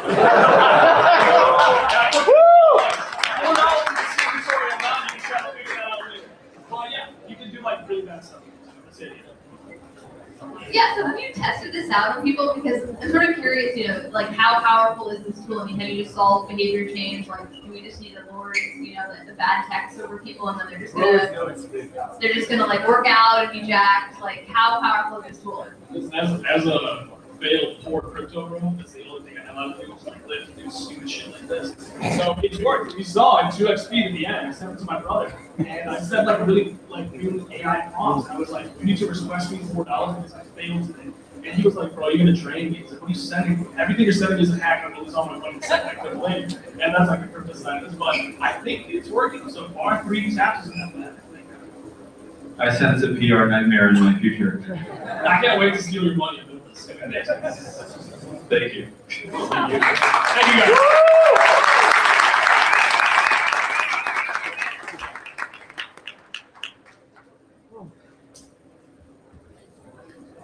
Hello. Yo. How are we feeling? We'll get there actually. So let me tell you what's about to happen right now. Before I do that, I probably should introduce myself because I feel like that's good manners, right? Hi, my name is Farouk. Some of you may recognize my name from answering many of questions in our WhatsApp community for the hackathon. For those of you who are spectators who just joined the Luma, welcome. You're in the presence of people who've been working for 36 hours straight. Clap it up for them.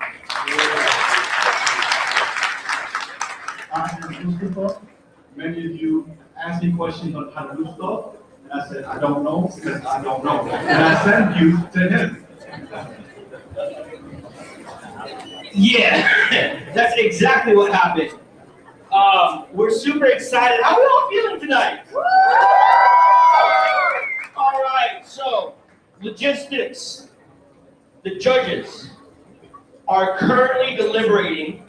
They are deciding who are going to be the winners of the 3 tracks. For those of you who are just joining us now, our contestants, our finalists, are competing for 3 distinct prizes. Number 1, it's the 10x tool. Is this product that this finalist has presented, is this going to 10x somebody's life experience? Can this 10x somebody's workflow? That's the first track. The second track is best design. It's this website beautifully designed. They put craft, effort, intentionality behind every line of code. The last is the most unique case. Is this a project that somebody has worked on that, you're just absolutely shocked that, oh my God, he did something like this on Replit. So with that said, we're actually, since you just watched all of the finalists present, we're doing a live competition. Get out your phones, everybody. We're voting. You've seen 9 contestants. Some swore like sailors. Some kind of were borderline a little racist, but it's all good. They're genius, please don't hack me. Some built tools that just melted your heart. If you want to vote, you have the opportunity right now to decide the favorite of the audience, because you, my friends, are the audience. So please, scan the QR code. I know I'm presenting this. I swear to God, it should not lead you to a local host link. That's an inside joke for us nerds. All right, so when we were playing this hackathon, we had many guests, many judges. You have Max and Nana just standing here, but for some reason, they wanted me and my really good friend, Arun, to just stand here and talk and tell jokes. For some reason, we got me in the back, judging for some reason. We're gonna chill out literally for 30 seconds, and I'm gonna ask you guys in 30 seconds if you've done the voting that's needed, okay? All right, 30 seconds, we're gonna chill.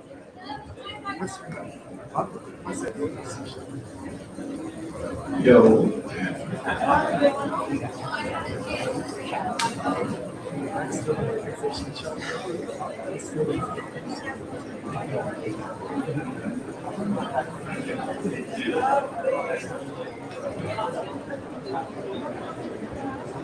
Oh, it said best use case, right? No, best use case 10x emotion. But they said best design. On the form it said best use case. Where? Yeah, exactly. But we don't have it's not the shit. Competitor was way better. Use case. Nobody executed manufacturing. We have a customer ready. The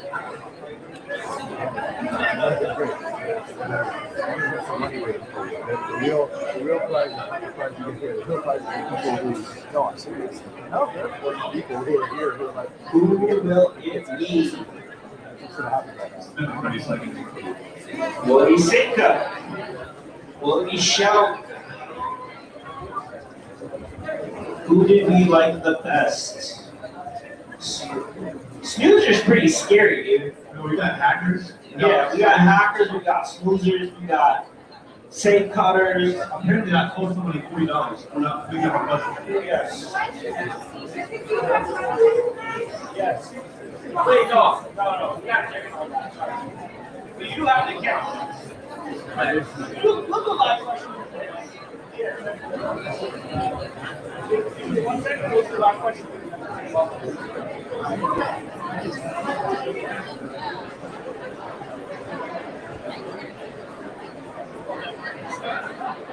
Alrighty, come get to hear me.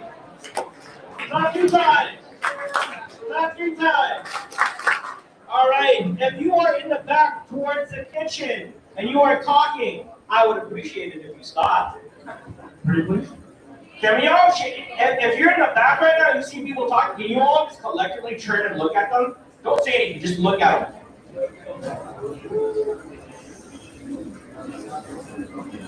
You know, snoozer's a good idea because social shaming works. Yeah. All right, we're gonna do a couple live questions from the audience real quick.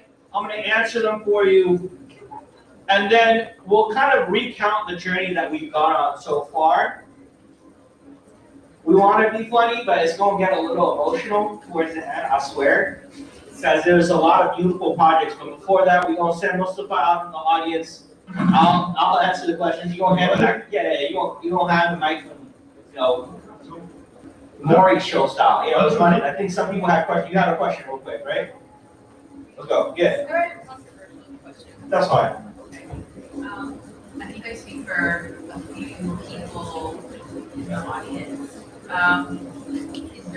Would there be an opportunity to get feedback, or is there an opportunity to get feedback on our projects?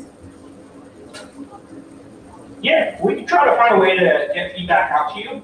I do believe that for all of you who do not know, if you submitted your project to Shipyard, it will live on Shipyard on there, your submissions, so on and so forth. We'll find a way to get feedback out to you either via email or maybe comments on the section there. Very good question. Anybody else have a question that they'd like to share? Yeah. So it's weird. When I first saw the intro to Alif tournament, I thought it was AI. Until I don't know where I heard you guys spent quite a bit of money on this. And I don't want to talk about money details, but I would really like to know the background, because those videos are amazing. And I would, just do the background of that, which I did. On how much we spent on videos? Yeah, put the background on, put that of it, all put it together. It was really cool. Yeah, we can go into the details of it. Do you really want, who wants to hear the behind the scenes of how we put this on? Yeah. Want to start? I can start, yeah. Well, okay, so context. I've only been on the other team for 2 months. They've been trying this for 3 months. And so when I got hired, they brought me here. They said, here, we're doing this. I put it on my desk. I said, go crazy. And I went crazy. We went crazy. And so a lot of days, it was really just like sick. We're just talking about meetings all day. And we're planning, like, how do we make this really special? How do we get people from around the world to come here and just build something on Replit? And honestly, like, me and Kuba, we're going right before making videos, emails, and I think it worked because you got to see here on the floor, which, by the way, has never happened in a hackathon. Only in Muslim hackathons, people be sitting on the floor as a refrain bugger. You know, like, it's crazy. But then Harun joined, and he took over. Like he went logistically, he handled like everything in the back end. And I'm gonna talk about that one. All right, so I would consider myself a friend of Alif. And all right, hold on. Let's backtrack here. What's like the purpose of a hackathon? Why would we put this on? How do you think about content? Are those interesting things that you guys want to hear about? Yeah. Yeah. No. Does anybody want to hear about that? No? Yeah. That's. I'm gonna keep it short. Yeah, that's a little weak. That's a little weak. All right. So at the end of the day, what do we get out of bringing a bunch of people together and hack? Right? Like, why does this matter? One of the reasons why this matters is, I think whenever you're building, you always tend to think that you're like the only one working on something. Does that make sense? Has anyone ever felt like that before? Like, have you ever worked on something and been like, I don't know who to talk to, I don't know why I'm working, like, I don't know where to go for answers? Anybody feel like that? Raise your hand. Okay. I got a room. Yeah. One of the reasons you do hackathons is because it breaks the assumption that you're alone, right? I think in the past 36 hours, some of you have sat next to somebody else that probably had a similar idea, or you sought their advice for help, right? And it kind of breaks this mental model that you're alone in the world, it's only you with this idea, and you can't rely. We don't want a room full of Marty Supremes. I don't know if anybody watched that movie. Anybody watch Marty Supreme? Terrible example. We want people that ask for help, that are unabashedly open about asking for help. And so when we thought about bringing this hackathon, our initial thoughts are, how do we get people who have never really looked at lines of code before, besides watching a computer screen that happened to flash for a second on a TV show or a movie that like describes like a hacking scene or something, right? How do we get people from politics, from finance, from the medical space, who don't traditionally touch code? How do we get them to sit down? And because of Replit's product being something so easy as to be able to prompt, we were able to set up a hackathon where people who don't traditionally code could sit down and make something cool happen. I hope that answers your question. Cool. Anybody else have questions? I got you.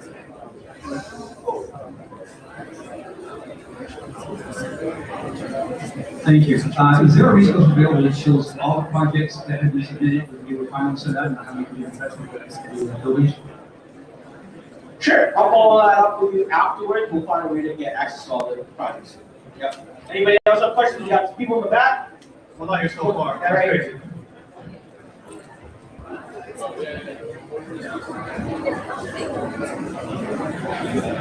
I think it's safe to say that this was a success. Do you see another tournament happening in the future? That's a great question. Unfortunately, I'm not in the position to make that call.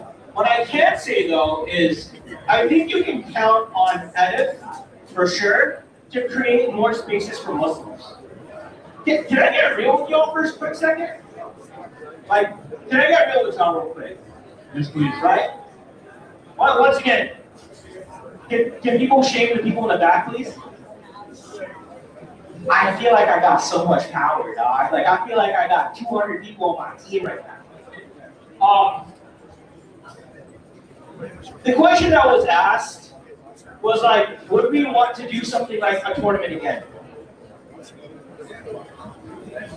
I think one of the reasons why Alif runs events, period.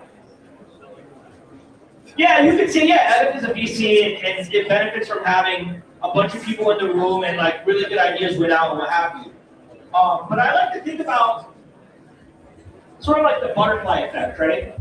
When you make a decision in your life, you unknowingly affect a bunch of other people's lives without even really knowing about it, right?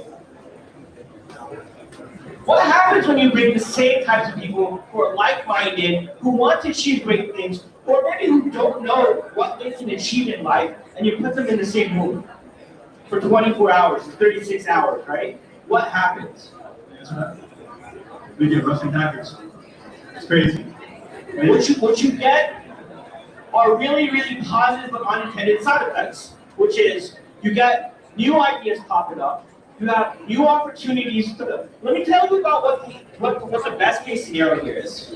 Somebody walked in to the hackathon today, and they had an idea, and they didn't know whether or not they could do it, right?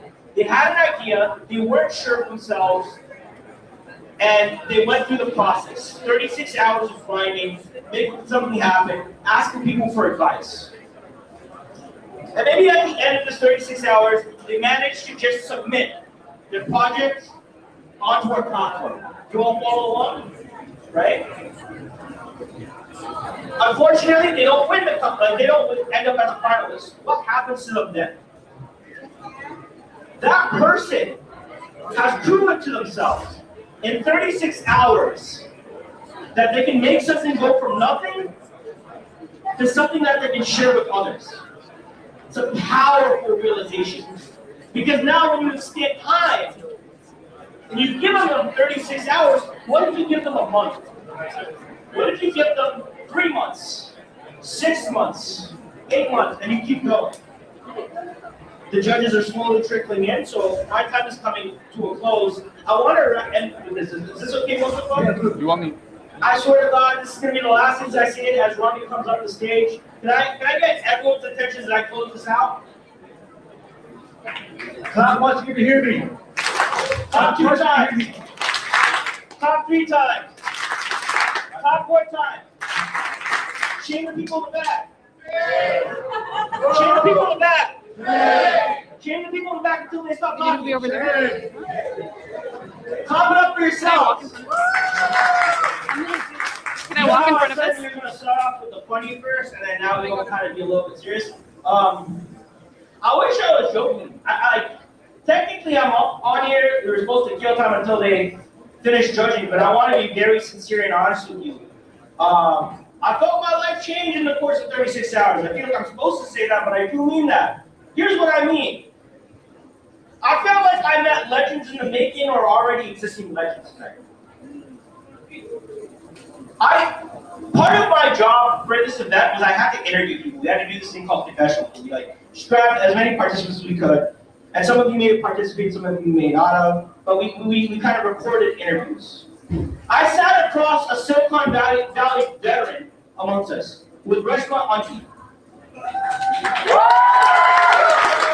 A self-proclaimed entrepreneur. A term she coined herself. And she vibe coded the entire app on her iPad. No, I don't think it's clicking to you, or talking as you guys say, right? But she came in here with an iPad and she vibe coded the whole thing with her teammate, of course, right? Rush Monty was at one of the first hackathons at Sun Microsystem. Been here for what, 25, 35 years. I sat across Mathia and Rayan, 2 people that were trying to sit and figure out how to make their app beautiful. And their questions didn't come out of fear, they came out of genuine curiosity. They wanted to be people who created beauty in the world. I sat across Ibrahim and his wonderful wife, Fatma. I got to spend time with them.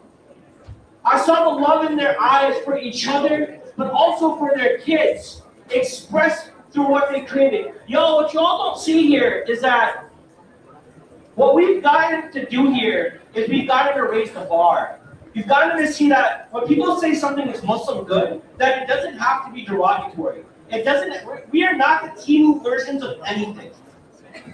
We can be the very, very best. And we've shown ourselves here that we can bring ourselves. We can bring our friends along who may not share the same faith background as us, but also care about being excellent in their craft, being sincere, and wanting to innovate in spaces and places where people have not innovated before. With that being said, I'll hand things off to Afra. Thank you so much. Clap it up for yourself.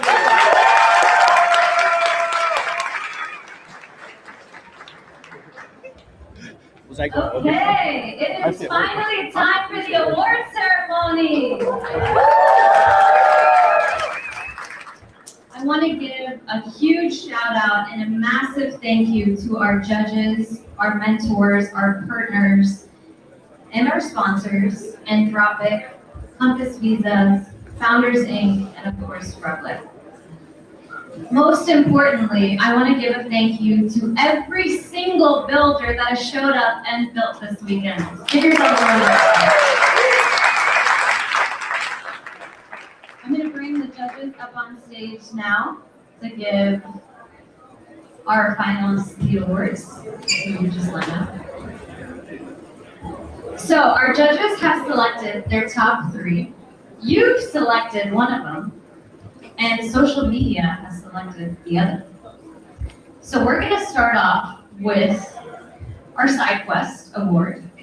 It was the most viral build, which recognized which one of the projects sparked the most buzz online, the one that people couldn't stop talking about and sharing and showing their friends. This team didn't just build something cool, but they built something that spread. So the most viral build winner is, can I get a drum roll? Team Himma.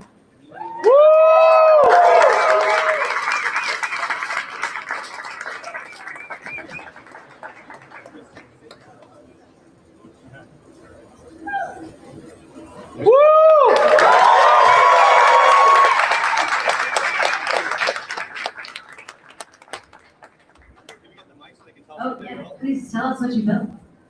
You were the most viral. You guys got the most views throughout the weekend. And we didn't even get a chance to hear what you built. Please share what's about. We built Himma, basically a Muslim social network. So it allows you to track your deen. Nowadays we track our health, our steps, what we're reading, but why not track our deen and turn it into a competition and challenge with your friends so you can motivate one another. Congratulations, you're taking home $500 cash, AirPods Max, and $500 in Republic credits. Oh, let's take a picture.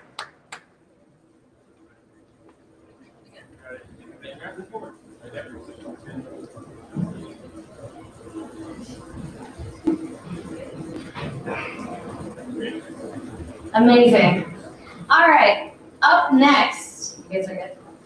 Up next is an award chosen by all of you in the last 10 minutes. The audience favorite goes to the project that connected the most with the crowd, the one that you were most excited about and wanted to see win. So, the audience favorite is, drum roll please.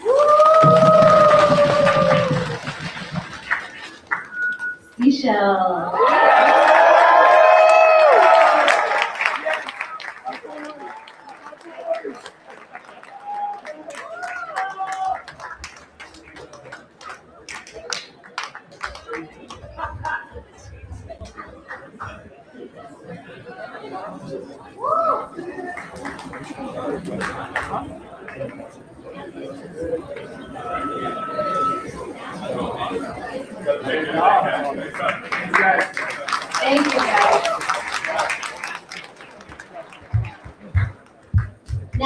moving on to the 3 tracks that our judges selected. So our third finalist is for the best designed track, the one that treated software like art.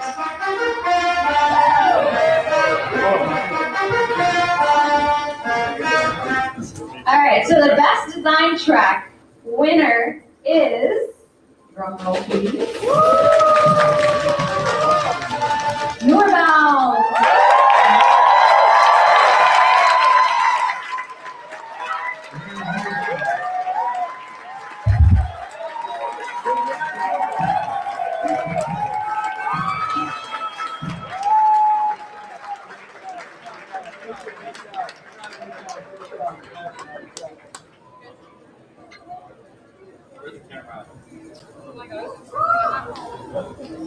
After what did they win?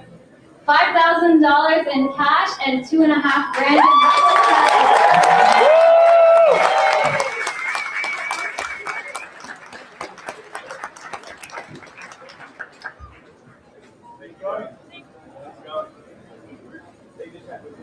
Oh yeah, the check is yours. You can cash that any local bank. Okay, next up we have the unique use case track, which celebrates bold thinking and originality. This track recognizes projects that reimagine what Replit and no-code tools can be. You know, different builds that surprised us, challenged us, and pushed the medium forward. So the unique use case second place winner is, drum roll please, Where We Met.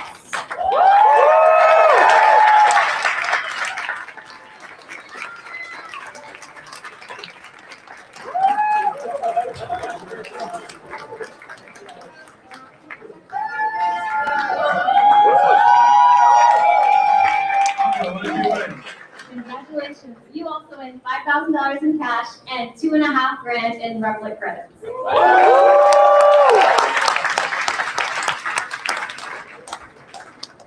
You can take the check, cash it at your local bank. All right, and now for our final winner, for our grand prize for the 10X tool track. This goes to the team that didn't just build something impressive, but built something transformative, a product that can change how people work. The 10X tool. What did they win? They win $5,000 in cash, up to a $25,000 investment from Alif, and $2.5 grand in credits for Replit.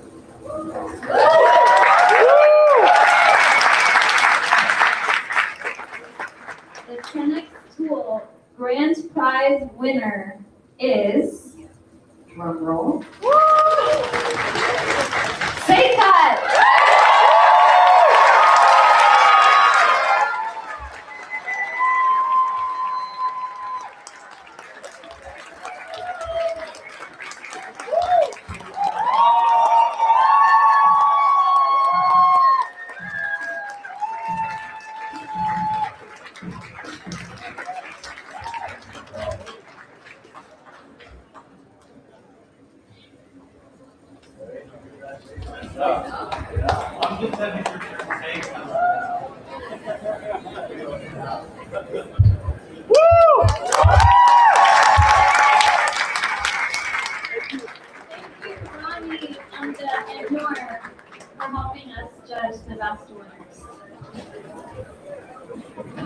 And last but not least, we have a couple of closing remarks from the founder of Alif.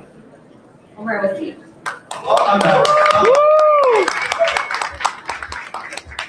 I'm going to keep this so short because I know everyone's been sitting, but I just got a few words. Everyone who saw me come in this morning told me I looked very tired. I'm not one to really care about what people say, but I think it really got to me because by 1 p.m. I was like, wow, I really need to take a nap.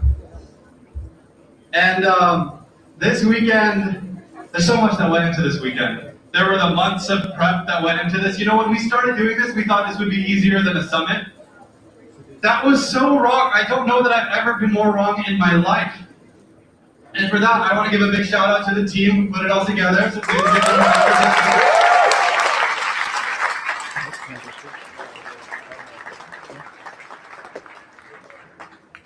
And I want to give another big round of applause to our sponsors and our partners who helped us put this thing together. Replit, Founders Inc., Compass, and Profit, because they really made this come to life.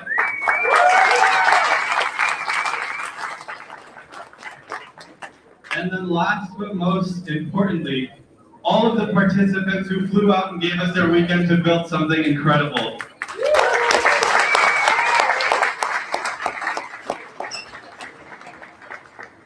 I'm going to share a story that I shared this morning with the participants. And it's that, a year and a half ago, we announced Alif for the first time. It was just me on LinkedIn, just trying to, I thought it would be a side project, I'm going to be completely honest. And there was a moment 2 or 3 months in where I was thinking about going full time on it, and, alhamdulillah that I did. But I went and I asked a lot of my mentors and people I looked up to, is this the right thing to do? And someone that I really looked up to told me, Omar. And he said it like that, he said, Omar, this is the biggest career mistake you could possibly make. Venture is a game about getting yourself into deals.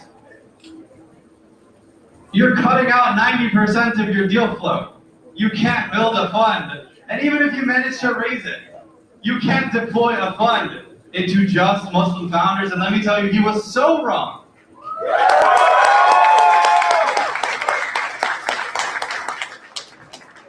The cool thing about this hackathon is that people have come and started building their ideas, and even though it's ending today, it's just the start for them.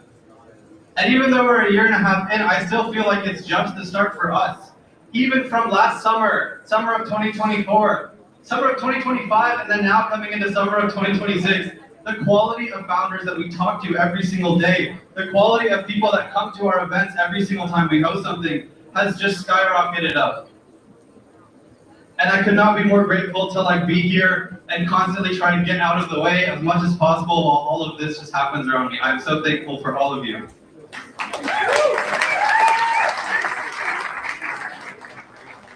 I promised I was going to keep it short. That was my last point in my Apple Notes. Make it a point to look around, meet all the people around you. Someone's your future investor, someone's your future co-founder, someone's your future best friend, someone's your future roommate that you're going to stop living with after 2 years, but you're still going to be friends. But thank you all for coming. One last round of applause.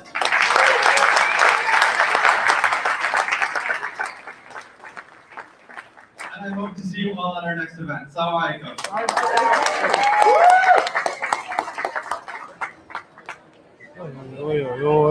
We're going. Sorry, I didn't give you a chance to speak, but we got.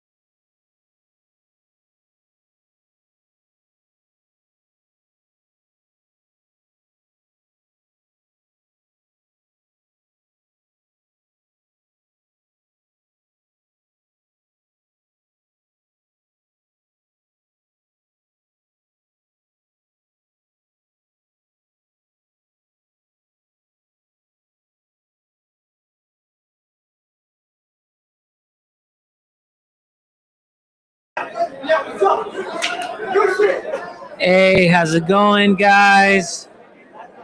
Manny here. You guys should be getting sound again. Let me know how that sounds.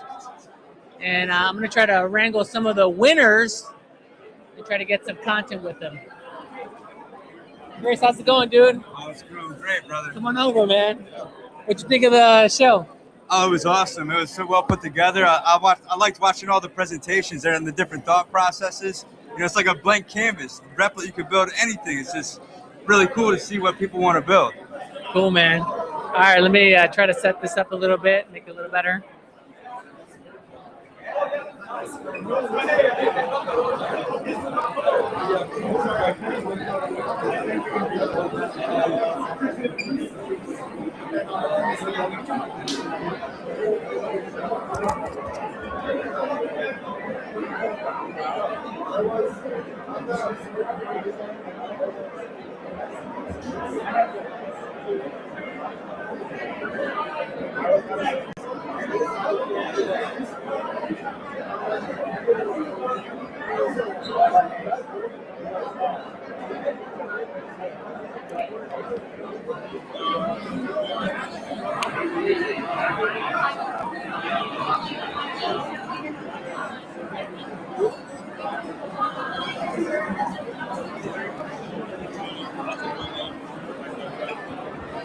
Testing. Oh, I'm running low battery.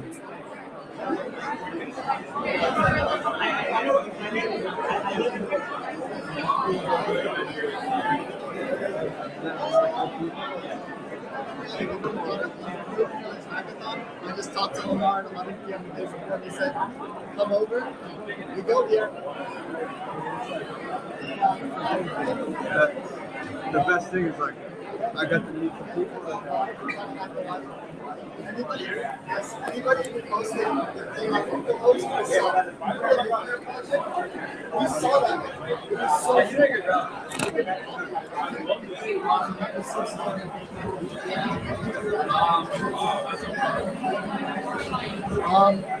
I started with cybersecurity and then along with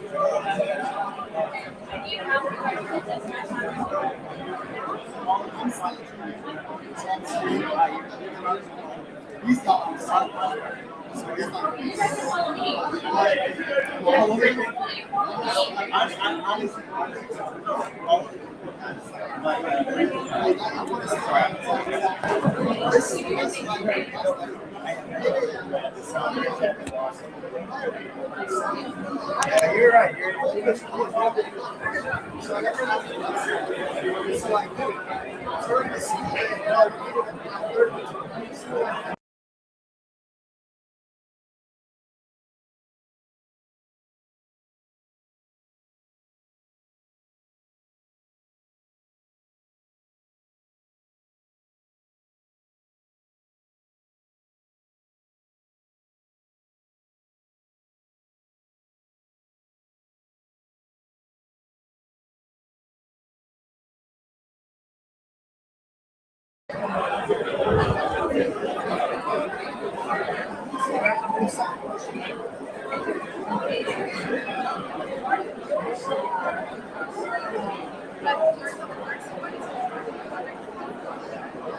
Yeah, we still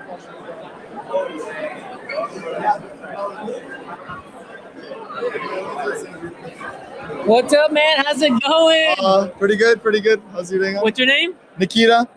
Dennis. Dennis, and you guys won a prize, right? What did you win? I think most liked by the audience. I think that definitely reflects what the audience was thinking.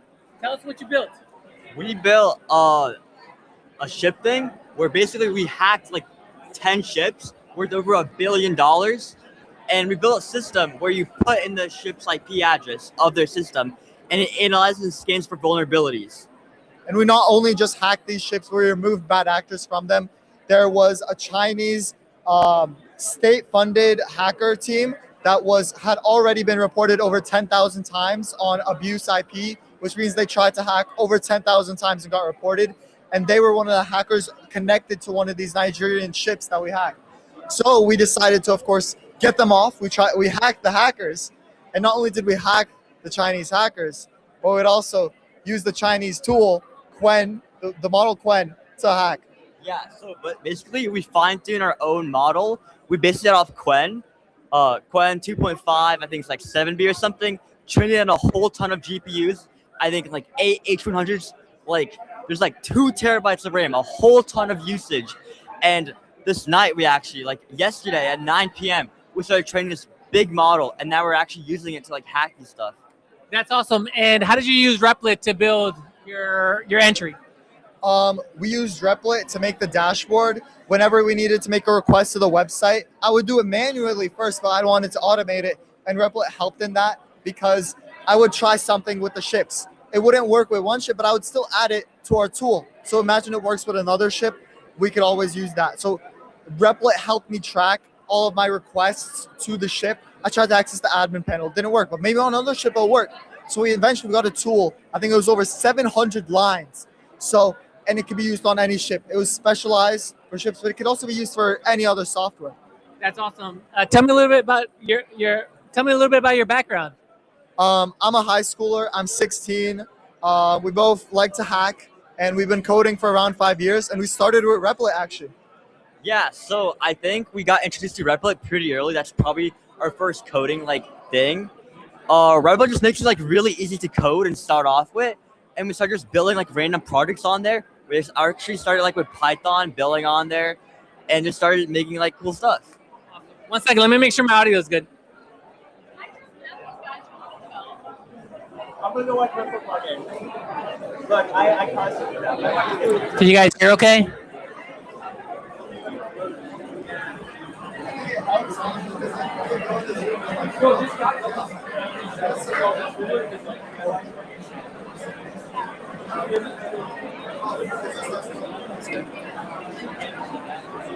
Oh man, I think we're good.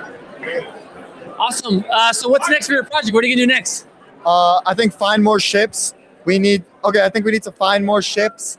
You know, we found the Nigerian ones, but we found one Egyptian one. So we're trying to expand that. We're trying to let the Nigerian ship owners know, because we know the company, we found them online. We just have to call them, let them know, and honestly just help these shipping companies. Because if it was thus easy for us to hack, imagine how easy it is for others. How are you gonna charge? How am I gonna what? How are you guys gonna make money off of this? Probably sell like the software to like ship companies, and like actually like talk to them about like these like issues that we found actually. So I think we're gonna like email the ship companies and talk to them about these things. And we're actually probably gonna like get Replit to like draft the email and everything. It's gonna be like cool and everything.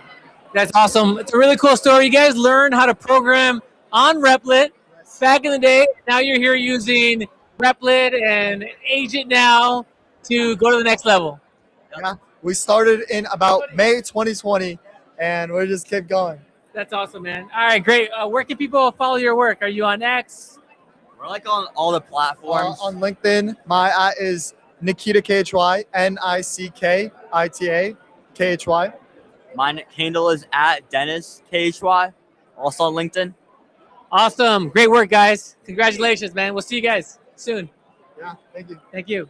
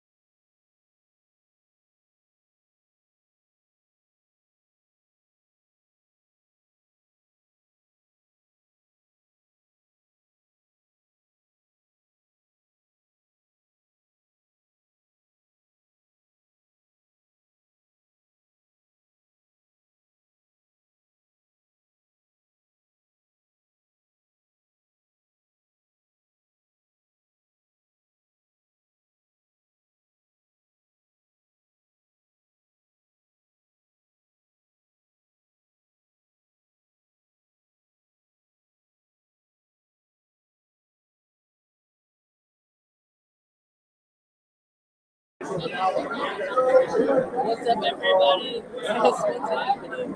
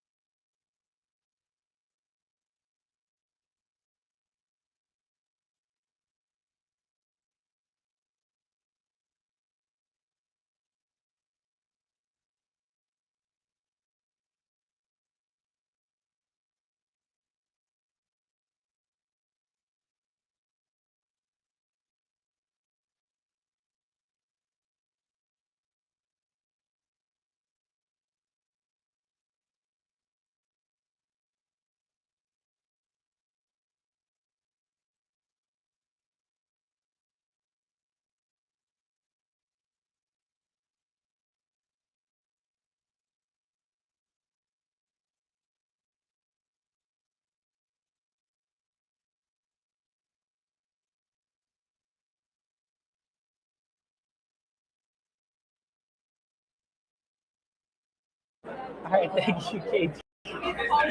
All right, so all of that we totally was sorry. Thank you, KG. I just want to say thank you, Chris. Thank you, KG. Thanks for being here. I'm gonna stick around. I'm gonna continue to stream. Actually, I'm gonna move my operation to another part of the venue to try to get some of the winners and try to get their thoughts after winning.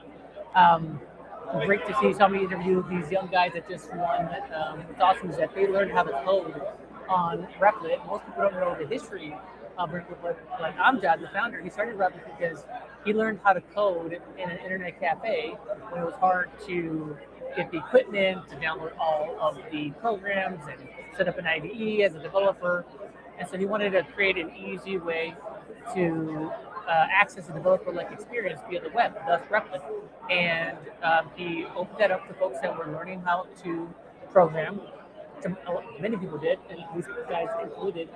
And so it's great to see that come full circle. People that originally learned how to program in Replit, now they're here competing and winning at hackathons. Really, really neat. So, a great suggestion and around sharing the links for the winter projects. I will try to get that information to you guys. Maybe not on the live stream here, but I'm sure we'll send out some sort of announcement with the different links because you're definitely going to want to check out the projects that won. So I'm going to pause streaming for a bit. I'm going to move my operation to another part of the building.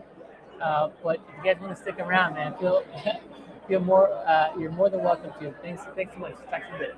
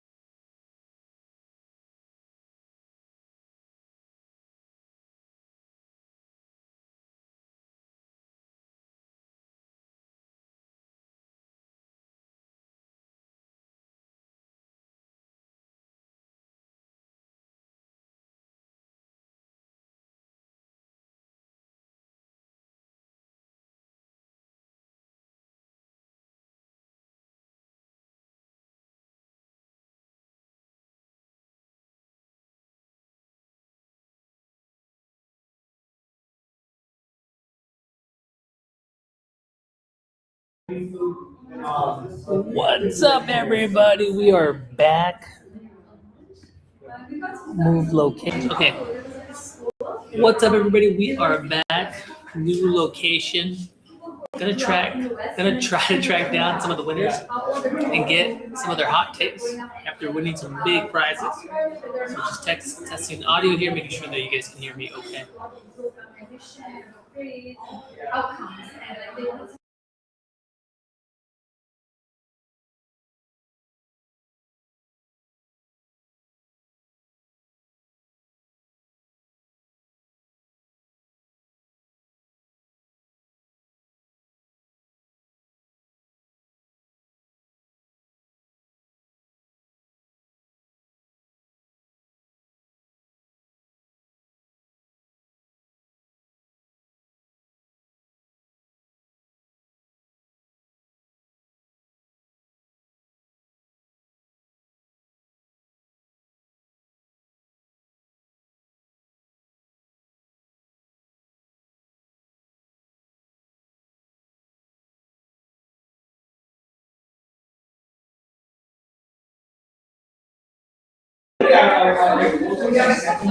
Yeah, I mute it as I'm jiggering with things, but you should hear the audio now when I unmute it.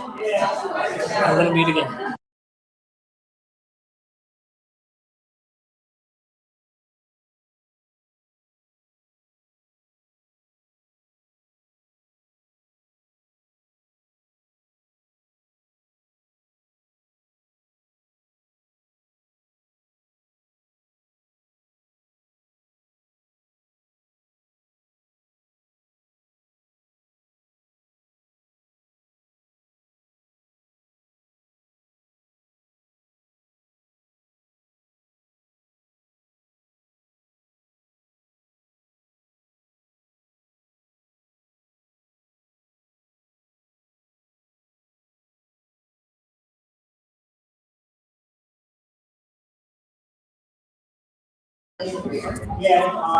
Okay, this should be much better. I forgot to hook up the wireless mic receiver to the camera, so this should work much better.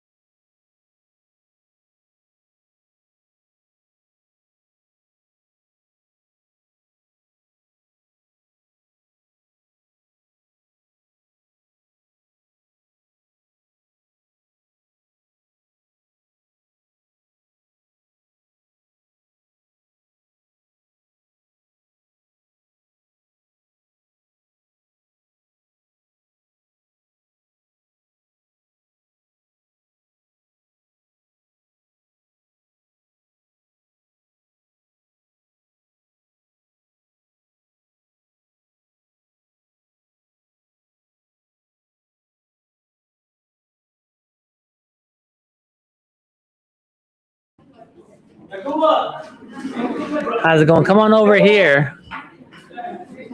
I guess in. Oh yeah, cool. Can I set up my? Yeah, go for it. Do we all want to all stand together? Yeah, if you can squeeze in here in the frame. Do off it. I think we will. Yeah. Oh, we should look over there. Oh, okay. Let me second. Are we live? Yeah, we're live. Oh my gosh! Hi guys! Oh, I didn't realize.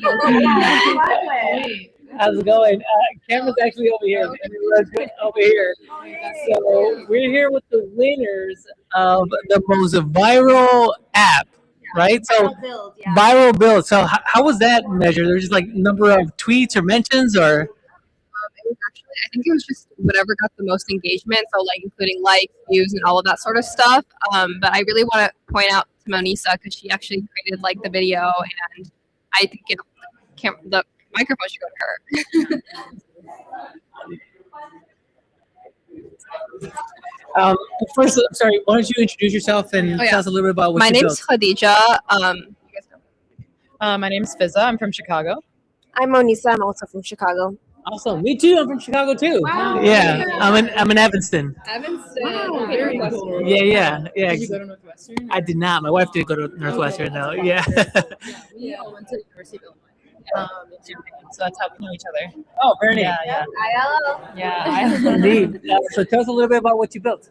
Yeah, so we built an app called Himma, and it's basically this like social networking app to track basically just to start off, like we track everything. We track like our steps, we'll track like what we're eating, we'll track like, what we're reading and stuff. And there's apps for all of these things, but there's no such thing to track like your deen or, things that you do for your spiritual health. And so Himma, what it does is you can track that, but on top of that, you can track it with your friends by competing in challenges together you guys can create or that already exist in the app. Oh, okay, cool. Very neat. And how did you all come together and start working on this? Yeah, I mean, like I said, we all went to college together, so we've been wanting to, come together. Like, Monisa just graduated; she lives in Seattle, so we wanted to like take a trip to SF together. We've been following, Alif for a while, and we saw that, they collabed with Replit to have this really cool hackathon, and we were like, why not sign up and go? So yeah, that's basically the basis of it. And what are your backgrounds? Are you programmers? Yeah, I'm a computer science student. I have one more semester of college. I'm marketing, and then they're both like software engineering. Yeah, software engineering. Yeah. Very neat. And how did you use Replit this weekend? Where are you? Oh yeah, I was just gonna say. I think I haven't really used Replit that much, so this is like our introduction to Replit and like vibe coding and end-to-end platform. So yeah, we did not even touch a single line of code. We started off in the design mode, and then from there we just kind of like built our entire app. Prompt engineering. It was a very cool experience. Yeah. Very neat. And even though both of you are software engineers and you could get into the code, decided to kind of skip that. Tell me about that. Yeah, I was gonna say I wanted to add to that like component as well. So we came into this, and at first, like there was like I might have not been able to come, and I was telling Monisa this, and she was like, "No, I need you. Like, well, like you guys are like my developers. Like I need some technical background to it." But genuinely, like we didn't know what Replit was before this, but now that we were here, and there was actually like this moment of like, wow, like you don't even need to be a coder or like have a background of software engineering to do this. And I feel like honestly, by the end of it, like Monisa was, even though she doesn't have a technical background, she was able to prompt engineer and honestly create a better app than like I could have by just like developing it in a short amount of time, because like we were focused more on the idea itself than like the actual like errors or like that sort of stuff. So I really, really like Replit. I hadn't used it before, and I didn't realize how like little or minimal like code changes we'd have to do to get like an MVP. Yeah, it's very cool how it's like all like you can even just like push to publish like the app like on the web, like everything, like the data is all stored. So honestly, like I'm super into like the low level side of like programming, so I thought that was like super cool. Right. What'd you think? Now you feel like empowered. You're like, I actually don't need you guys anymore. So as someone who's not technical, I thought Replit was amazing because you're telling me that I can just type some words and it comes to life. And as someone who's not technical at all, that was my dream, and it was able to come true this weekend. And I feel like I was able to actually contribute. Like I'm not telling the beginning, I actually thought that they were going to be doing most of the work, and I would have to feel like that one person who feels guilty because I didn't do anything. But yeah, prompt engineering is so fun. And now it's inspiring me to go home and build something else using Replit. Awesome. So what's next for the team? Now that you feel like you can code on your own with Replit, you still gonna have them tag along? So right after we went up on stage at the end, this guy came up to the three of us and he told us his idea, and it was very similar like concept. So like he was saying like, hey, let's hop on a call and figure out like how we can collaborate and combine our ideas for something stronger. So yeah. So I think we're really excited to see, where this goes. I think our original thought was, we just kind of do this for the hackathon just to like, have a project and like have something to submit and then maybe kind of not really continue with it after. But I mean, seeing how like people were really interested in the idea, like maybe, it can go somewhere. Yeah. Bring the whole gang back together. Yeah. Like in Chicago, right? Yeah. But Rennie, how can people track your progress? Are you guys on social, or where can people follow your work? Maybe that's you're alley. Or like a company social now. Or so we got the most viral builds, and I posted on my TikTok account. Okay. Jumpy with the hoodie, no E in the hoodie, and I'm going to be updating on there and also my LinkedIn at Monisa Yusra to be updating how we ended up getting the most viral build. Yeah. Awesome. Yeah, you got to teach us how to do that. People are saying congrats in the chat. So. Oh, thank you guys. Is this like live to who? We're live on Replit channels, LinkedIn, X and YouTube. Oh my God, no way. Got a question here. Question: what do you think was your winning strategy? Like, what do you think? Why do you guys think you were able to go so viral? Okay, so basically, Alif used a really cool like content creation strategy to promote the event. It was a bunch of different clips from different angles. So you don't even complete one sentence just standing in front of the camera. It's like one sentence but broken up into different angles and stuff. So for the video that I made that went viral, I copied a similar style to tell the story and continue to like keep the viewers engaged. Love it. Cool. Awesome. And yeah, you should look for that clip. That's very neat. Cool. Yeah, yeah. And I also used a hook because that's what you get to get people to view the video. And I said that I've never coded a line in my life, but I flew across the country to participate in a hackathon. So I think that got a lot of people to be like, hold on, like you've never coded, but why are you going to a hackathon? Yeah. Oh, for sure. Yeah. People got to stick around and watch that. Yeah. Yeah. Cool. All right. Well, thank you so much. Let you get back home and get rested. I'm sure you guys are super tired. Thank you so much. Congrats again. Thank you. Yeah. Yeah. Let me mute this.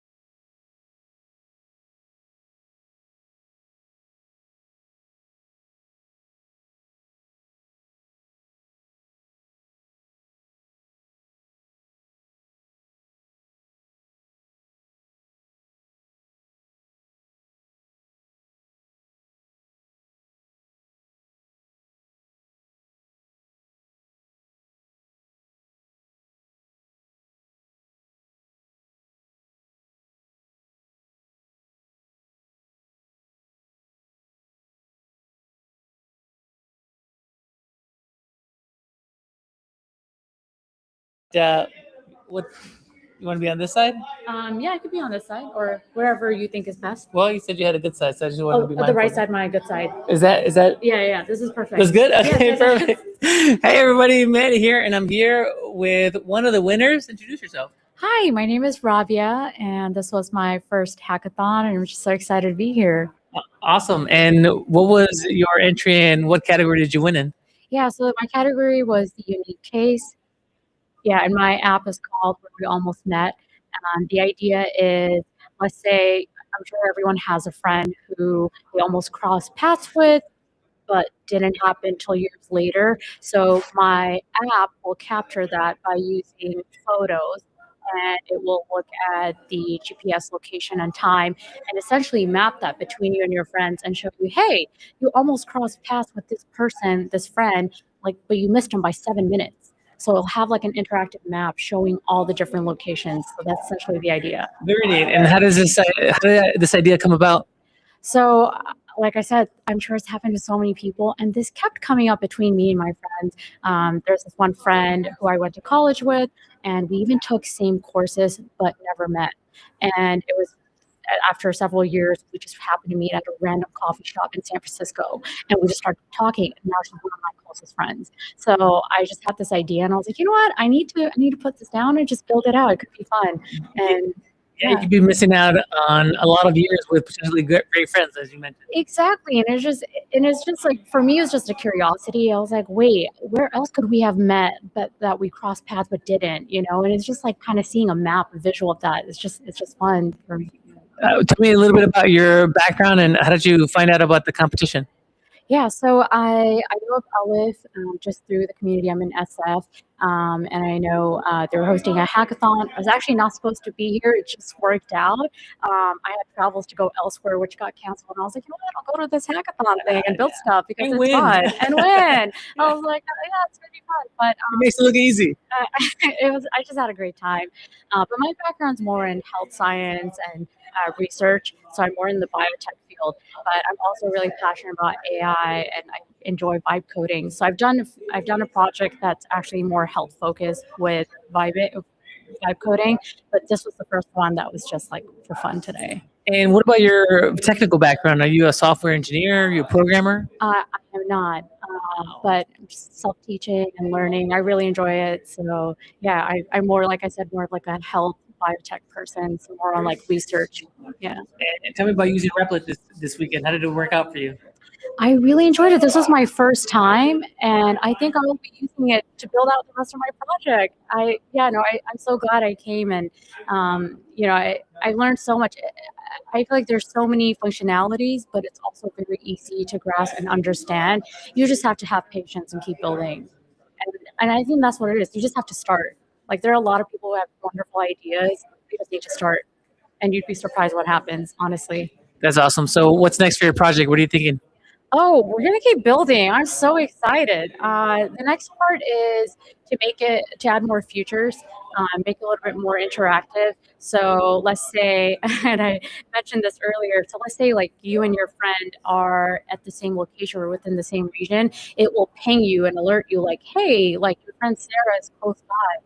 And you can, of course, turn that feature off if there's somebody you're trying to avoid. So you can use it for both cases.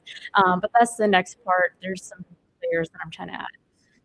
That's awesome. Well, congratulations. Where can people follow your work? Are you on socials or anywhere? Yes, I'm on LinkedIn. I have not posted as much, but I will be. So you can find me on LinkedIn, Rabia Safidar.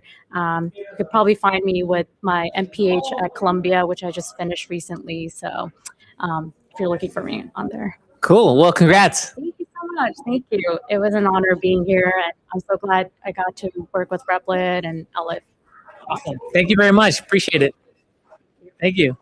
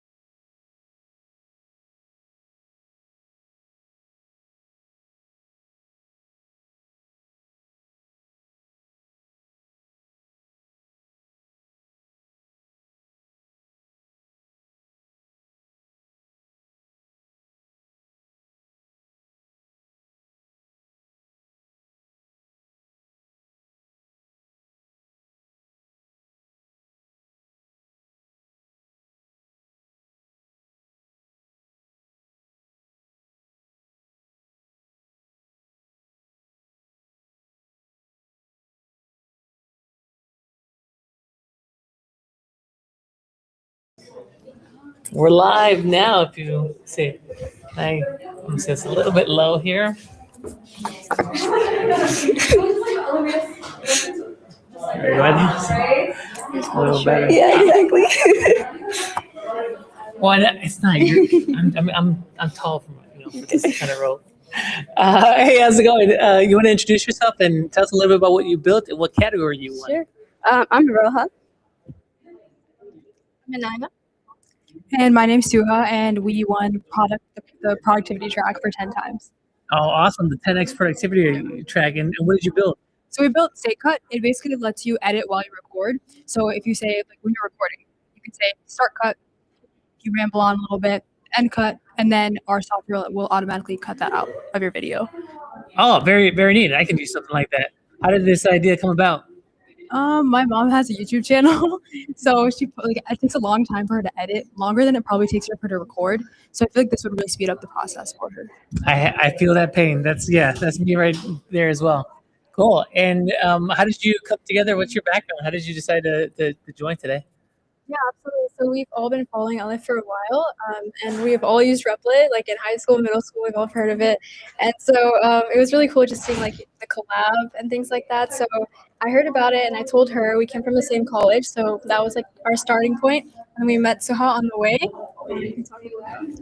How you like combine with us, or we just had a mutual friend and it just ended up working out. I don't know. I feel like it was like fate, which is kind of cringe, but Very neat. Very neat. And what's next for the team? What's next for the application? What do you guys think? I think we definitely want to start working on it more and just figure out all the logistics of it and like use machine learning maybe for transcription and stuff. But just basically see what features that exist on the market and what gaps there are, maybe. Awesome. And what are your backgrounds? Are you software developers? Are you programmers? I'm a CS major, second year at university, Okay. and I'm like software developer. Oh, cool. yeah, we're all technical, we're all CS, so Yeah. And what was your experience using Replit this weekend? it was really great. Going into it, like we were like kind of iffy about it. We were like, but actually, like it really went past like our expectations. Exactly. Yeah. And we were like, this is actually there's so much you can publish like just directly on the app, which was like a huge thing. It was a great error logging and everything like that. So and their video editing was actually pretty good. Oh, I didn't really? realize that. Oh, really? Yeah. Like the embedded capabilities within Replit? Tell me more about that. We were just we didn't realize that it could actually cut the video on its own, like fast forward, all that stuff, just without any APIs added to it. So that was pretty incredible. Wow, right out of the box, yeah. And even though you are technical and you can stand everything on your own, it's still convenient to have something like Replit just like that. Super convenient. Yeah, exactly. And I think we've been seeing this as well. Like a lot of non-technical people obviously love Replit right now, especially with Agent, but a lot of technical people too, because they don't want to deal with all the DevOps stuff and all like the overhead that comes in with setting up a new project. You just want to go from an idea to a prototype really, really fast. And then if you want to build off of that, then you get a little bit more hands-on. But like for quickly prototyping and moving fast, Replit can be super helpful. Exactly. Very, very neat. Cool. Where can people follow your work? If people want to see what your next project, is there anywhere they can follow you? I would say LinkedIn. At Yeah, you can do it. at Roha Fatima. Okay. yeah, same here, LinkedIn, and I Jawed. Yeah, same. My LinkedIn's Suha Observer. Cool. Awesome. Well, congratulations. Thanks again. Thank you. Yeah.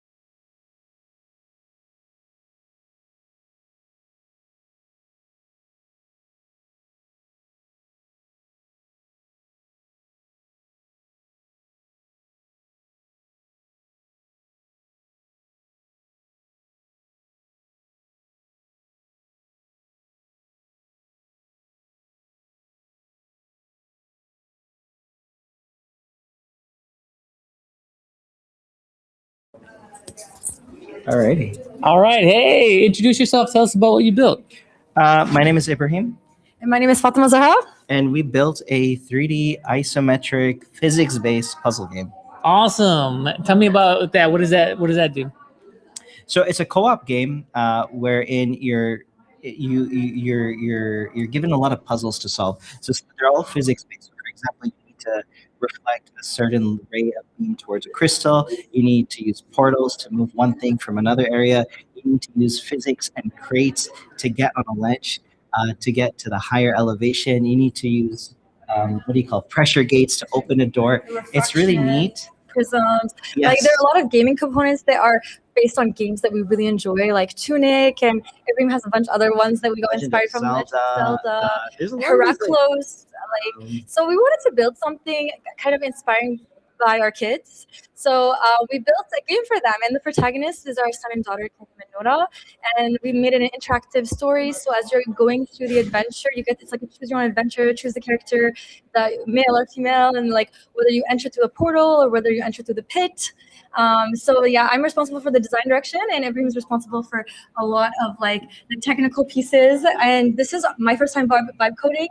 Ibrahim has a bit more. Just 4 days more. 4 days worth more of knowledge. experience. But it really helps those extra days. But it really was amazing being here and getting to experience it firsthand and know what kind of things can be built with Replits. Like who would have known? Like I really wish everyone knew this. Like how much can be built in such a short time 36 frame. hours, we built 5 biomes worth of levels. We built an AI level generator. We built a proper local and online co-op. We built in gamepad support and a whole physics engine. Even a sandbox. There was the capacity to like scan your own level so that you have your own platformer and you can actually put the shards where you want and the lasers. So it's like. Are you a game developer? I'm not, but today I am. Like it's insane. Exactly. No, definitely. We were more like game consumers. So going from game consumers to game builders, it's like, that flex, what? It's nice. It's nice. It's quite the experience. And so you're a designer. Are you a programmer? I would say design engineer. Design engineer. UX product. He's very humble, but like he's built quite a few things. We actually have a startup that we work on together. It's an ed tech startup where we make augmented reality storybooks and we make 3D models based off of every scene. And it's very impactful because it's like we started with our own community, so it's a faith-based book. We have so many story ideas, and I am so excited because of AI. Things can come out so fast. Not many people have experience with building games in Replit. How was that like for you this weekend? So I did a little research on Three.js and other frameworks that are commonly used when vibe coding a game using some of these tools. There's Phaser.js. There's a few other ones as well. I think Three.js is hard to get into initially if you're not vibe coding, but this made it a lot easier. And then I really like it because the skill ceiling is really high. So you can have these blocky textures that like just look straight out of Minecraft. No shade to Minecraft, but just they look very plain, right? With the right post-processing, with the right shaders, which Replit can make, typically that is a much longer process. Like you have to build these like GLSL shaders. I don't even know what that stands for. I was making them today, right? With just a little art direction. You got to be specific. And I think like Replit has this like amazing feature that most people don't talk about. It's called the plan feature, where before you start building, so like first there's a design feature, which is amazing, right? You have fast iterations, you can mess around, but then the plan feature is where the magic's at, in my opinion. Just because you have a rapport with somebody who's like a senior developer and has access to so much data that that agent will prove you wrong, or it will assist you, or it'll tell you what to do, or you can like shoot ideas off of that agent. Like it's insane. Like I would suggest everyone that if you're interested in the space of building things or seeing your ideas come to life, just try it out. Like you will get an idea out in like 5 minutes. Just start. I think we're always scared to start, and that's the first step. Honestly, the bottleneck is in starting. Awesome. And what's next for the project? So I guess some of the skills we built over this weekend, I think we want to implement it into our startup. Maybe have more gamified pieces. I can see this being a companion app. Yeah, I could really see that. I really like it. Like I was having fun with this. Yes, like I'm gonna post some shots for the folks online. But it's fun, and I feel like there's value to be had. Like yeah, if there wasn't a deadline, I think we would keep going. Like we Yes, could build yes, more and more yes, levels. There's our We kept son, forgetting. our son, he colors all these dinosaurs, and we actually have made a 3D model and implemented it into the game. And if we had more time, we would have made them a chat, and it would have been like more, like we have so many That's ideas, and I think that it's not about like Scope creep isn't real with Yeah. Replit because he can Yeah. keep on throwing keep ideas. going. Like I felt like okay, if you guys kept this hackathon going for a week, we would still be working on this. Like it's so exciting. You know, We loved really. it. We loved it, honestly. And you two are married, right? Yes. So date night is now vibe code night. Actually, it's our 10-year anniversary, so this is like our 10-year anniversary gift. Congratulations. Yeah. Thank you. That's awesome. Where can people follow on with this project? You said you're going to post some shots. Where Yeah, can people find those? I'll post it on LinkedIn. I'll post it on X as well.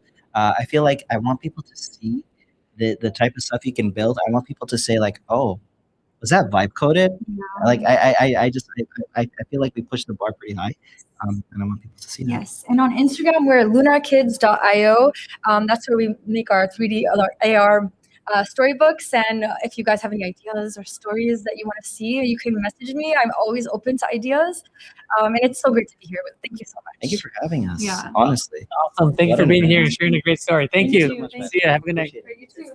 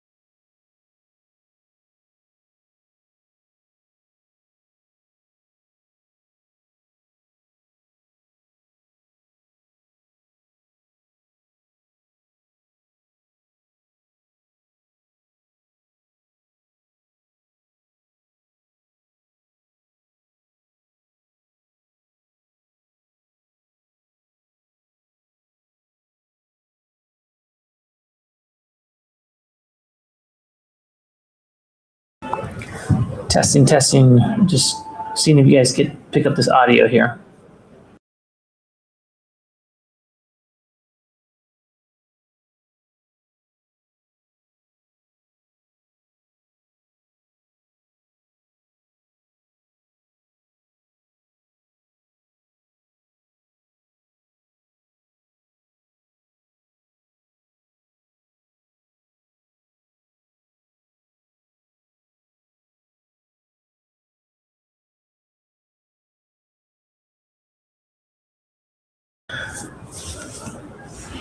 All right, everyone, Manny here. Thanks very much for sticking with us on this live stream. We're closing out here at coming up on 9 hours of live streaming. KG, can you hear me in the chat now? I'm just going straight from my computer at this point.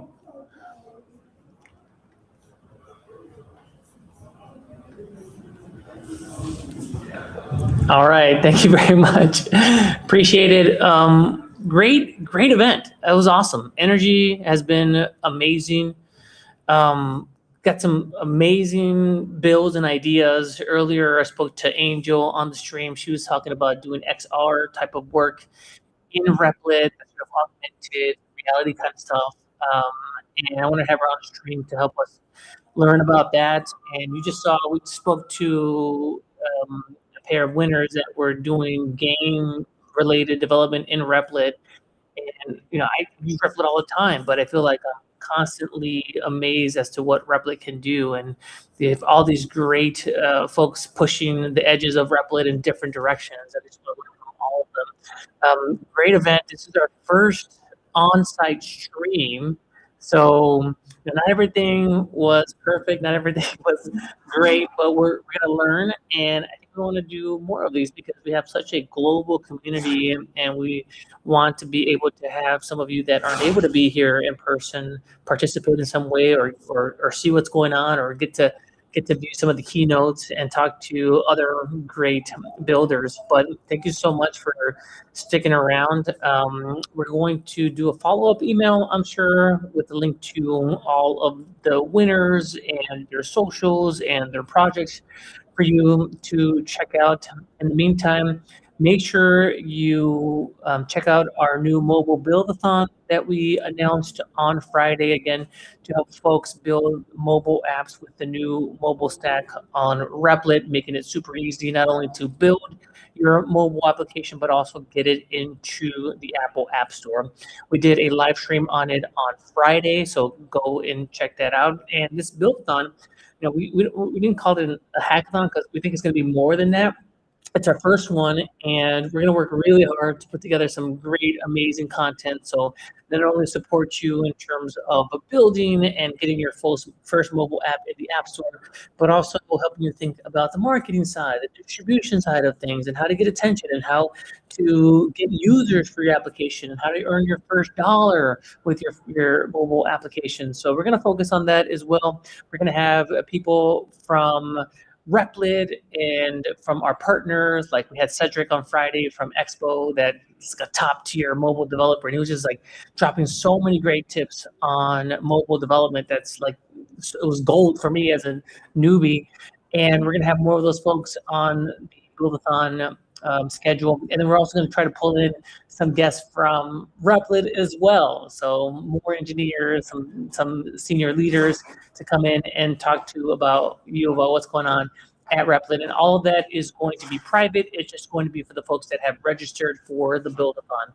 And I'll have to mention that we have some amazing prizes for the Build-a-thon winners. Go to the website, go check that out.